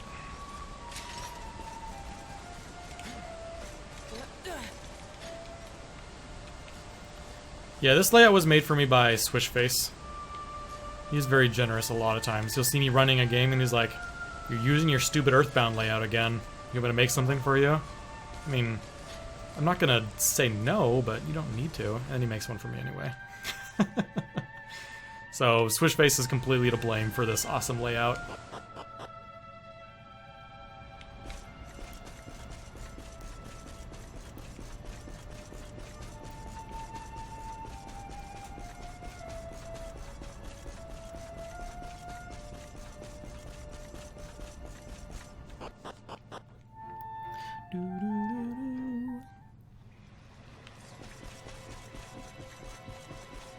I also like the way that Sylvando's head creeps up over the splits a little bit. I think it's kind of cool looking.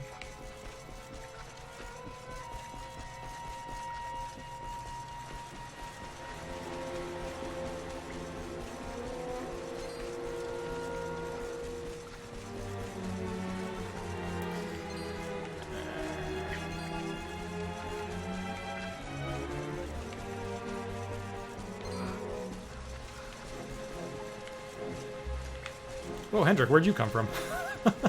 I'm just standing there waiting for the guard to move to a good spot to dodge. And Hendrik's like, hello.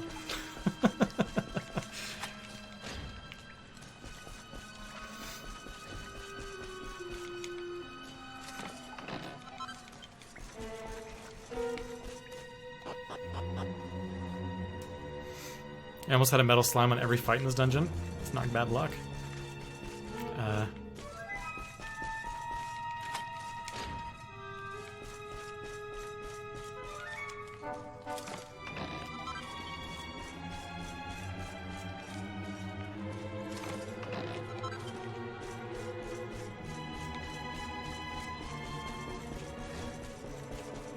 Okay, there should be a wizard in this hallway, so I guess, yeah, there's two in this hallway. Oh no! Oh, I got stuck in the torch for a split second. Note, for anyone future running this game, don't do any menuing right here. Because there's an enemy in this hallway that I'm about to enter to the left, where if you stall at all, you'll walk into this little area and you're kind of forced into the fight. I've made that mistake a couple times. Where like you get into a fight, it's like, oh, I might as well heal or do some menuing real quick. And you don't really, you always forget, oh yeah, now that enemy is there.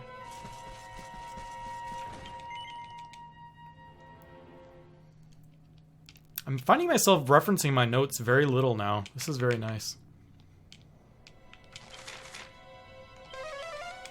I'm still looking every once in a while, but I'm only consuming probably like 20% of my notes content.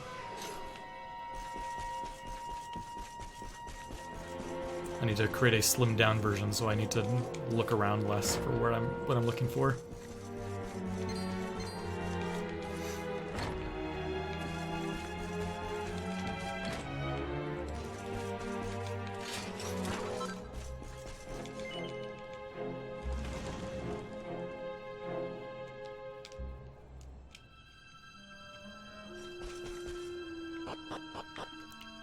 Here's the autosave.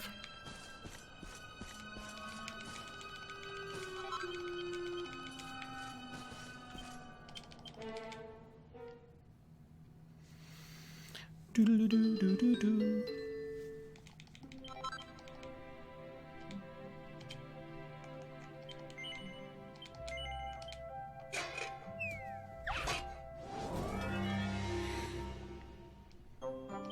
Oops.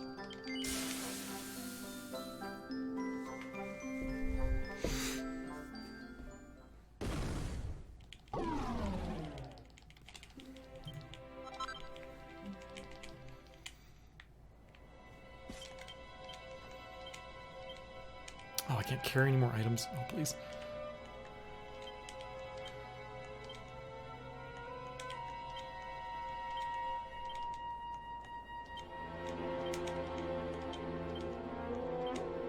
Oh, there's multiple things. Oh, I think it's the iron headgear, too.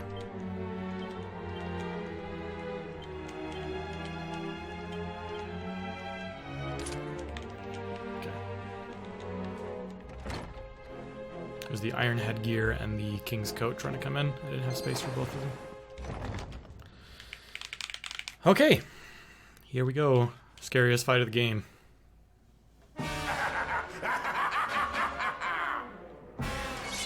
Victory will be ours.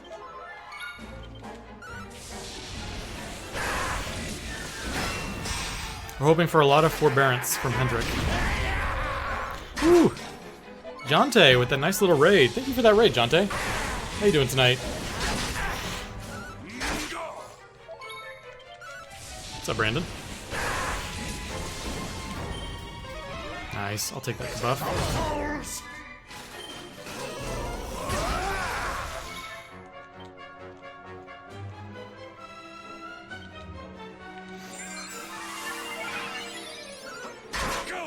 Ready to see Speed Boys? I'm hoping to see Speed Boys. Okay. Anything targeting Hendrik when there's two on the battlefield is A+. Come on, hit me with the forbearance, Hendrik. Lots of targeting on Hendrik, though. This is good. He got off the Uncle, which is unfortunate. Okay, he's dead. We're safe. Threw up the forbearance. That's good.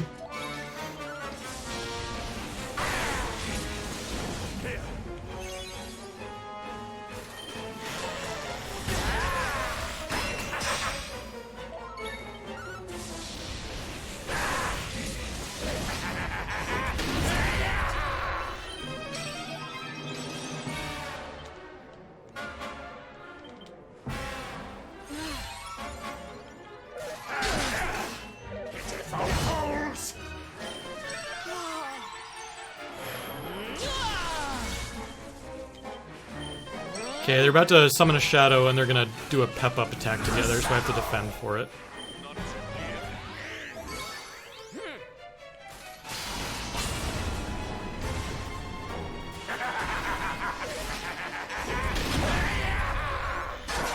Awesome block.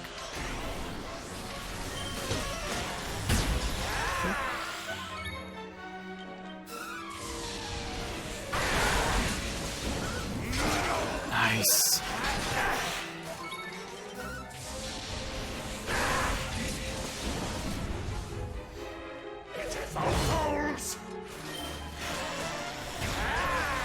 Forbearance on the double attack turn, that was beautiful.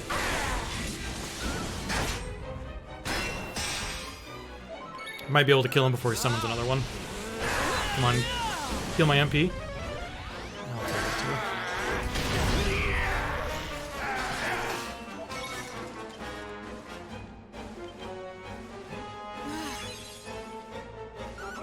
too. He's close, I think.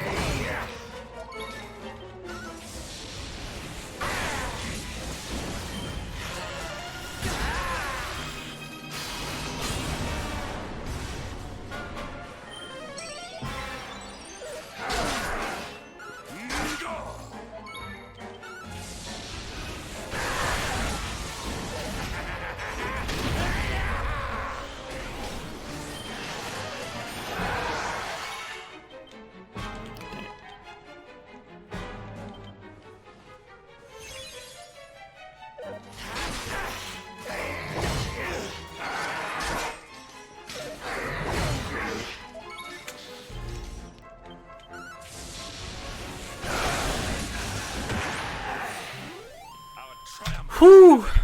I didn't die. I am happy. Yeah, I've lost possible PBs to this fight. This fight is the worst in the game. Okay, the fight's out of the way. Now I feel good about PBing.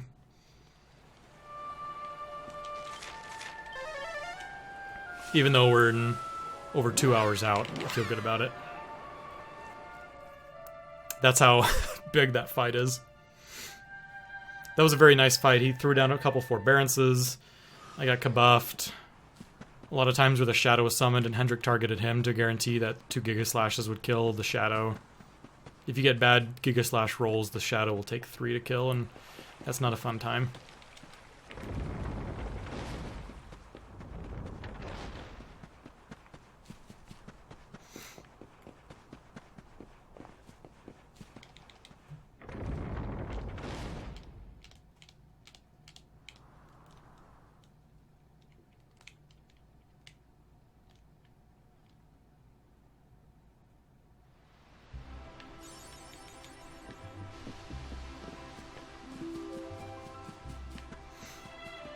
But yeah, easily this run could be like another 2.5 minutes faster at this point, because we died in an arena fight, and we had a terrible Aractagon fight.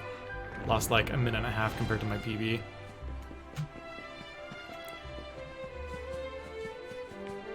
So still like easy time saves, but at the same time, lots of hard splits to run against. I trust.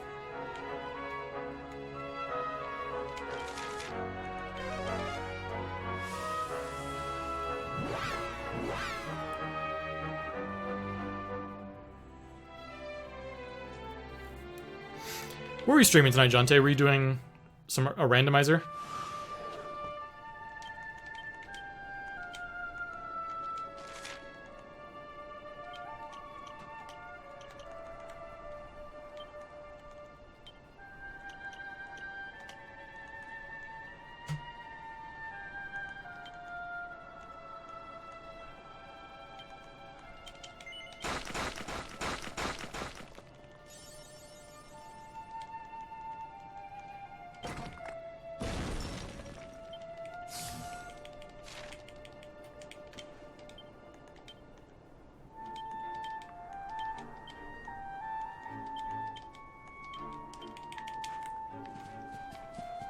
Mega Man X because you were shamed after you lost to the lizard. I'm gonna be honest here. I don't want anyone to think anything as a result, but I've never played a Mega Man game.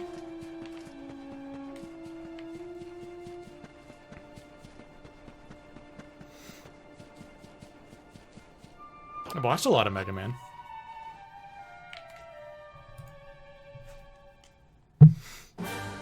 For some reason, it's just like... I have a hard time... Those straight platformers like that, I don't know why, they just don't really appeal to me. I don't know why Celeste appealed to me, but Mega Man feels a little bit different than Celeste. But then again, it's hard to say, and they don't appeal to me when I never play them. I very well might enjoy them. Hello, Mushroom, what are you doing back here? I'm a fun guy. Who has time to play games? I don't know, man. I have a baby now, and I even have less time than I thought I would have. But I still have time to play games. Here I am playing a 6.5 hour game.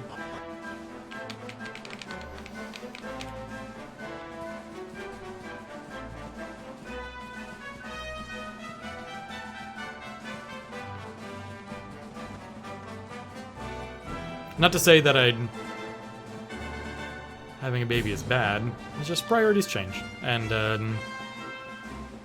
if you learn to just accept the different priorities and stuff, baby life is pretty dang good.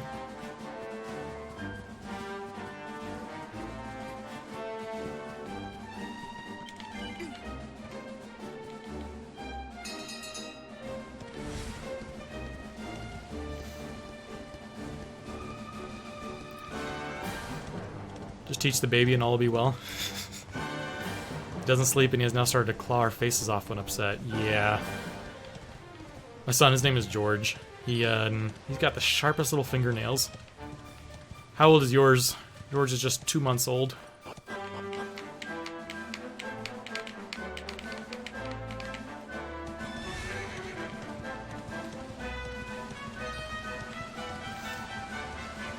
$18 months, oh wow. Yeah, the first 2 months were terrible. For a period there, he was sleeping like on average like hour-long sessions at night. Hour sleep, 45 minutes awake. Hour sleep, 45 minutes awake. And it was all night. It was a rough first couple months. Oh, you have twins. Ooh. God bless you.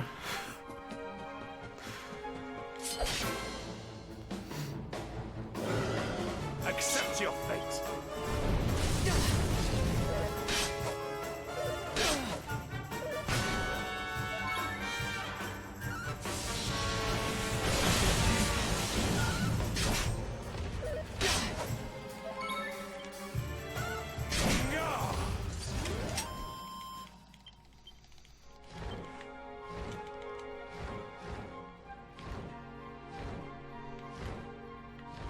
I don't know if having one and having a hard time. Life is just starting to get better. Like, now when he goes down for his first sleep at night, I would say he averages like 5 hours, 4.5 to 5 hours. And then the rest of his sleeps at night are like 2 to 3 hours apiece. Last few nights have been really nice. I'm just waiting for him to regress back to normal. It seems too good to be true.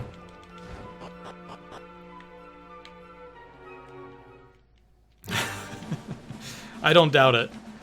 Twin life. I have a couple friends that both have twins that are like... One has twins that are like 6 months old right now, and one has twins that are like 5. They're both saints.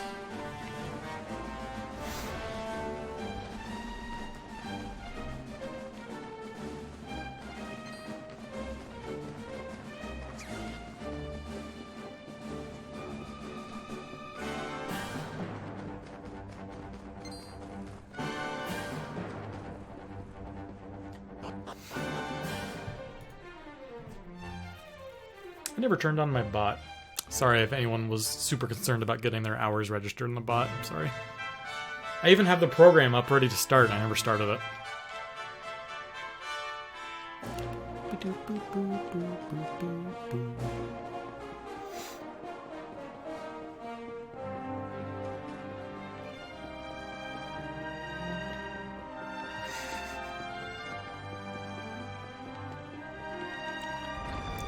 I know that twins, and for a big part of twins, runs in families. I know it's not always guaranteed to run, like, genetically or anything like that, or if you have twins, you're predisposed to have a twins again.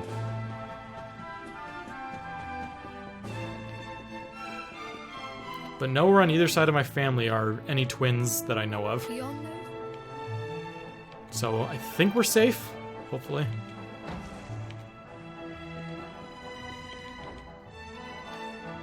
Welcome.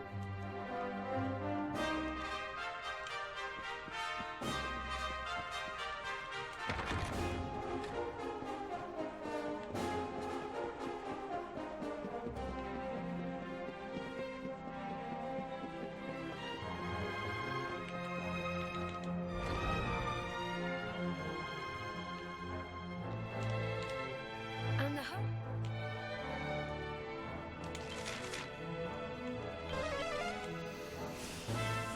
I imagine fraternal twins are much more common. I feel like identical twins aren't nearly as common. Because I feel like a lot more people have fraternal twins than you realize. Because it's just families like 2 kids, but you don't realize they're the exact same age. You just assume they're like a year apart or something until you get to know them. Your dad's an identical twin? That's kind of cool.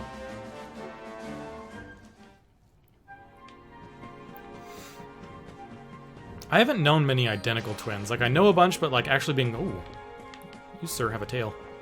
Let's go all the way around here. Oh, the other one aggroed. This is bad.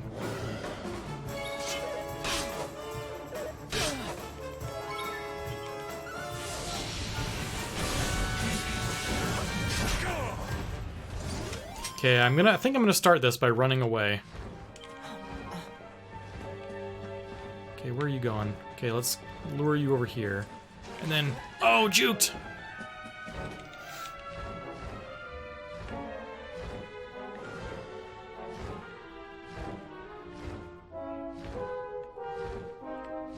If I had hopped on the dragon immediately, I totally would have gotten into that fight.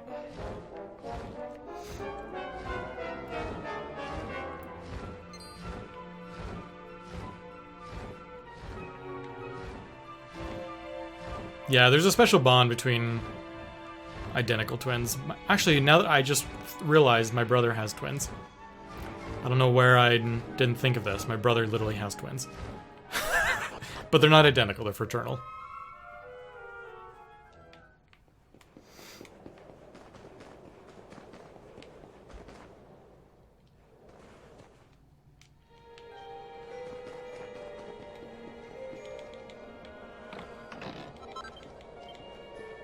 And they couldn't be more different.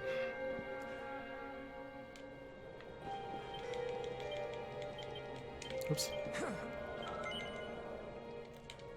It is time.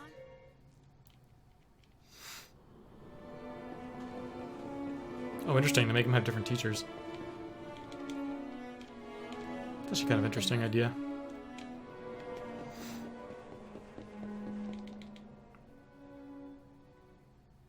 I didn't heal. I need to heal before I start this fight. Okay.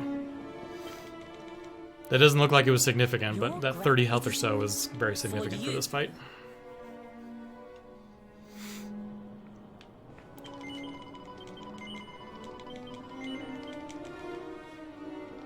Before we can... Come on then, laddie. Show me your strength.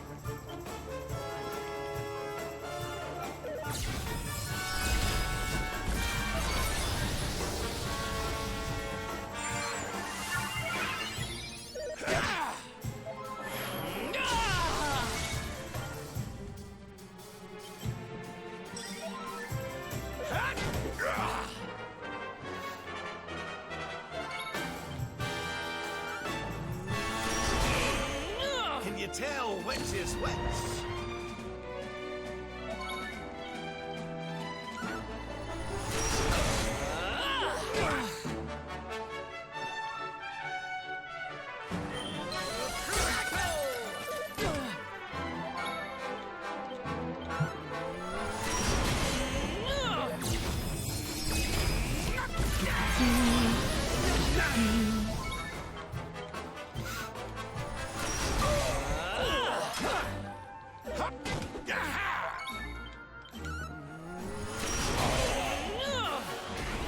Can you tell which is which? Can you tell which is which?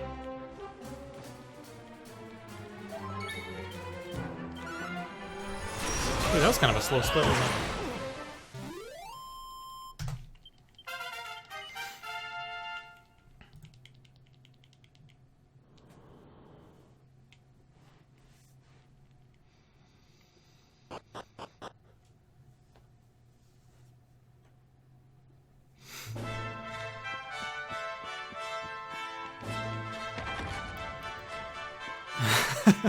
That's specifically why we picked the name George. A name that everyone knows how to spell. I have a very uncommon last name, so whenever I have to like call a telemarketer or call someone that I don't know on the phone, I have to spell my last name, or just give my name. I start by saying my name and then immediately jump into spelling my last name. I didn't want him to have to spell both names. And it's also, George is a common name, but it's not like common right now. That's also kind of why we picked it.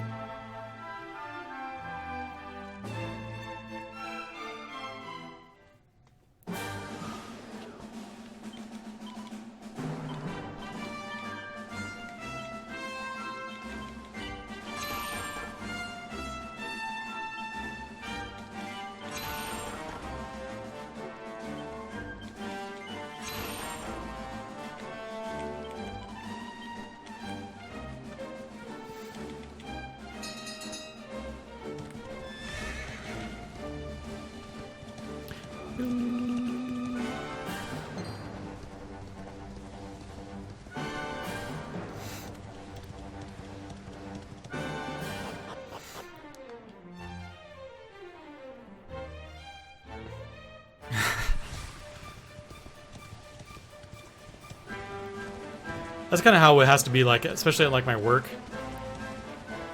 My first name is Andrew. It's probably hard to guess considering my screen name. But it's not exactly like an uncommon name. So invariably, wherever I go, we have to choose. Okay, are you gonna go by your last name, or are you gonna go by your last name? But somehow at my work, a lot of people have found out that I stream on Twitch and hop on here to watch occasionally. Now, a lot of people call me Andy. Not that I care, I just think it's kind of funny. I've never had the nickname, really, Andy in real life. But now I do because I made this screen name.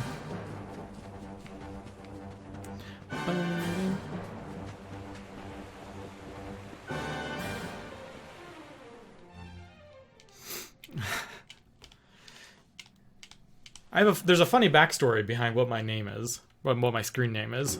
I'll say it in just a second. I've got to do a little menuing section.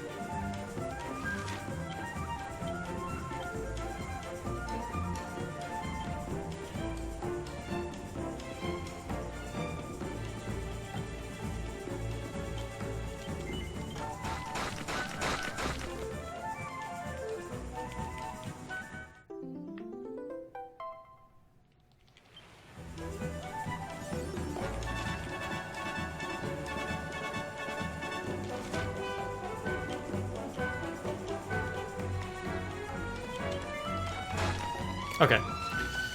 All done. Sadly, you can't actually keep the Hendrix costume on, the little clown costume. It only works, it only uses it for this area.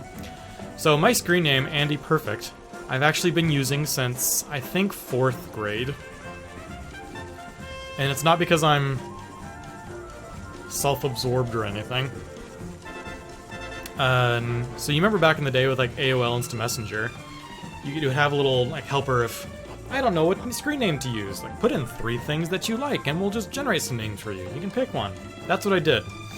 And the things that are words that I put into the boxes were Andy, The Sims, and Perfect Dark. You can see where my interests were. And it generated Andy Perfect. And I've been using that name for 20 years now.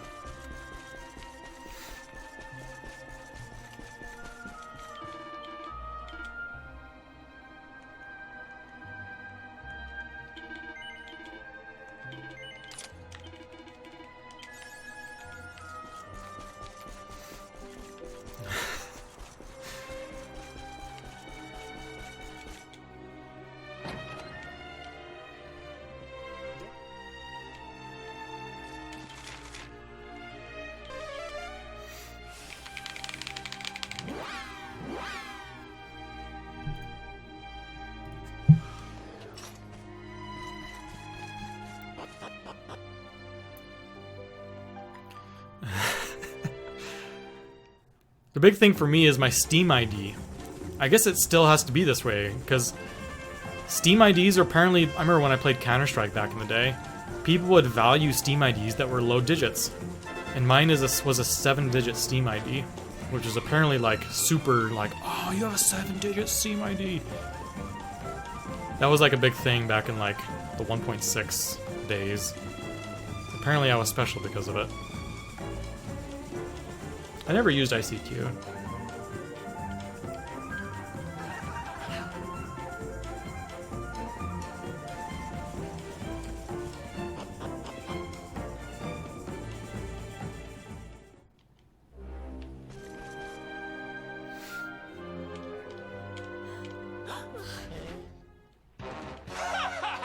Burn, burn.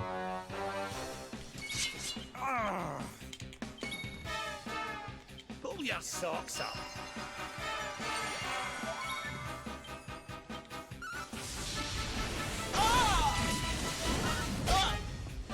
Nice attack, Sylvando.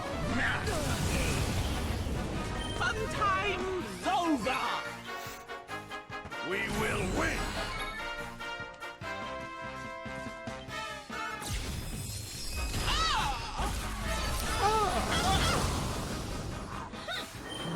Don't hit it, Hendrik. Okay, good. That was a good snooze.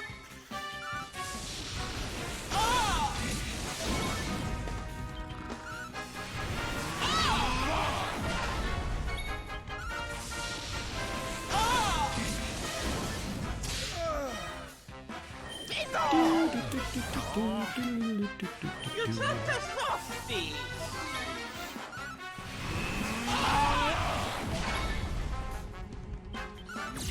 Ideally, you want his, so he can use spells again, because you start this fight not being able to use spells on anybody. And I want Rab's spells to wear off quickly so I can sap.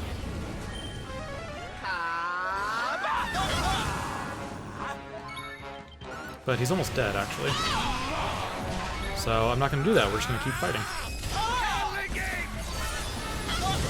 Ooh, the Sylvando kill. Another day, another Good fight. victory. That's one of the freer boss fights in the run.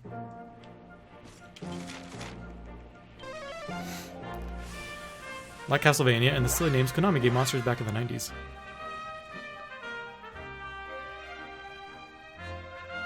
Wait, the name Puexel is licks you up backwards? Oh my gosh! That's actually kind of funny. I didn't realize that.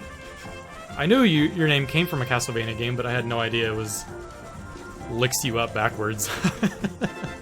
That's kind of funny.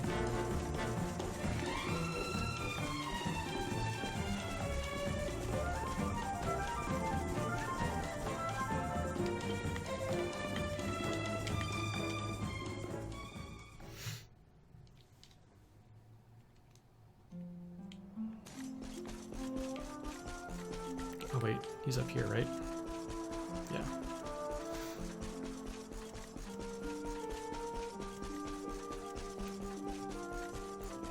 Why, does it have son capitalized whenever he says it? I didn't realize that.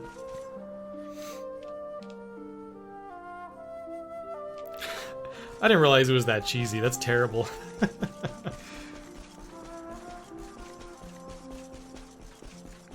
I'm gonna name my next son's son.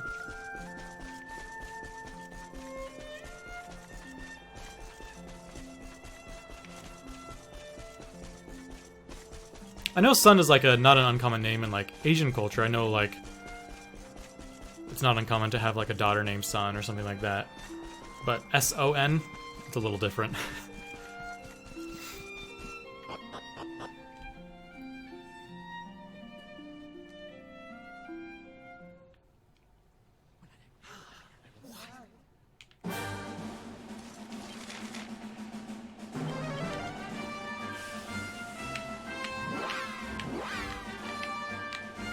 Never played Final Fantasy X.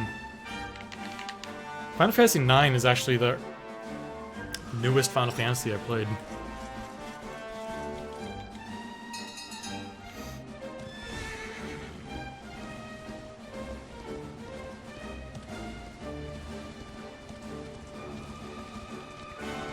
I had a hard time getting into 9. I enjoyed like the story and everything, but the slow battle speed and the slow animations and stuff just kind of got to me. Granted, I didn't play 9 until like a couple of years ago, so I never got to experience it as a kid, when you kind of had those kind of expectations for games.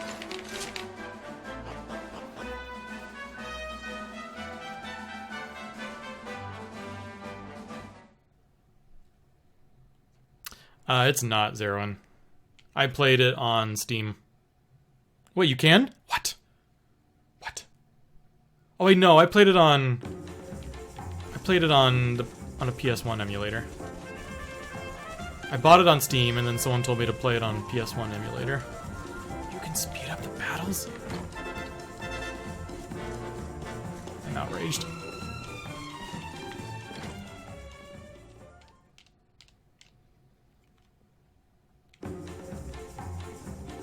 Oh, I wouldn't do Unlimited Gil.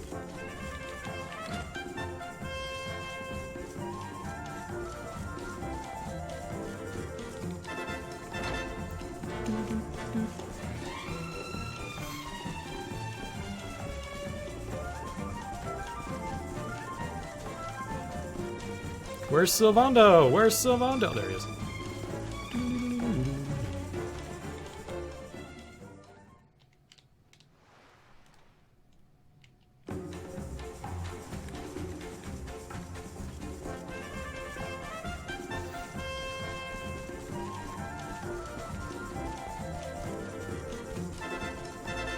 Are the like the experience, is everything upped a little bit in the experience gains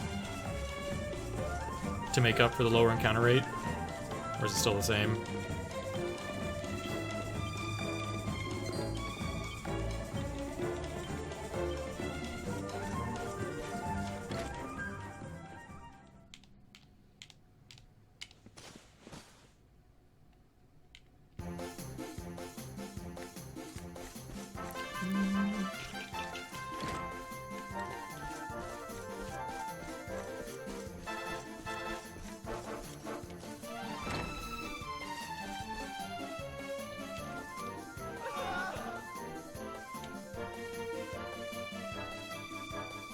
Now we get to cheese the game with some Gold Rush.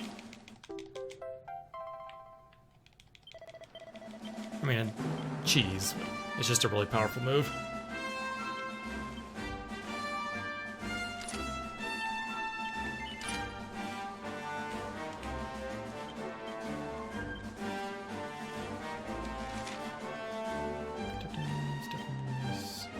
Agility. Charm. Oops.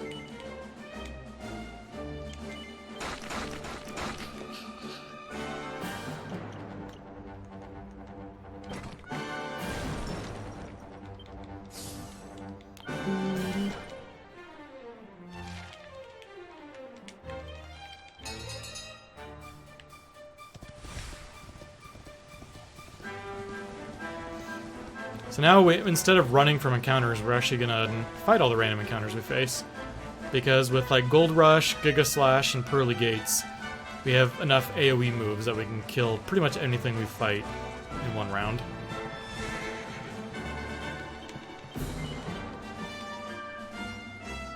Wondering how Gold Rush works, it does about 300 to all enemies regardless of their defense or anything, and it costs you 1,000 gold.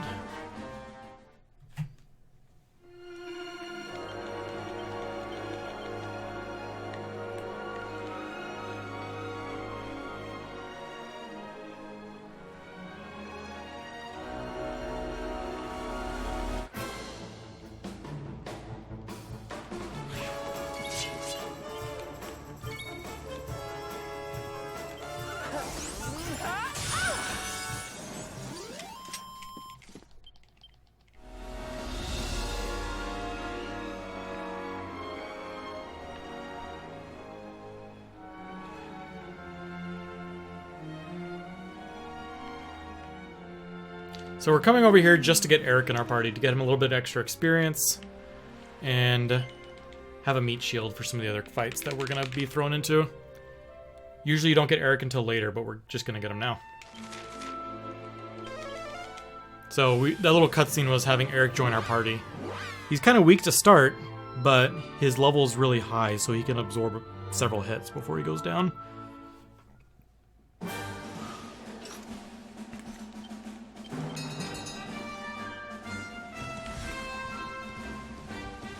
He can also throw down like a, what is it called, Boulder Bringer? Does like 80 damage every turn.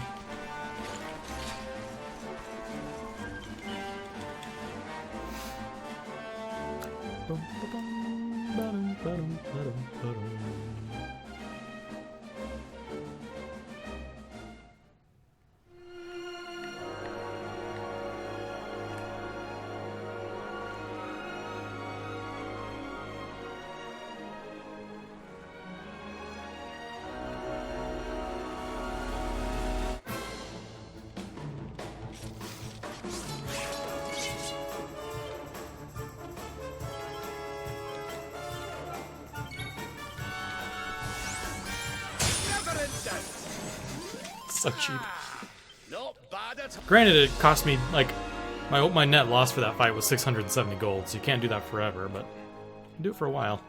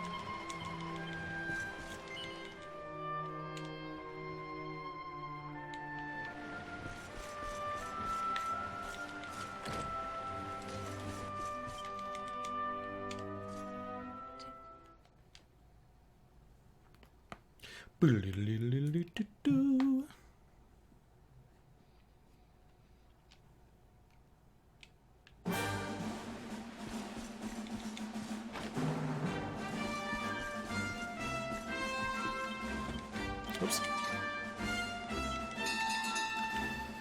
Okay, we're gonna go to the Warriors Rest Inn real quick. You have to sleep there to get the, you hear like rumors in other parts of the world that if you sleep at the inn, you get some kind of special dream. So you have to sleep at the inn to get a special dream to progress the story. While we're there, we're going to buy some perfect panaceas. They're healing items, but the main reason we get them is to remove the sleep effect off of characters.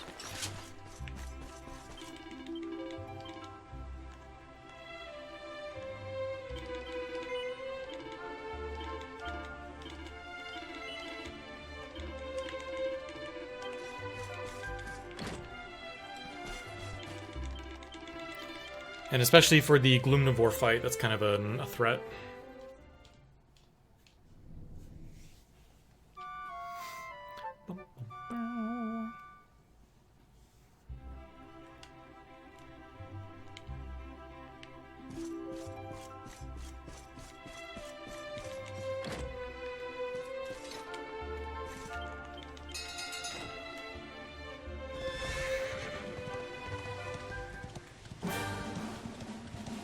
Okay, on the ride, when you actually enter the Dundrasil area, there's always one enemy that shows up that like loads super late. And every single time I'm like, oh, I didn't get him that time. And as I'm saying it, I run into him and start the fight. Because he like spawns on top of me and I don't have a chance to react. So we are going to avoid it this time. Every time it happens. Because the game likes to load enemies super late before you have or after you have a chance to react.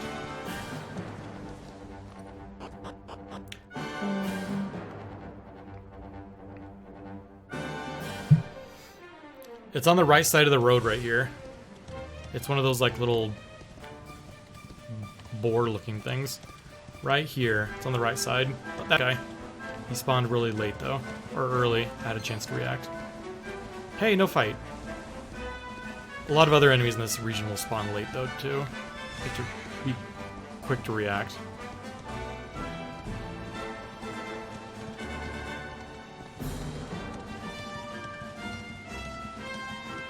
I think we're safe.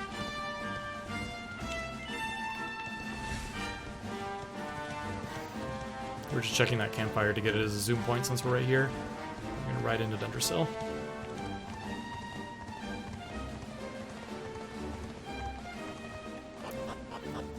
Just don't be me and do the thing that you say you are not going to do and that makes you perfect. Oh. I am perfect because I do the thing that I say I'm going to do. That doesn't always happen. I often don't do the thing I say I'm going to do, and sometimes I do the thing I don't say I'm going to do. A little here, a little of both. A little this, a little of that. Okay, we're on to fight the Restless Knight. What you find out a little later is Hero's dad, right? Isn't that what it is?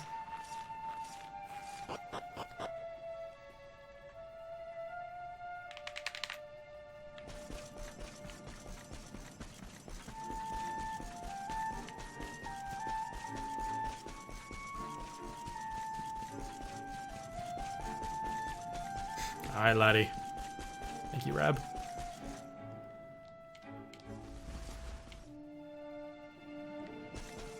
I need a long straightaway so I can turn my fan on. Here's a loading screen. Okay, we're good. I need my fan up a level. It's starting to get a little warm.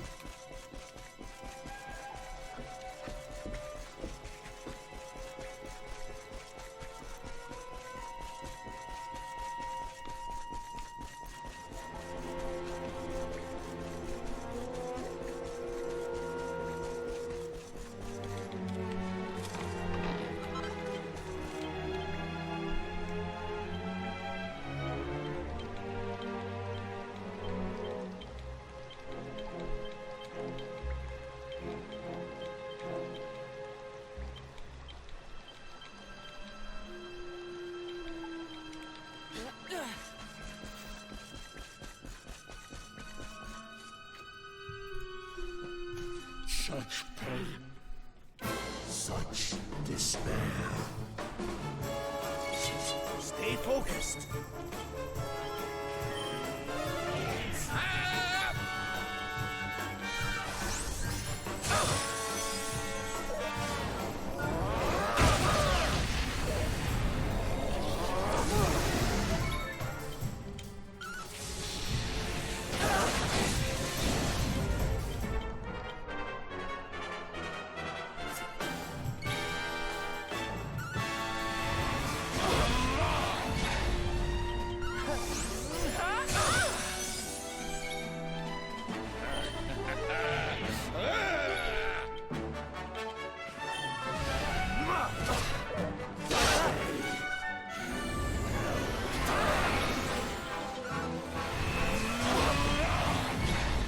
sap is just not connecting, is it? 3 failed saps. What is this?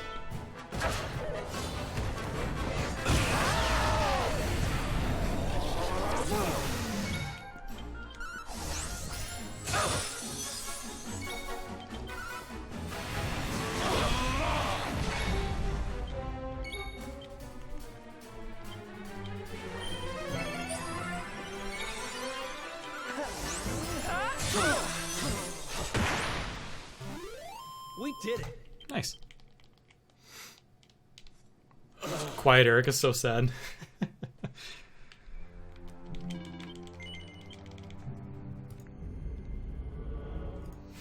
Yeah, so the whole storyline with Eric is he's got amnesia right now. And we're just gonna have him fight with us. He doesn't know why he's with us or who we are, but he's gonna fight with us for a little bit.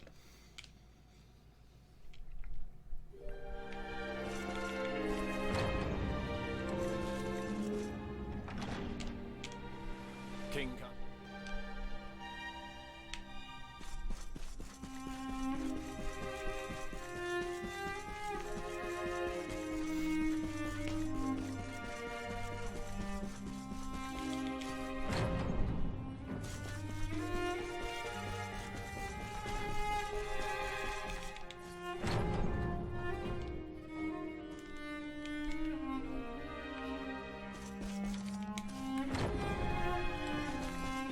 I remember when I found out you can press down the right joystick and it'll center the camera behind Hero.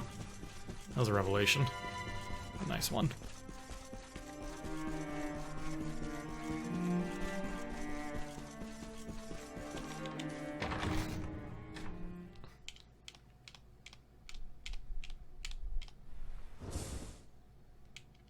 Bum, bum, bum, bum.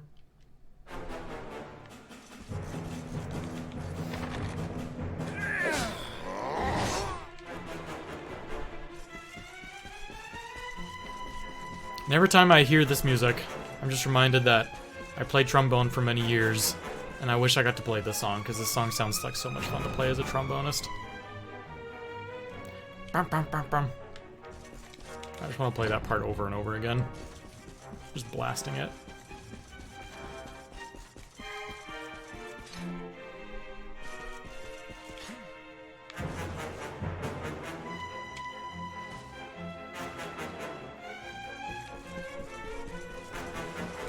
I haven't had any of my Joy-Cons drift yet, but I play most things on my Pro Controller. I think I don't have the finger. My fingers would get so exhausted playing on the Joy-Cons.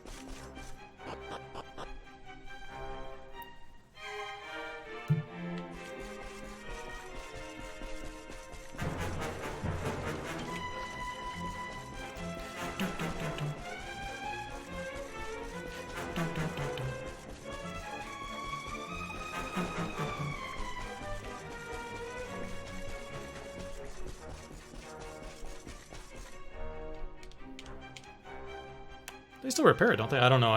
I don't really haven't looked into issue much, to be honest.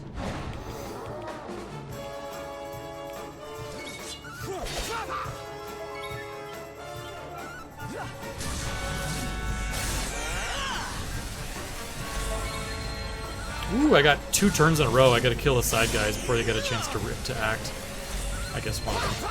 That was pretty nice, though.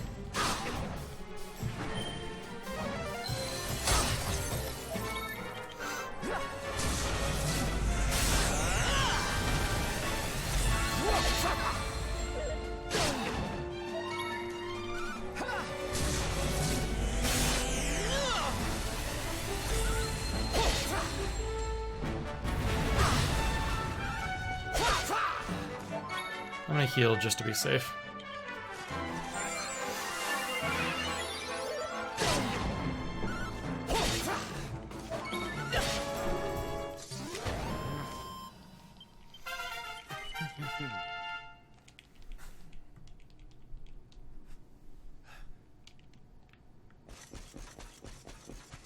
Oh, I'm excited for the Animal Crossing game.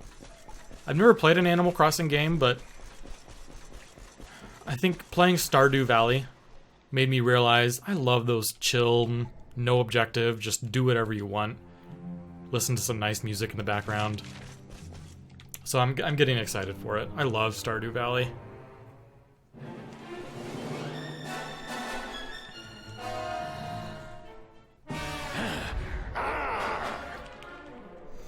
Watch out!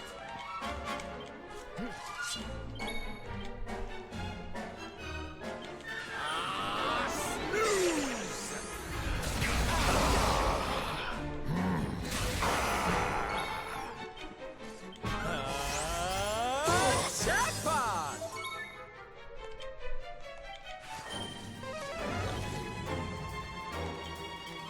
I'll do what I can.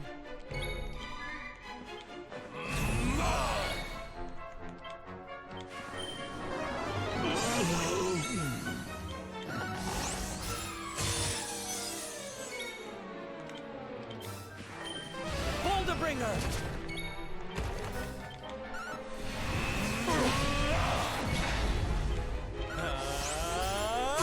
Jackpot! Take the weight off.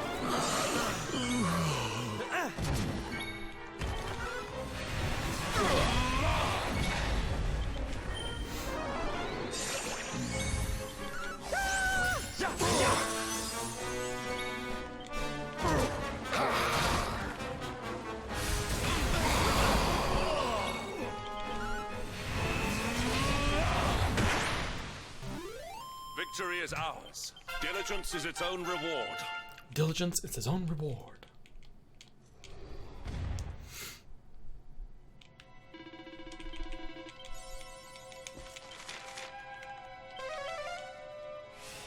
Yeah, Hendrik is pretty good.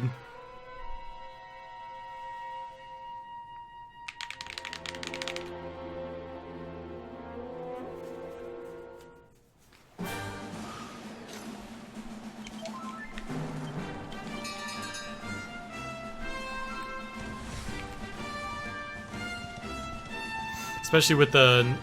He's pretty much, like, totally independent, because he can double up to raise his attack twice, or buff his attack. It lowers his defense one, but it doesn't matter.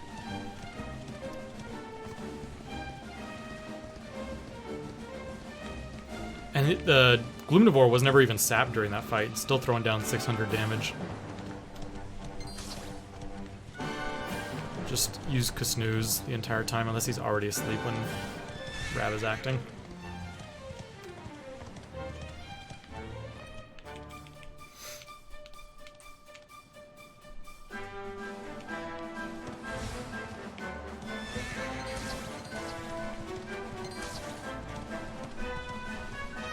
And now we get Jade, who is another great physical damage dealer.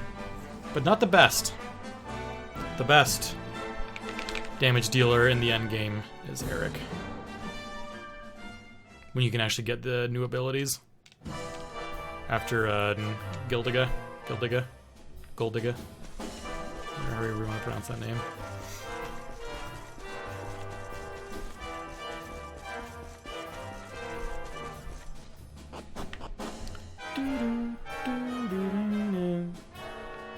I love the off-pitch instruments in this song.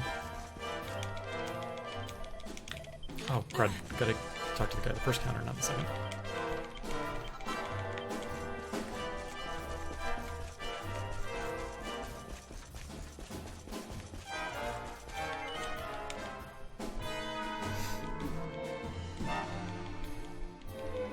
I believe my Booga split and my PBO is really good, and so I'm running against a good split here.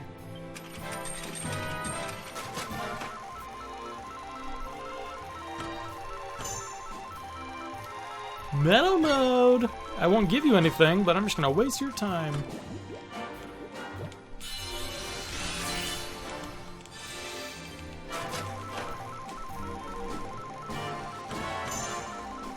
Come on.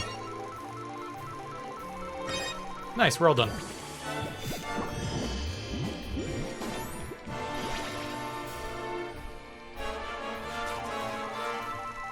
You didn't need to respin. I got a times 600 that early.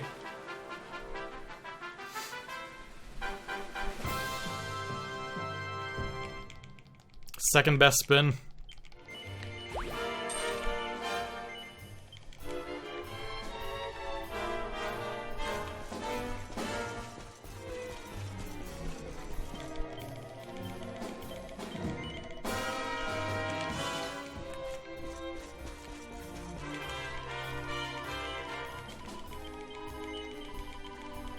Do I need to heal MP at all?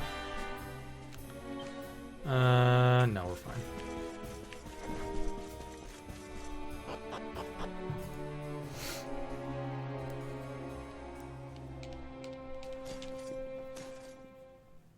I'm going to enjoy this. Stay alert. Give in to me. Are you ready to play?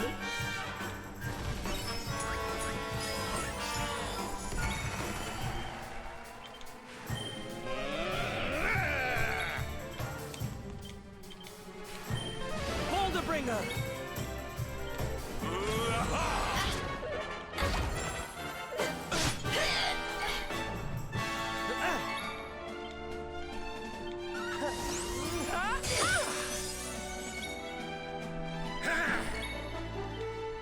Could have done pearly gates or something, but whatever.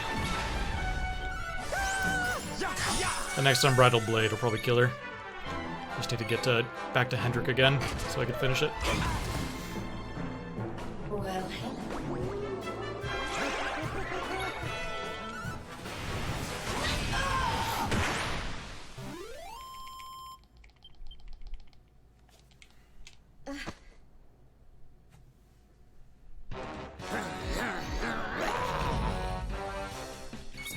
Accept your fate. Oh gosh, 3 of us are dancing. Look at us go! Please don't kill Sylvando. I killed Sylvando. Carried away there.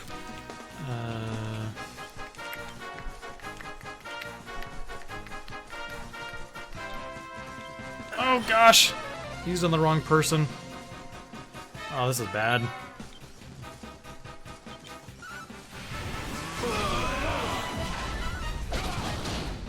You just crit, Hendrik? Is that what you just did? We need to fight and fight.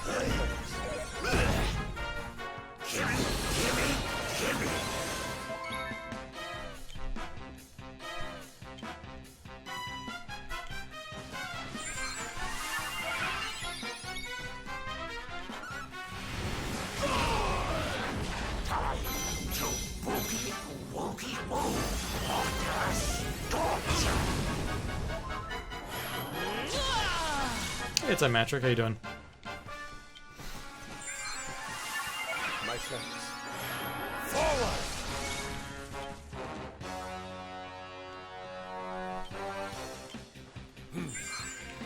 Thank you, darling.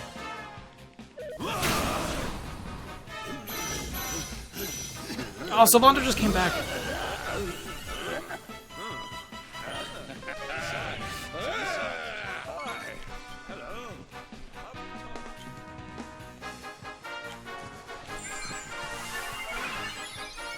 Is the party over already?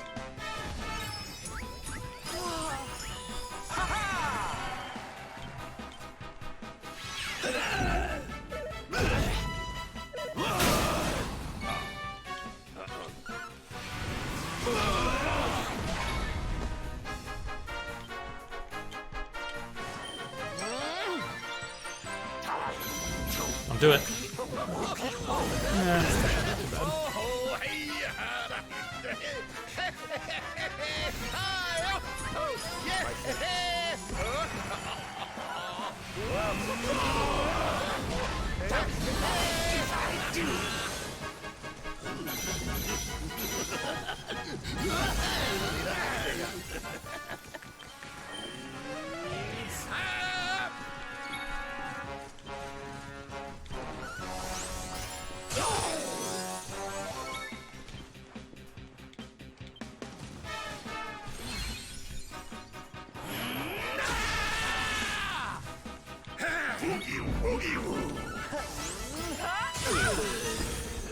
Slow fight, but whatever. Oh, I'm better than a...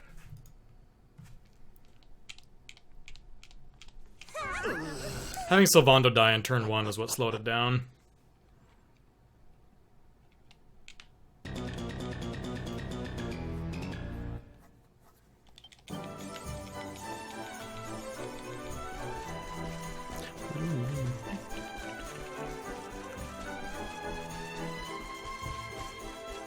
just started the Booga fight with too low of HP. Should have maybe spent a turn healing or something.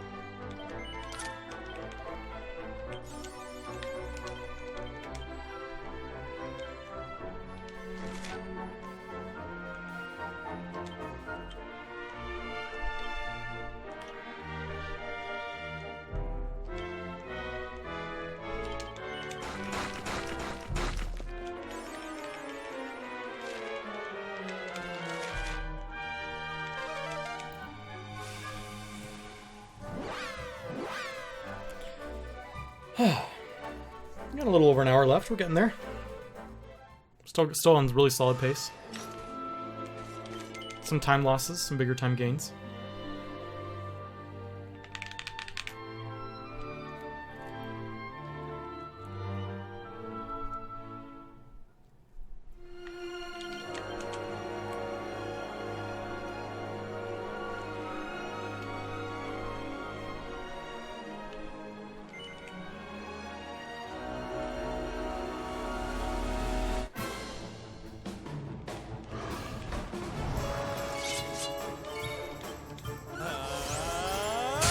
Jackpot!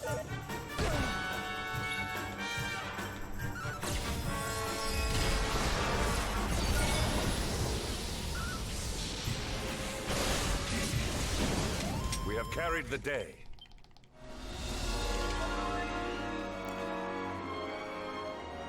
Yeah, well, money is no issue now. Money was a huge issue earlier. Up until you reach Act 2, money is very tight the entire time. But now, yeah, just spend it all. You have too much money. That's why we're just throwing out gold rushes at everybody.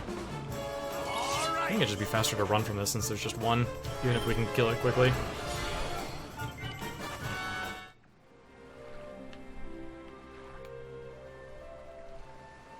This is my favorite boss fight because playing casually, this boss was super hard. In the speedrun, this might be one of the easiest. Jade, if you're lucky, you never even have to heal. Jade, Rab, Sylvando, Hendrik. Jade, Rab, Sylvando, Hendrik. Need some help. I almost feel bad about this.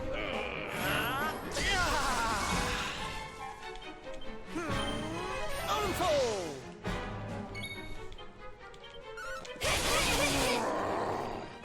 I'm gonna put Jade on Show No Mercy for the rest of the game. Let's do this. Hey, what's up, Q-Tip? How you doing?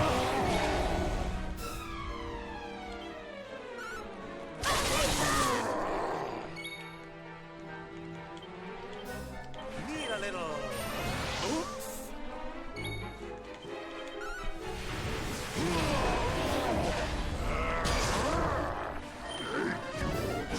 Should be dead on this round. Jackpot!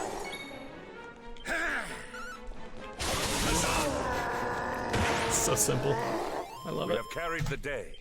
Whew. Diligence is its own reward. I guess in my PB I didn't have a very simple fight.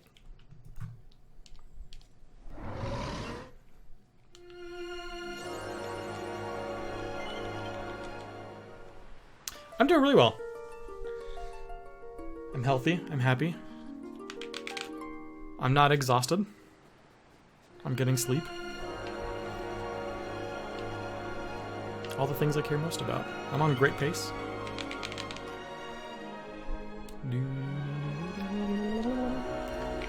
If Hero's level 30, we need to learn Gigagash. Gigagash. Is he level 30? Yes.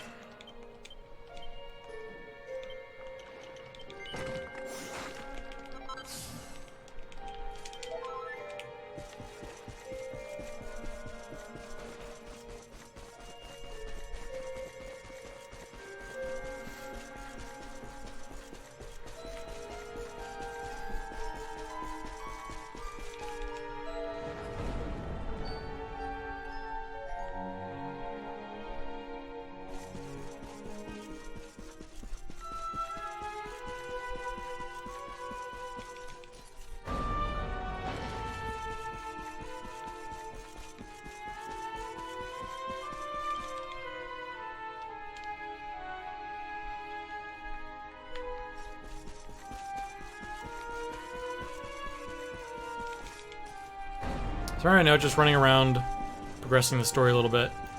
And then we get to fight a bunch of gold skeletons.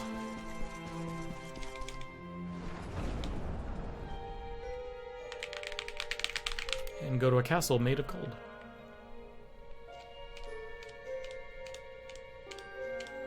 So this is where Eric starts having some moments of like, what am I doing? Who am I? You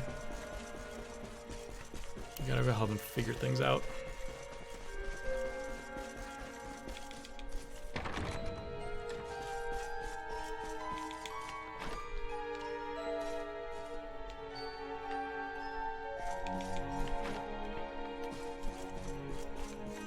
And here you're just supposed to know that Eric went out to this little outcrop out here.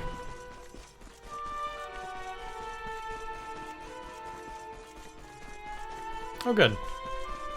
The problem is, like, they will replace them, but it takes, like, weeks to send them and get them back.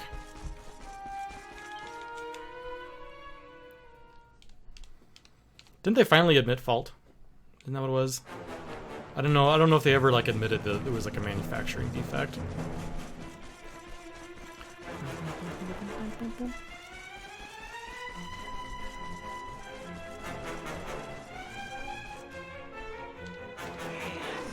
Hey, that's what I'm playing right now, casually, in Dragon Quest Builders 2. I'm enjoying it. You in.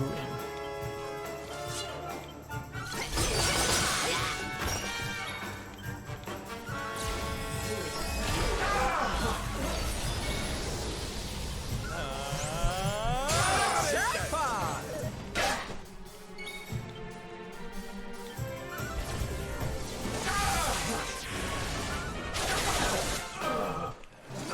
We did it, darlings!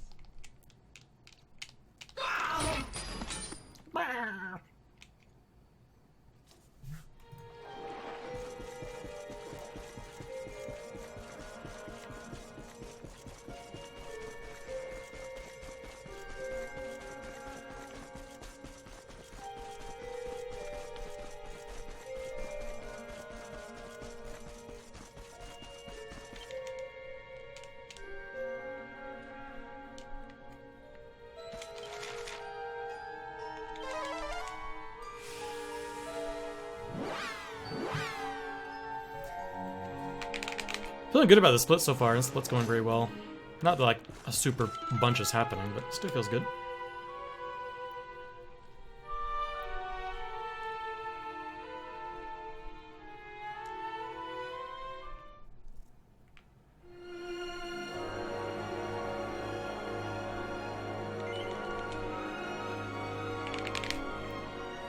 We're gonna check the statue. This statue is... Not every statue gives you a full heal. Most of them just give you a save option, but this one will heal you first. So we're gonna take that.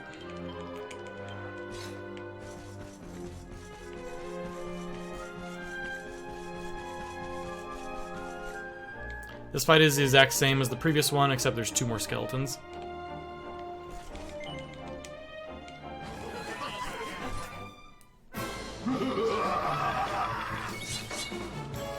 Witness the power of a true disciple!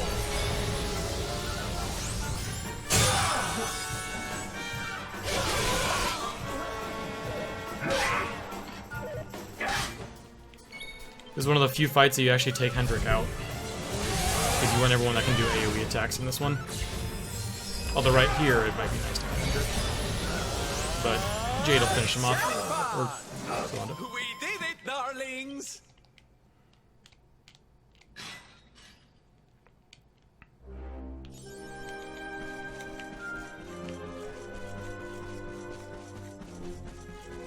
If you're playing on the PC version, you glitch out of bounds pretty soon after reaching Act 2. And you, like, go over the top of the cliff and come in bounds right here. And you never end up going to Octagonia and a couple other places. So you don't actually have Jade.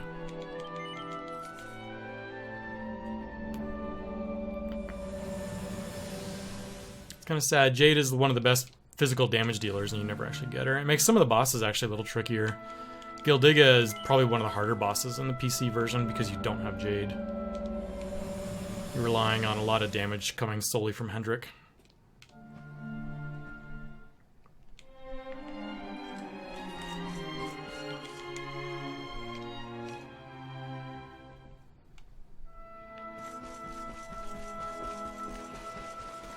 So ideally we don't get into any more fights. We just run straight to Gildiga. I don't know how to pronounce it. I know it's supposed to be a play on words, maybe like Gold Digga, but I don't know how it is.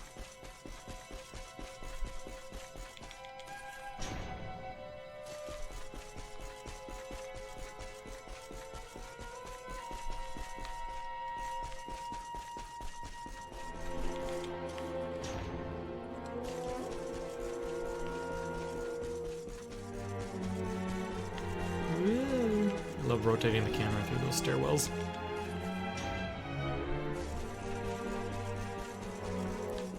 Sometimes I'm super impressed by how the Switch handles some of these areas. Like, the game looks pretty dang solid running on a Switch. I mean, it doesn't look any different than like PC or anything.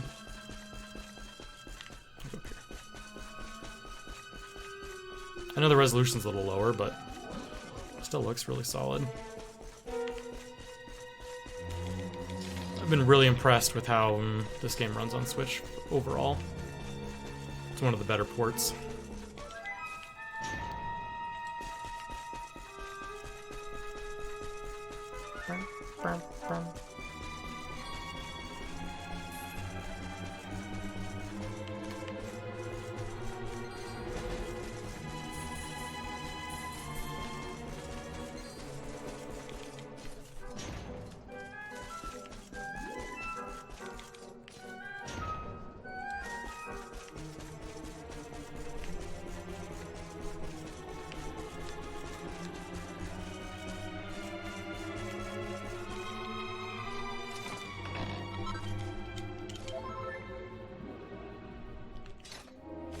Sometimes you need to restore a little MP there, but everyone's fine.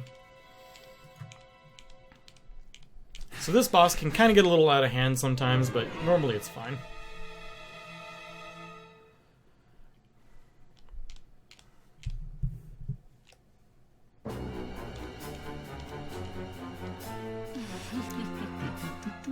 I hate you, Eric. I hate everyone. Let's do this.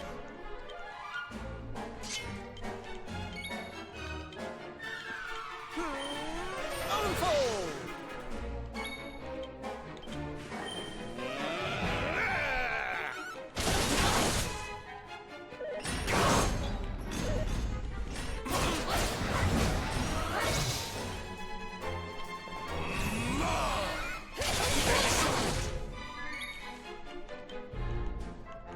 We need you fighting back. My turn.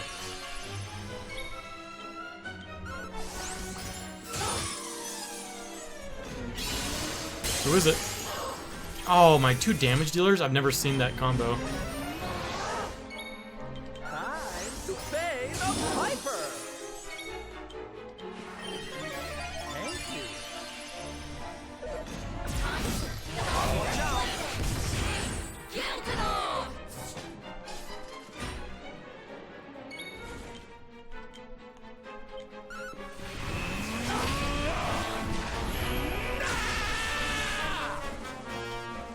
Let's get you patched up.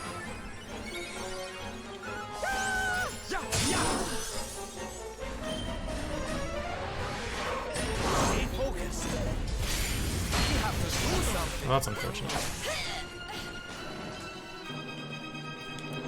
Oh, come on in, hero. Do some Giga Gashes. He's almost dead, and so he should be fine.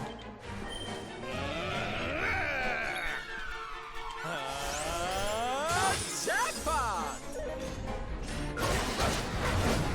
Grab.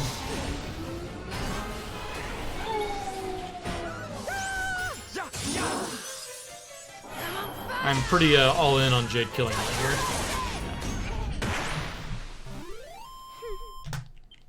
Not bad. Fabulous, darling.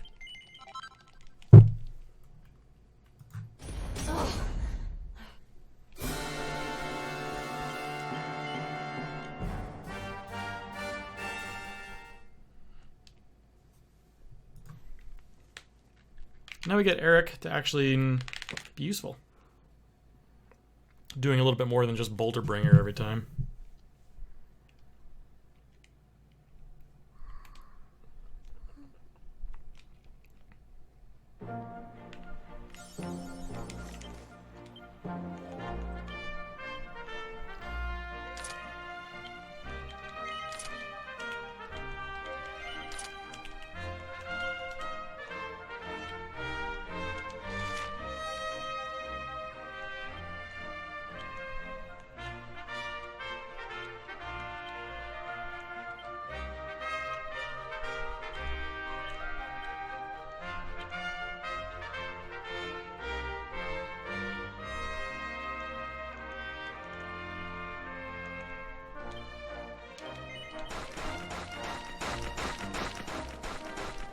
So many unlocked skills right there.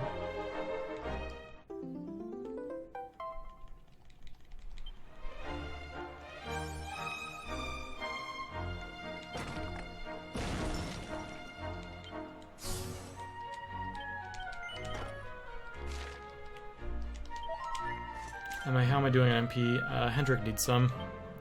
So let's restore his a little bit.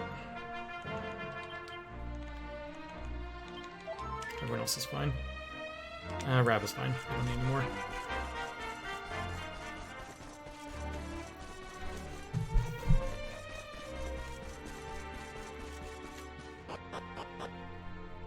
Bum, bum, bum, bum. I feel like, I don't know if it was my PB or the one before that where my Auroral Serpent fight kind of went badly. Hopefully it was my previous one. Or hopefully it was my PB. Because if the fight goes really well, you can finish it off in like under a minute. You need a little bit of RNG for the turn orders to work out so that Eric can swap out before Serpent goes. So that Eric doesn't lose his buff.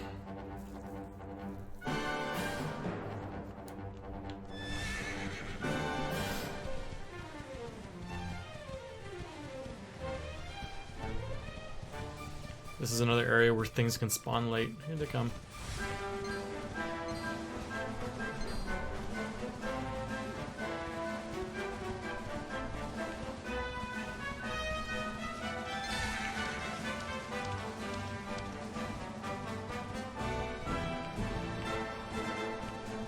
We got like an hour left. We're getting close.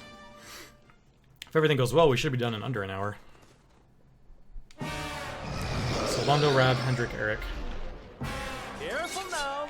Sylvando, Rab, Hendrik, Eric. For Heliodor! Let's go. This is a good turn order. Immediately, we're taking Eric out. Is it my turn? Oh wait, no. We want to leave him in for after the Oomphle. Come back out. Okay, now you're leaving. Serpent has a move that will remove buffs. Need some help. Ah, this'll soften him up. Okay, that's fine.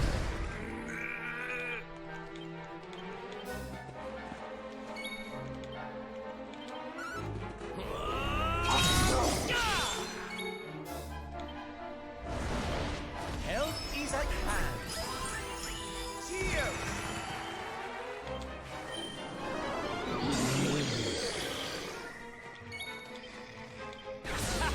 How do you like us now?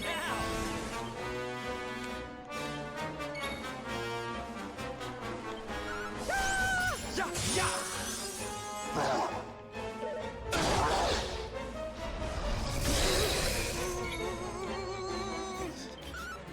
Fade off!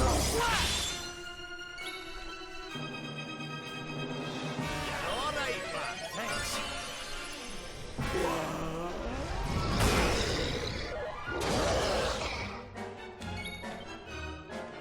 Hey!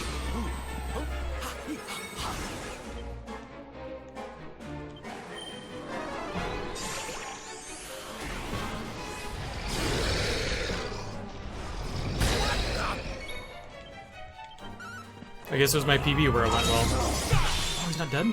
What? He's so close.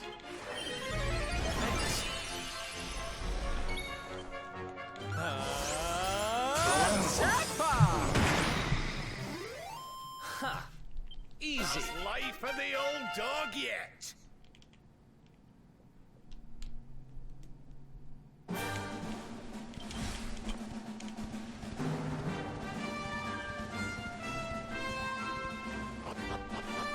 Ideally, Hendrik gets some attacks in too, and that goes a little faster, but he got stunned immediately. He never even got to act in that fight.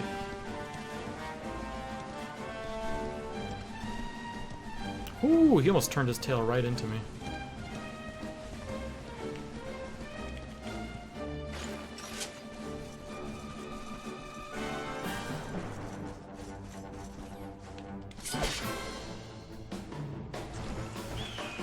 Accept your fate.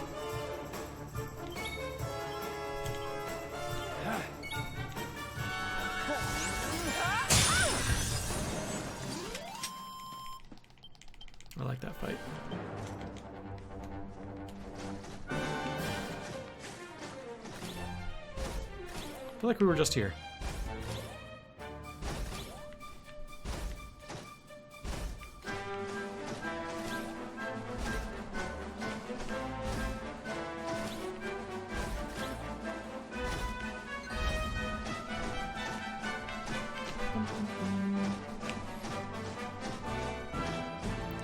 The last statue can sometimes be a little obnoxious to avoid. This last one right here. You want to land right on the edge so you don't aggro, and then go for both of them.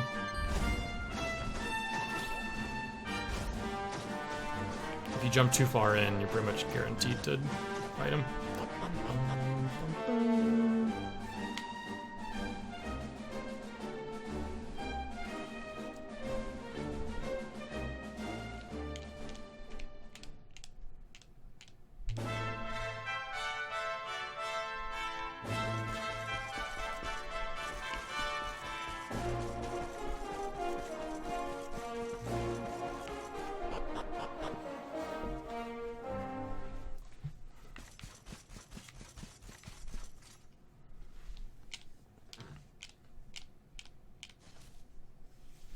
No spoilers. I don't know what's happening here. Nothing important.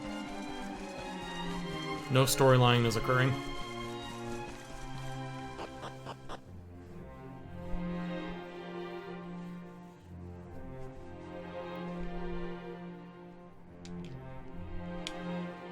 I didn't, what did that text box say? I don't know. Something about parties? Good things? Everyone's alive and happy? I'm not sure.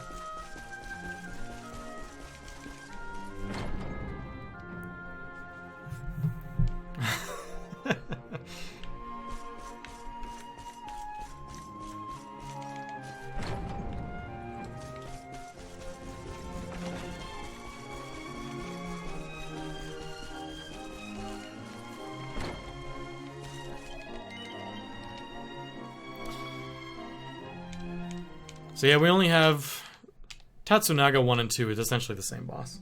So just one more boss and then the final dungeon. Final dungeon's kind of lengthy though.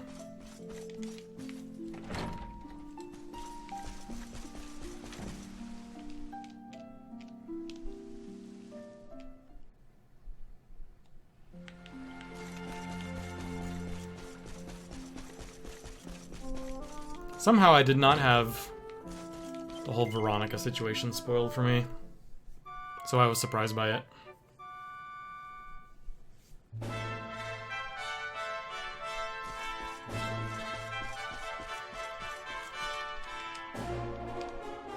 Good morning.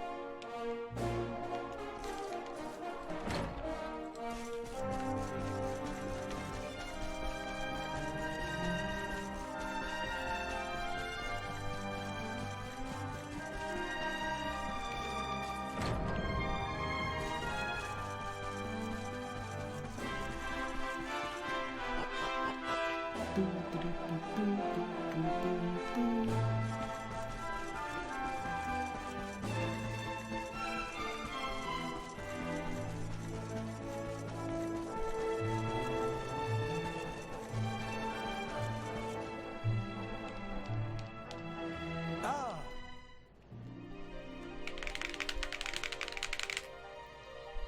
What we're doing first? Oh yeah, to Havens Above. And they're on the other side of this place.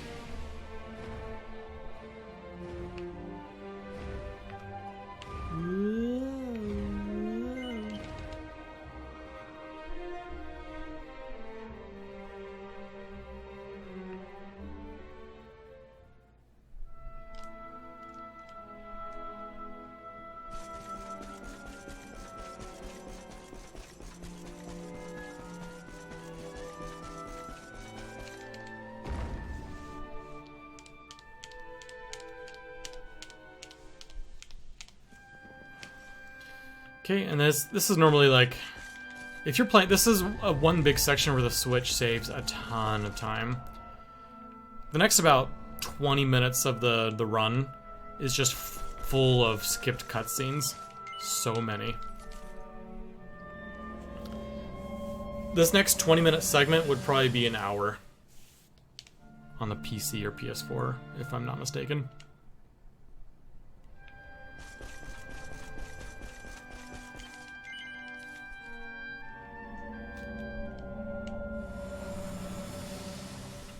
There's just a ton of story development right here.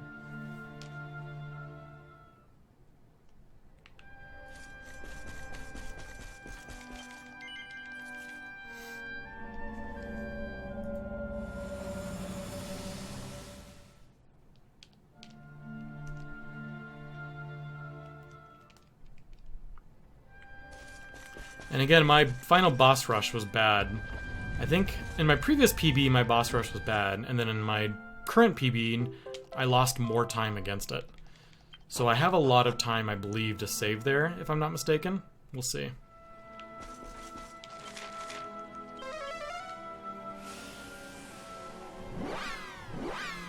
Only one way to find out.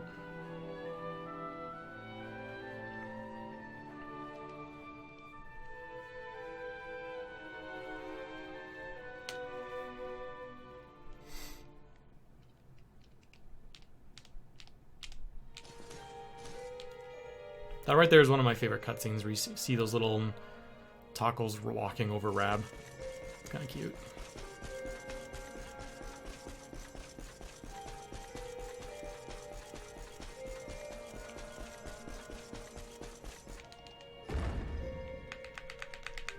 Dang it, after this run is over, I'm looking at these splits and I'm like, there's still so much time to save. I'm excited to run against this.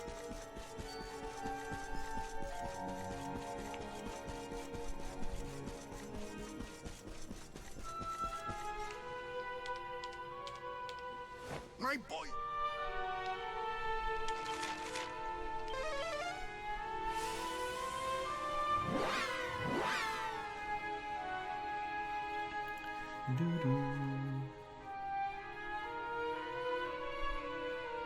I'm also excited the fact that I'm not going to end this super late. A lot of my previous streams, I like failed the Grim Griffins. I failed to like buy the Chimera Wings, and my runs died like 30 minutes in, 3 times before I actually get a run going. This time I just got one going immediately. It's my first attempt of the night.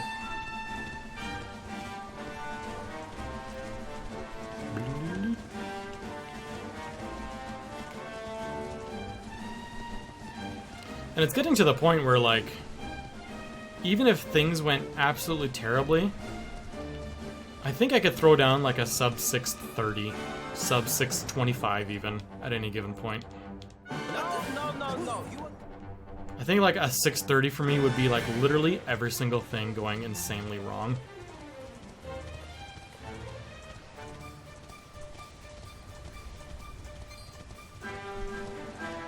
Like dying to Tyrion multiple times. Dying to the Corolossus multiple times.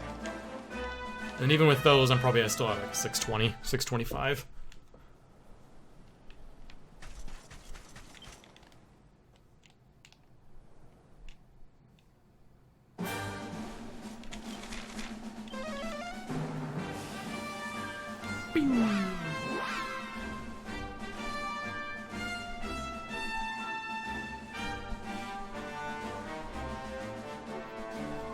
One of these days, I also need to figure out how to do a full run that includes the post-game. Maybe when I'm like all done running this game, I'll do like one final run that includes the post-game or something. Not like super serious or anything, just like, just to have a time or something.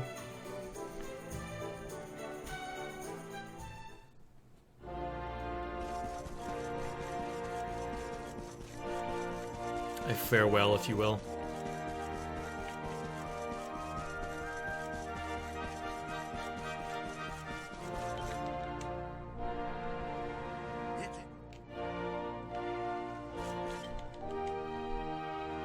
Is there something?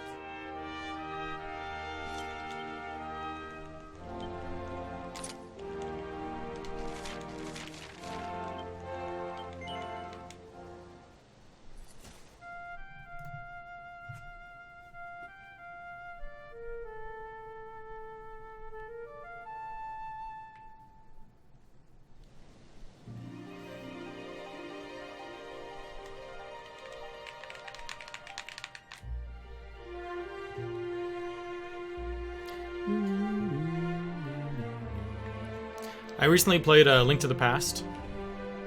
Link to the Past? No, Link's Awakening on Switch. I played it as a kid, but I bought it when it came out because it looked absolutely adorable and I wanted to play it again.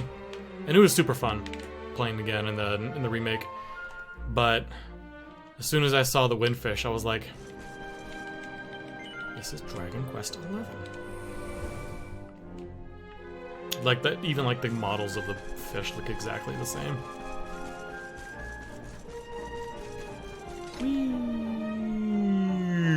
Yoink.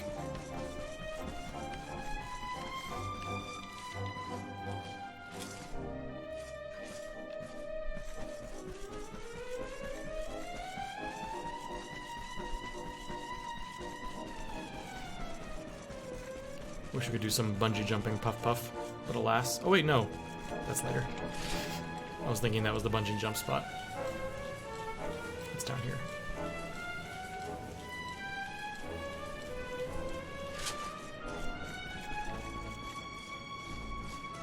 Bungee jumping puff puff is right here.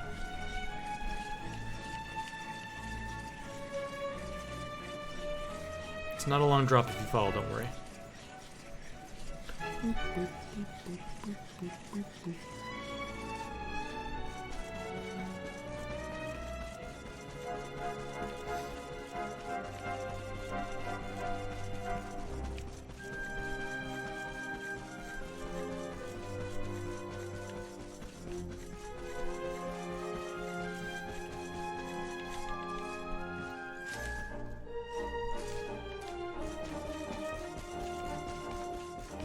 So here, I don't really like know how many doors to run past. I just know as soon as you see the tablet in the doorway, you go in that one.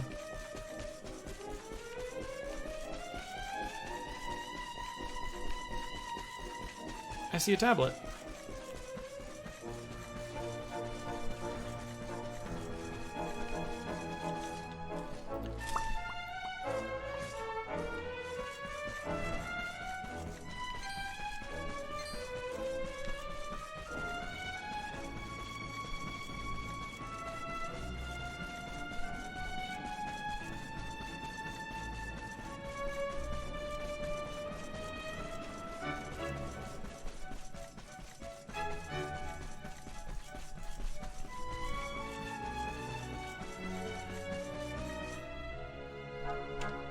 And then onto Hato.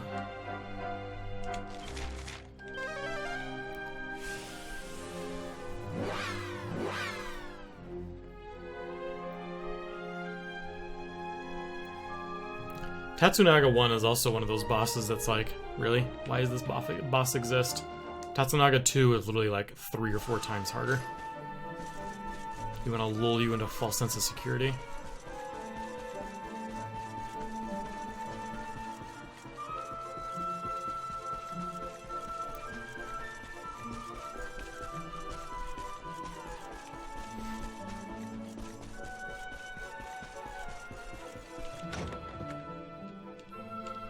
Unhappy.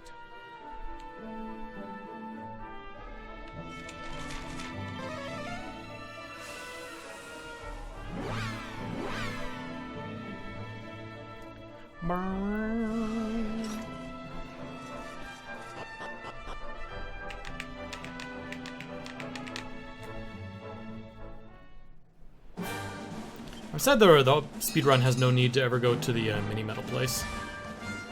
The fancy, like, French chateau.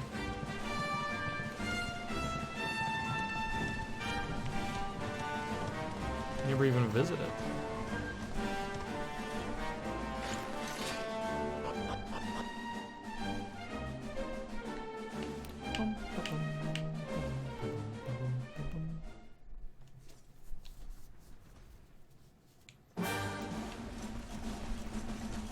If it's still in haiku in the Japanese version, I don't know.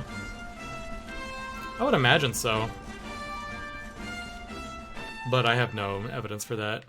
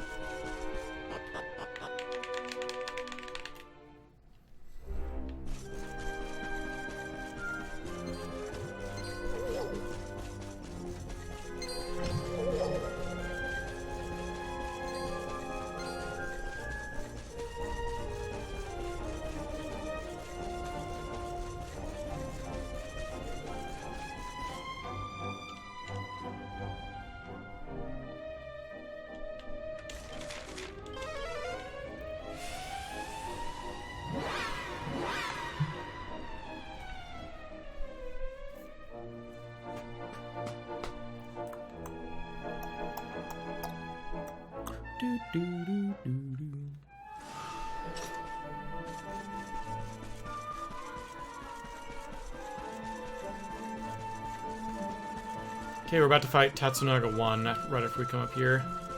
And again, Tatsunaga 1 is a pushover. I don't know if their stats are the same, but in essence, Tatsunaga 1 only has 2 actions per turn and half the HP that Tatsunaga 3 has, or 2, and Tatsunaga 2 takes 3 actions every turn. I'm not aware of any other boss in the game that takes 3 actions per turn.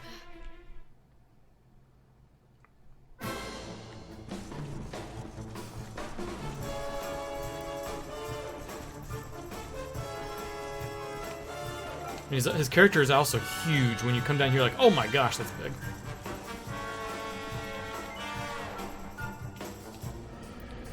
I want Sylvando, Jade, Hendrik, Eric. Sylvando, Jade, Hendrik, Eric. Stay alert. Sylvando, Jade, Hendrik, Eric. Alright, let's go.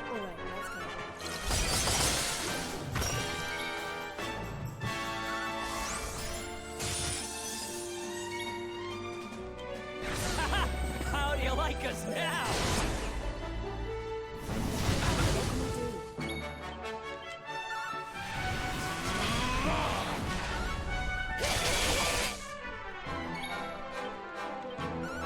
See ya.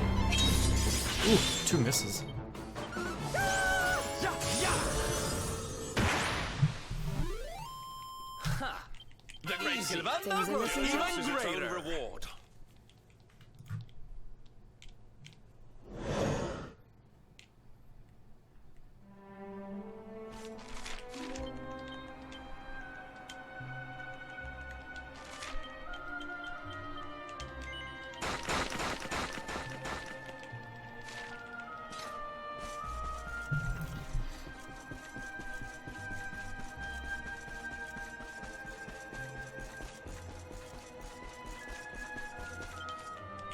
Oh, you get a full heal after that? I didn't realize that.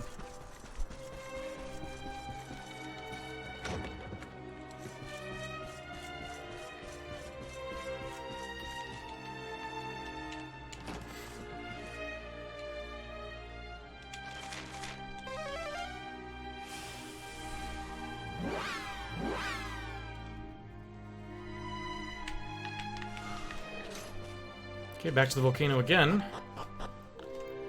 The dungeon for this one is actually reasonably short. It takes like 30 seconds to run through it. And then the boss is one of the harder ones in the game. It doesn't take very long normally, but if you get unlucky with his actions, it can go south pretty quickly.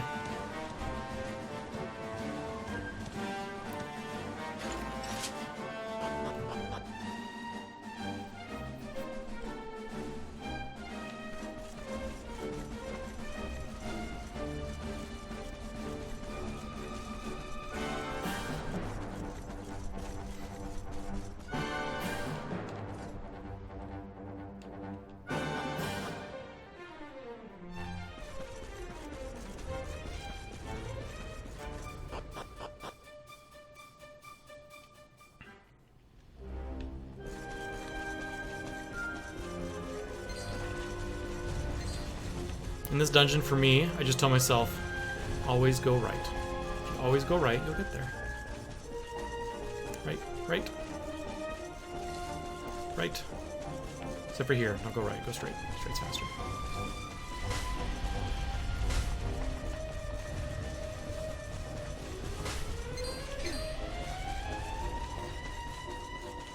So always go right, except for when you need to go straight.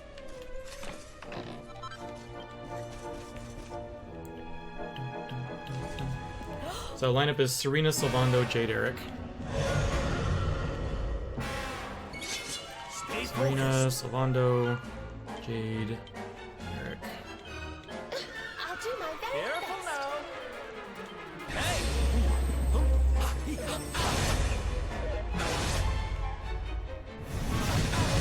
Alright.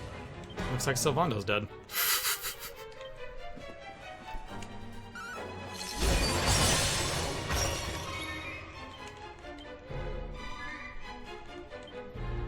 Perhaps this will help.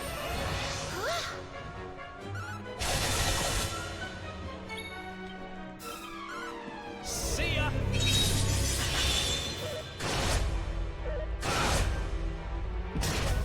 That was a nice turn.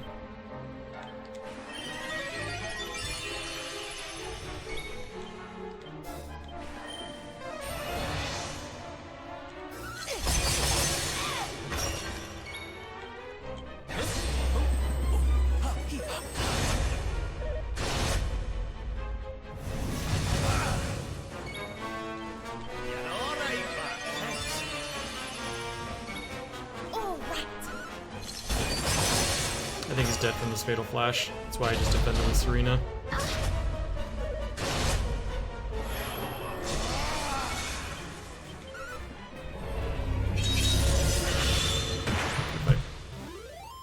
Who else wants some? Nice. Ready for the I believe that was a gold, even if it was only 3 seconds.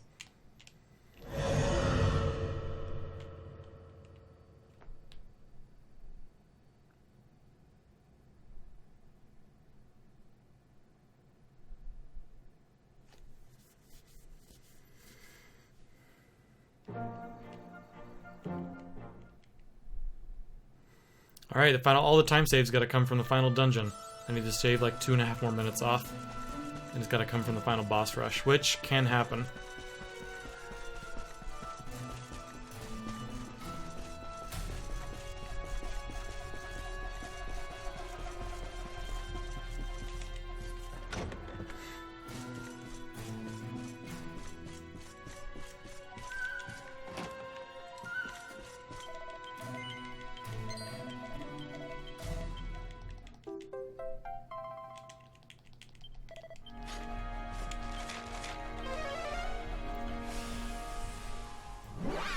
Okay, we just have to go make the sword, and then we go to the final dungeon.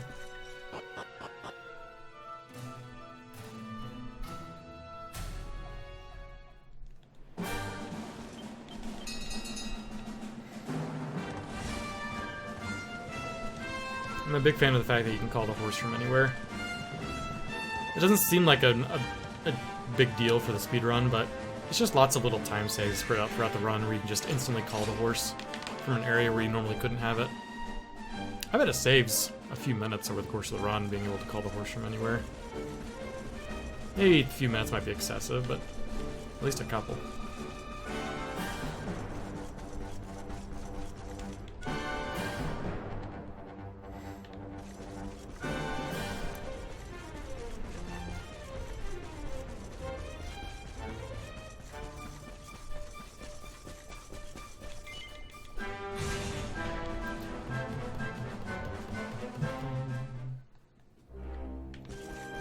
I don't believe you do get a full heal after Tatsunaga 2, so I do need to heal and restore MP if needed. Mostly like Jades or Eric's. Maybe some healers. Not Sylvando. Sylvando died instantly.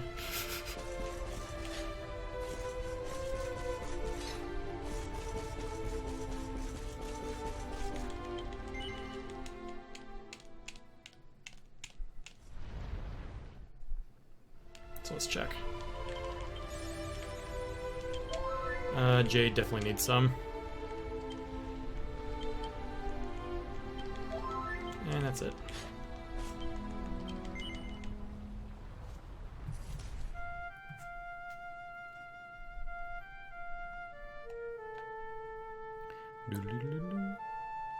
So this is, once again, the only fight in the entire run, or the only time we use Blunt. It's because he has, like, exclusively physical attacks. And if you don't blunt him, you're probably going to wipe. And like, not even probably, you are going to. Blunt has a 75% chance to work. Ideally I want both. I want to blunt him twice.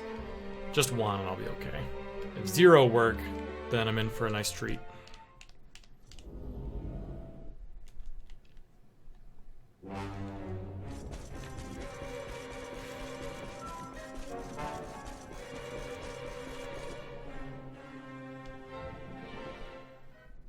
Your graves await. Let's go.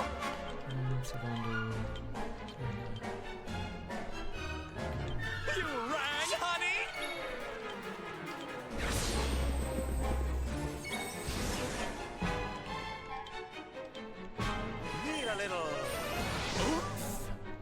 for a double blunt. Please. I hope this works. Good. Try this, my son. Totally good. So this should be pretty straightforward now. We can even take out Rab or something for some extra damage. Need some help.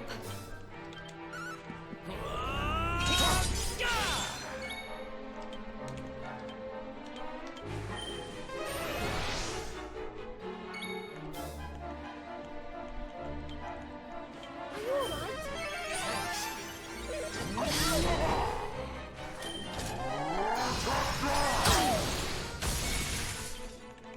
Catch me if you can. Jackpot! There we are. All better. Thank you.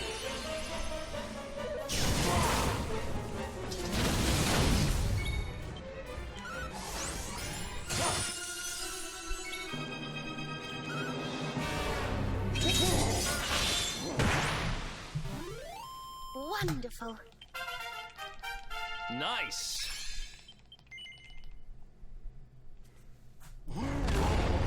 Okay, let's do it.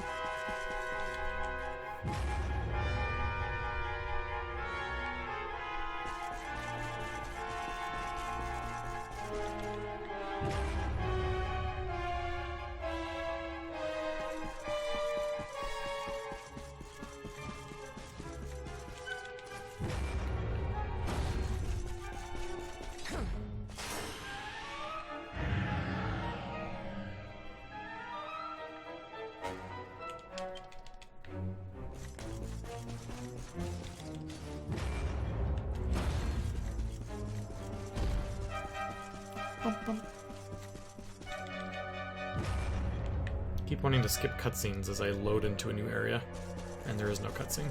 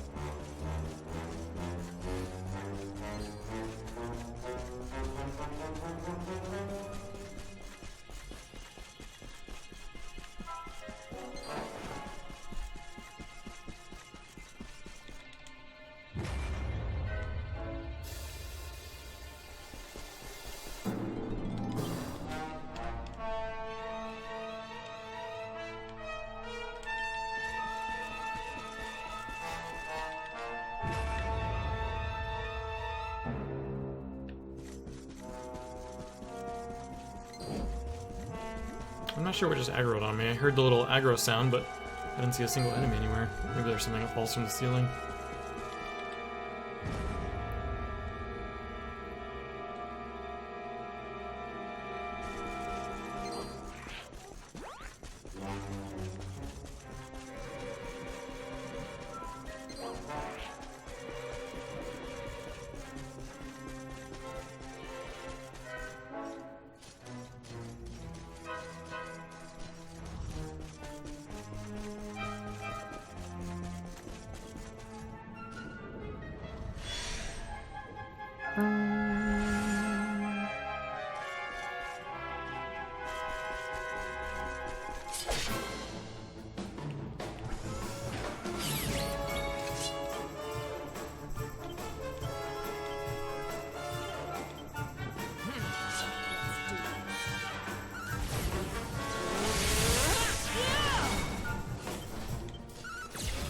This is the end for you! Ah! Kraken! Ah! Yeah!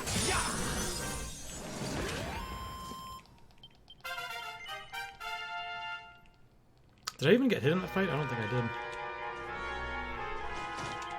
No, nobody got hit. Oh, nice.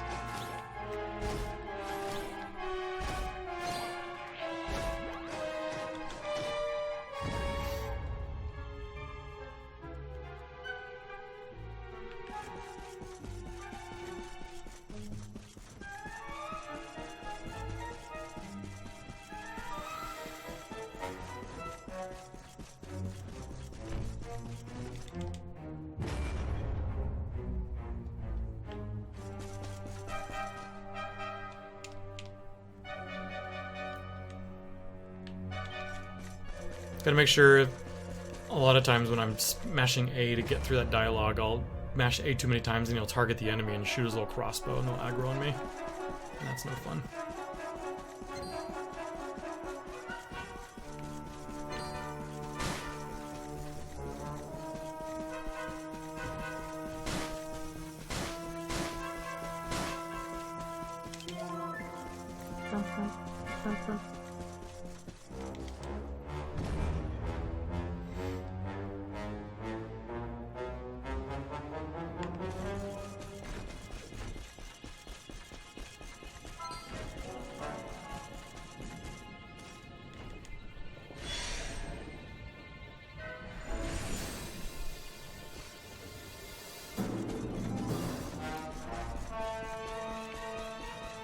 Starting to get a little nervous because I feel that sub 610 within reach with this run.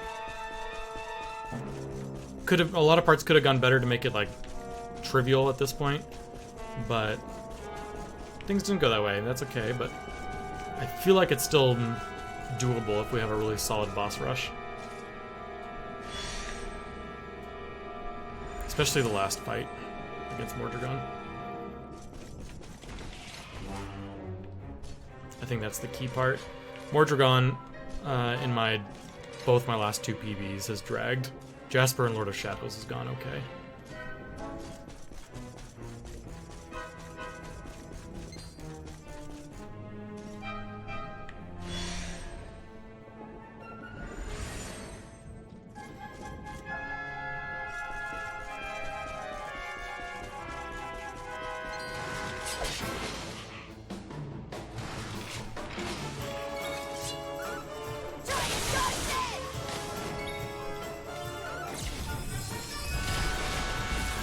That was a really strong pearly gates. It was like 300 to everybody.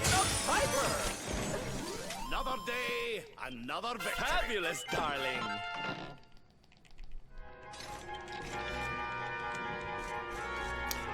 I got the glitch. I can't write it. I have to fight something else.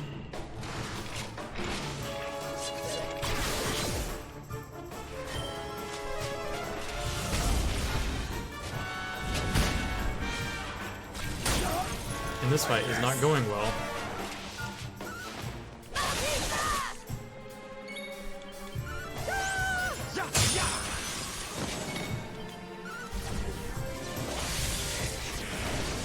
That's happened to me, I think, that's my third time it's happened.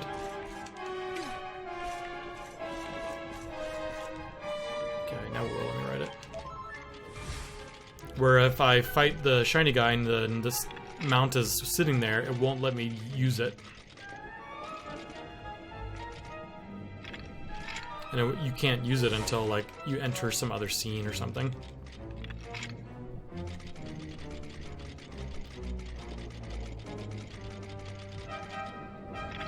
So, unfortunate little time loss right there.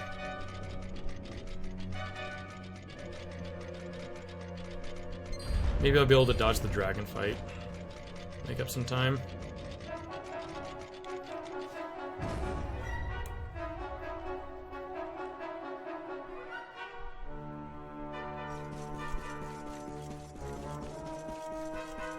Okay, so with this next pack, the mace is not like part of the model, so you can walk through it. Yeah. After like 15 seconds, really. Yeah, what's up, Curbster? How you doing?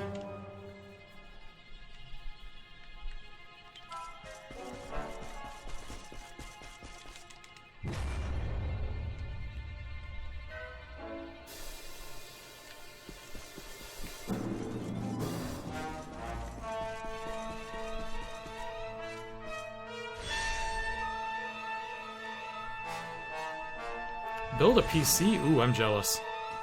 I love putting PCs together.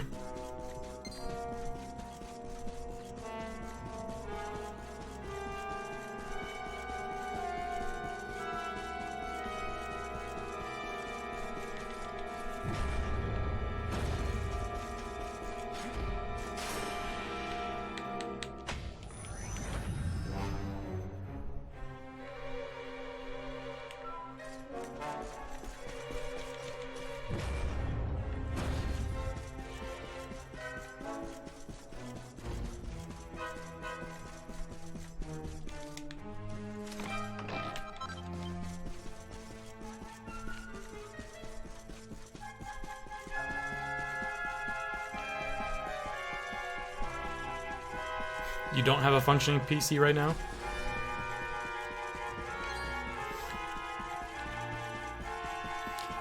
I would say my computers usually last about... I usually go about 6 to 7 years between builds. My current build, I built in... When did I build my current one? I think it was the beginning of 2016? So I think it's almost 4 years old, or maybe it was 2015, I forget.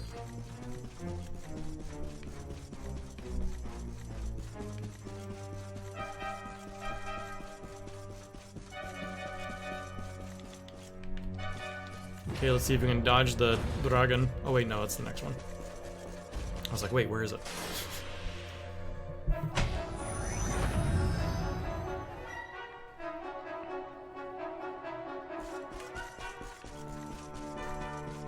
I've been skipping the poker in recent runs.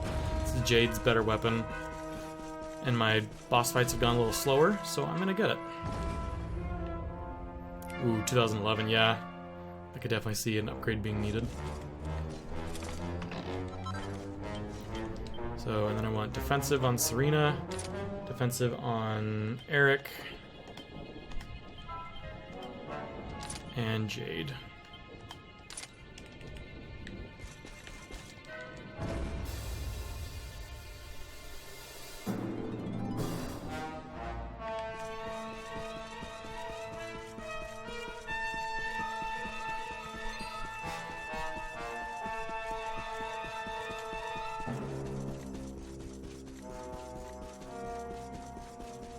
Dude, I got a weird thing going on with my computer right now where there's like some kind of memory leak in the background.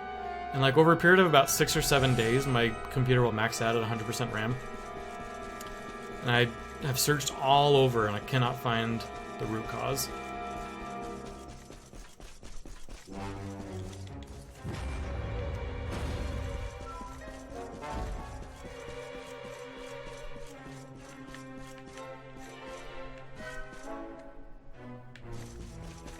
Oh!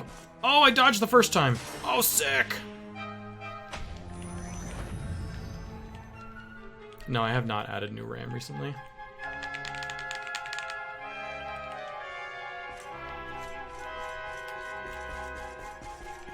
Oh my gosh, I dodged both!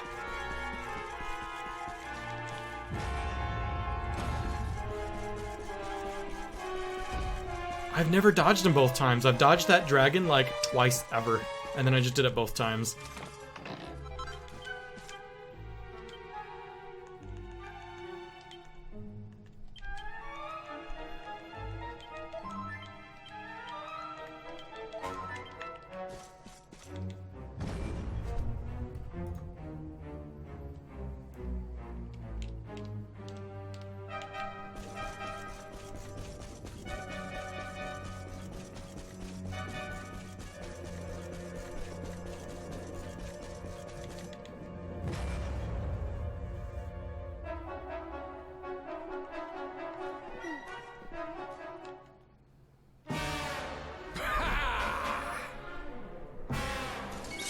Stay alert.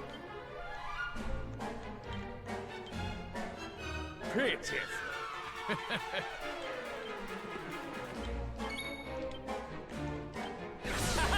How do you like us now?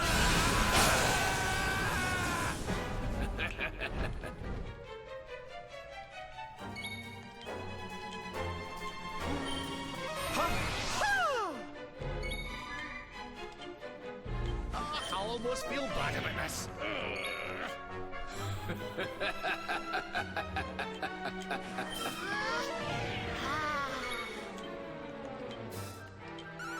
You're not gonna like this!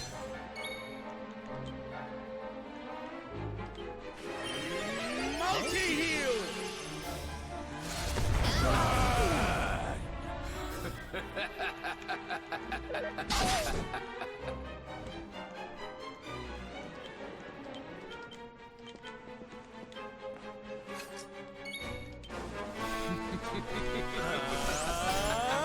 Jackpot!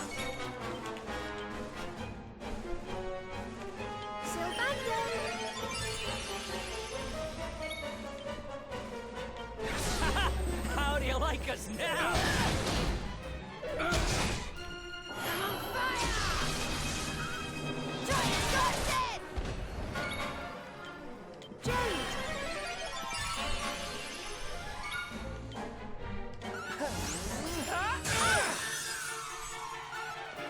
I'm banking on Eric killing him right here. I have some power. Surrender to the darkness.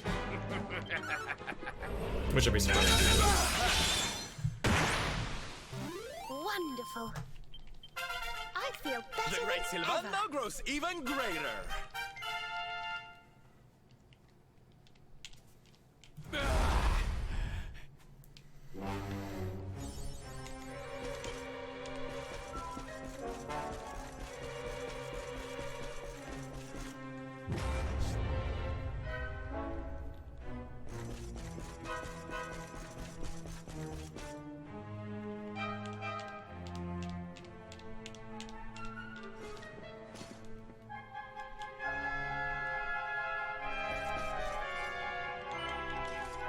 The Palace of Malice. It's time for a Malice at the Palace. Any NBA fans out there?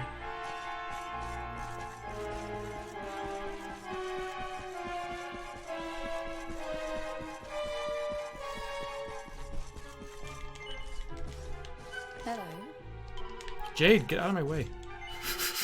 Don't want to talk to you.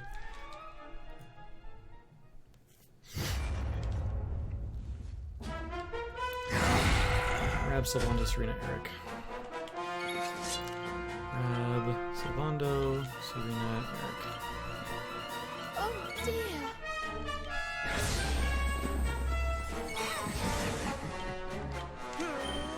Unfold!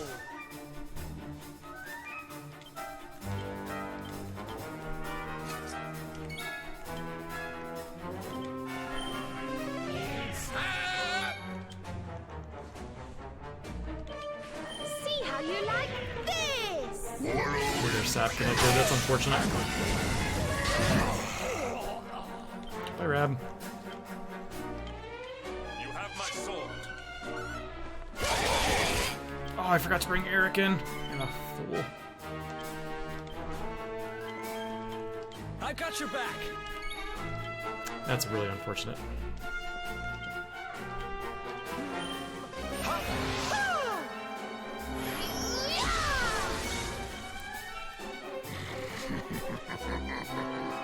You brought this on yourself.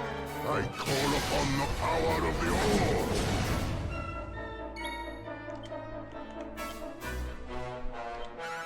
See ya! Time to face Viper! Come, heroes.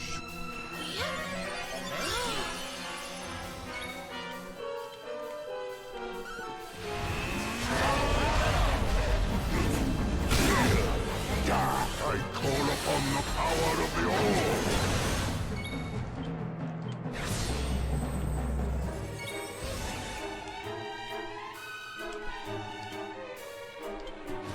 After yourself.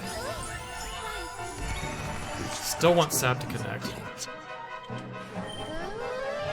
Oh my gosh, I'm 0 for 4.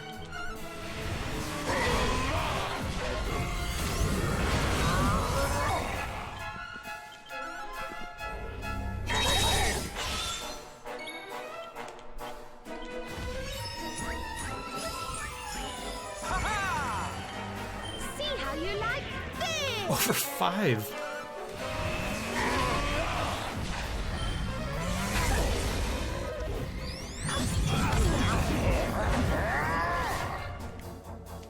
I don't have another healer. I guess Hero can act as a healer.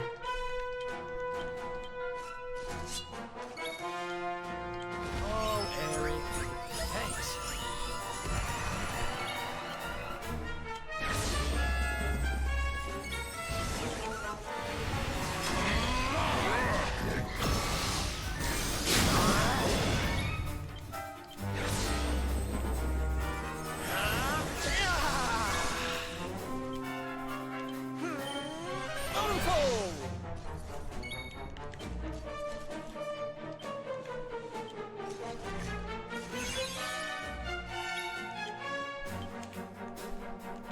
We will win!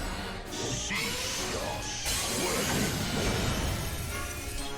I will turn you to ashes. You're not gonna like this!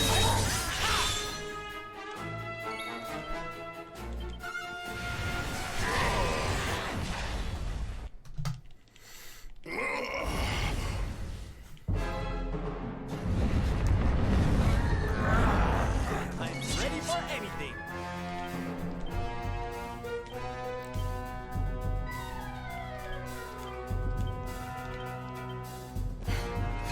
Need some Careful help. now.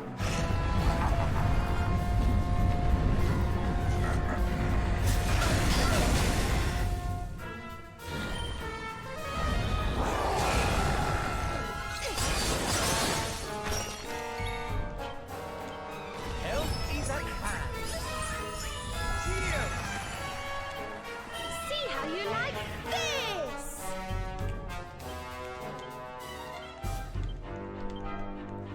For Heliodor!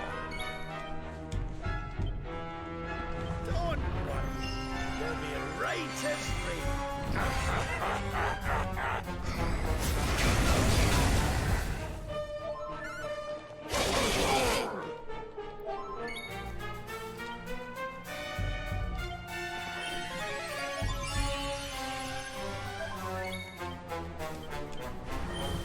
Ha!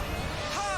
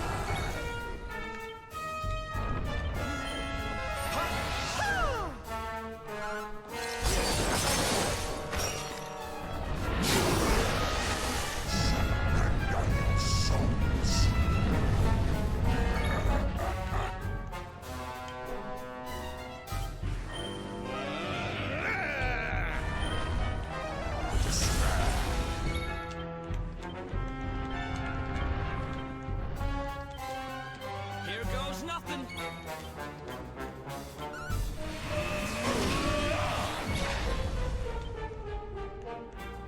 Hey! How can this be? That's a little unfortunate. Oh wait, no, he has Oomphul, doesn't he? Oh no, it's Serena.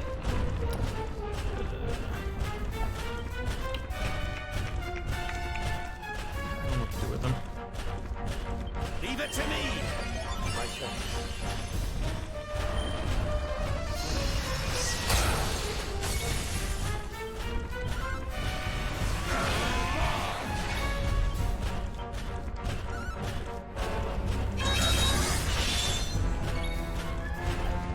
Your socks are nice. Give me Sylvando back.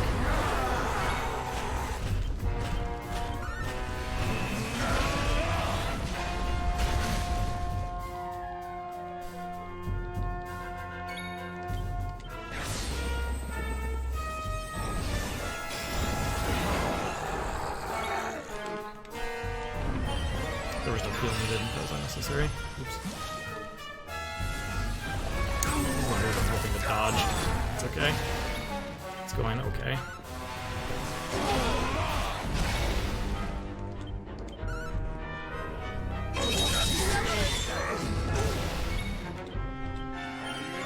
Multi-heal!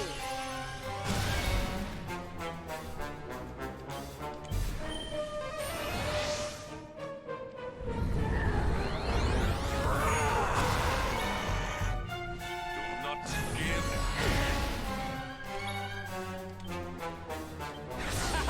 How do you like us now? You're in safe hands, my friend.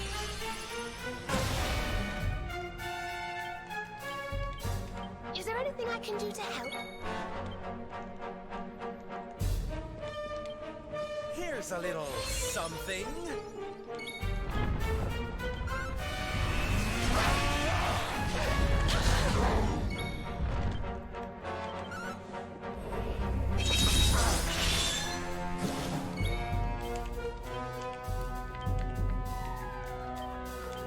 Look after yourself.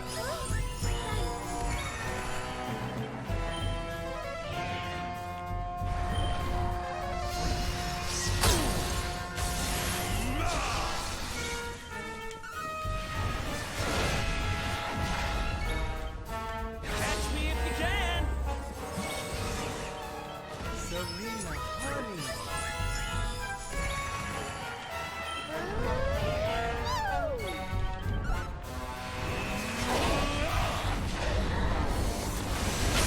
Okay, Eric's Fatal Flash should finish this. Should be over right here.